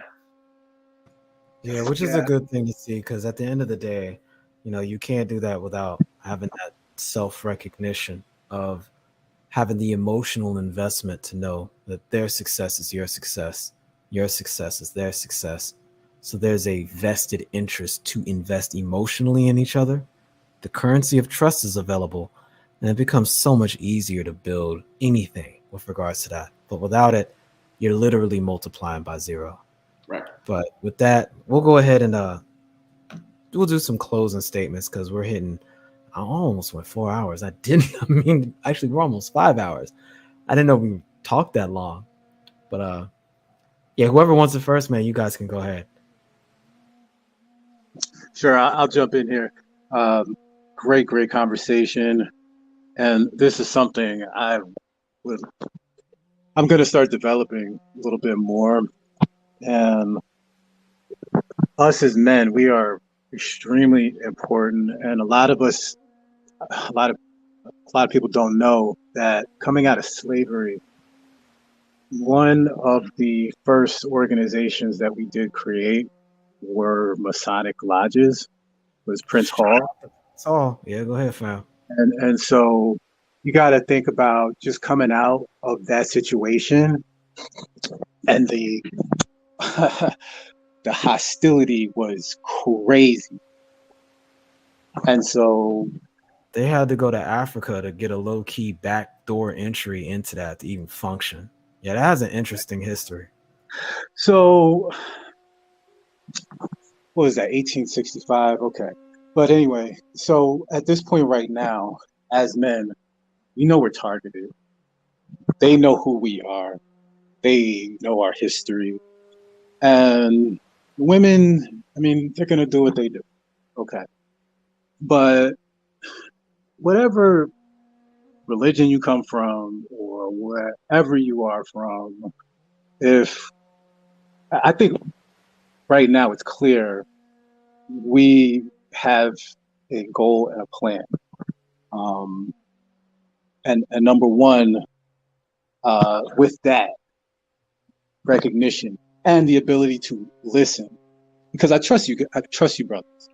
You know what I mean? I listen to you, and I know that your responses and your advice, it's in good faith, and that goes a long way. And I don't feel that with many people. And if we have a small team that we do trust, and it's hard to get into that group. It's hard to fake some of the tenets of. It's hard to fake loving people. I mean, you have people who come into your circle, and they try to be you, but there's just something about them that you don't get. But anyway, yeah, I want to just say great conversation, and we'll until next time. I'm running out of words right now, but yeah, until next time. Thank you so much. Good, fam. Great having you up, man. I thank you for pulling up. Absolutely. I wanted to go ahead and go next. First and foremost, Nameless, I appreciate you for even letting me on your panel. Thank you.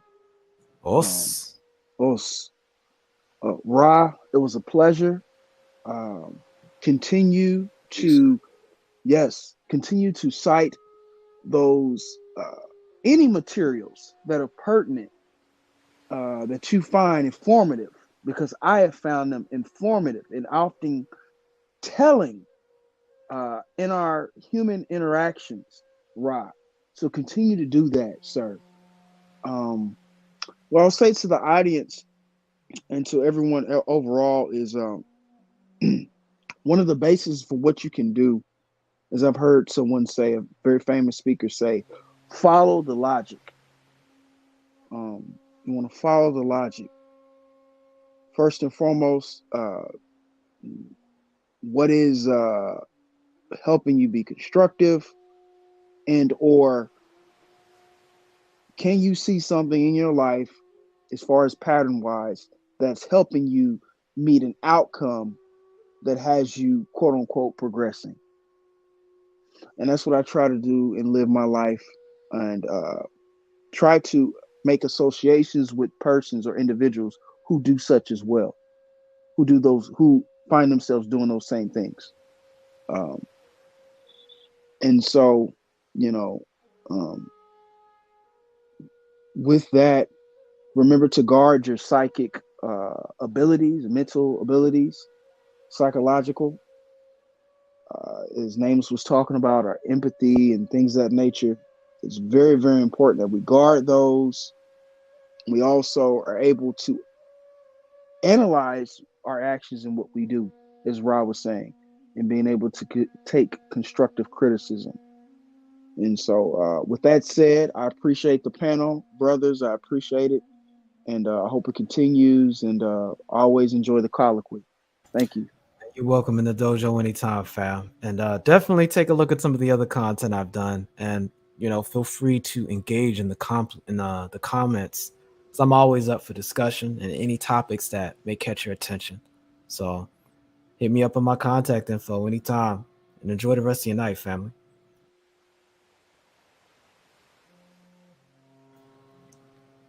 You can go ahead and wind down, Ryle, if you like. Thanks for having me up once again. That was good building with you. Not gonna be long-winded. 2 Timothy 2:15 says, "Study to show thyself approved unto God." Many of you brothers are gonna have to really do a lot of reading. Many of us, we got over 20 years into this studying. We've been at it, fam. And we didn't come out the womb knowing this stuff. Trust me. we burn the lamp oil, reading, just on that quest, that search, man, for knowledge. And so, because you're in the age of information and innovation, I mean, they call it a knowledge-based economy for a reason. Like, it's a knowledge-based economy. Information is currency. The right information, practical information. You need to know the reason why we give you guys so much of this information, because this is helping you understand the environment in which you're in. You need to be able to do that as men. You need to be able to read certain situations. So when you out in public, when you go away from these streams and a certain situation comes up, you know how to handle yourself. That is critical. Men have to know their environment. And so when we hit on this psychological stuff, man, it goes deep. I mean, it is a long, extensive rabbit hole.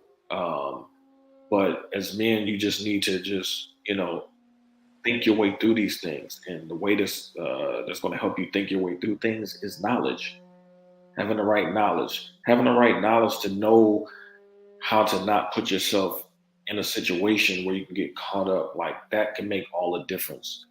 You'd rather avoid the problem than have to answer the problem, have to have a response to it because you got caught up. So just read, man. Listen, when we drop this information, man, don't just let it fly by, man. Pick it up, man. You see it, man. And really absorb the information so you can really help yourself, and even help some of your brothers that's around you, some of your friends, who might not know anything what's going on. Help them too. And, really, like Malcolm said, do your research. Do your research so you can find out how other groups of people solve their problems, so you can learn how to solve your own problems as well. I'll leave it there. Again, fam, it's always a pleasure, man. And thanks for coming up. And, that's facts with what X was talking about. And ain't nobody going to do the research for you. But the good news is it's already been done for you to go discover and put the pieces together and contextualize it so you can find value from it. Because I believe that's the true value in history, understanding the context under which the choices were made. Don't ever let anybody tell you that the past doesn't matter. Those who do either have an agenda or they don't want you to see what's coming up next. So it's with that. And I think it was said a little earlier by Max Soul Excellence. He says, my takeaway from tonight's show is remembering not to lose my empathy through the primal fears. And I think the second edition of what I'm saying is understand that those fears, those emotions, those feelings, they're not your enemy. They're things that are designed to actually serve you. They're mechanisms of defense, much like an individual's immune system. And when you understand their role within you with regards to how they're intended to serve, you can better employ them. And furthermore, you can recognize their manifestation in other people. And it's through that you can find far more value in cooperating with others and get out of this idea of forming relationships that are predicated on mutual exploitation and find mutual benefit, to where the two of you or 3, 4, or 5 can get things accomplished in ways that you and your individual sum parts could never do, but together in your synergy can get done in multitudes. This is how human beings have succeeded in antiquity. This is how human beings have conceded even contemporarily.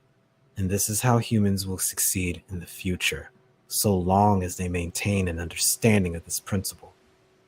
Failure to do so, I think, will mean the loss of something that I'm not sure any of us will ever have the opportunity to get back.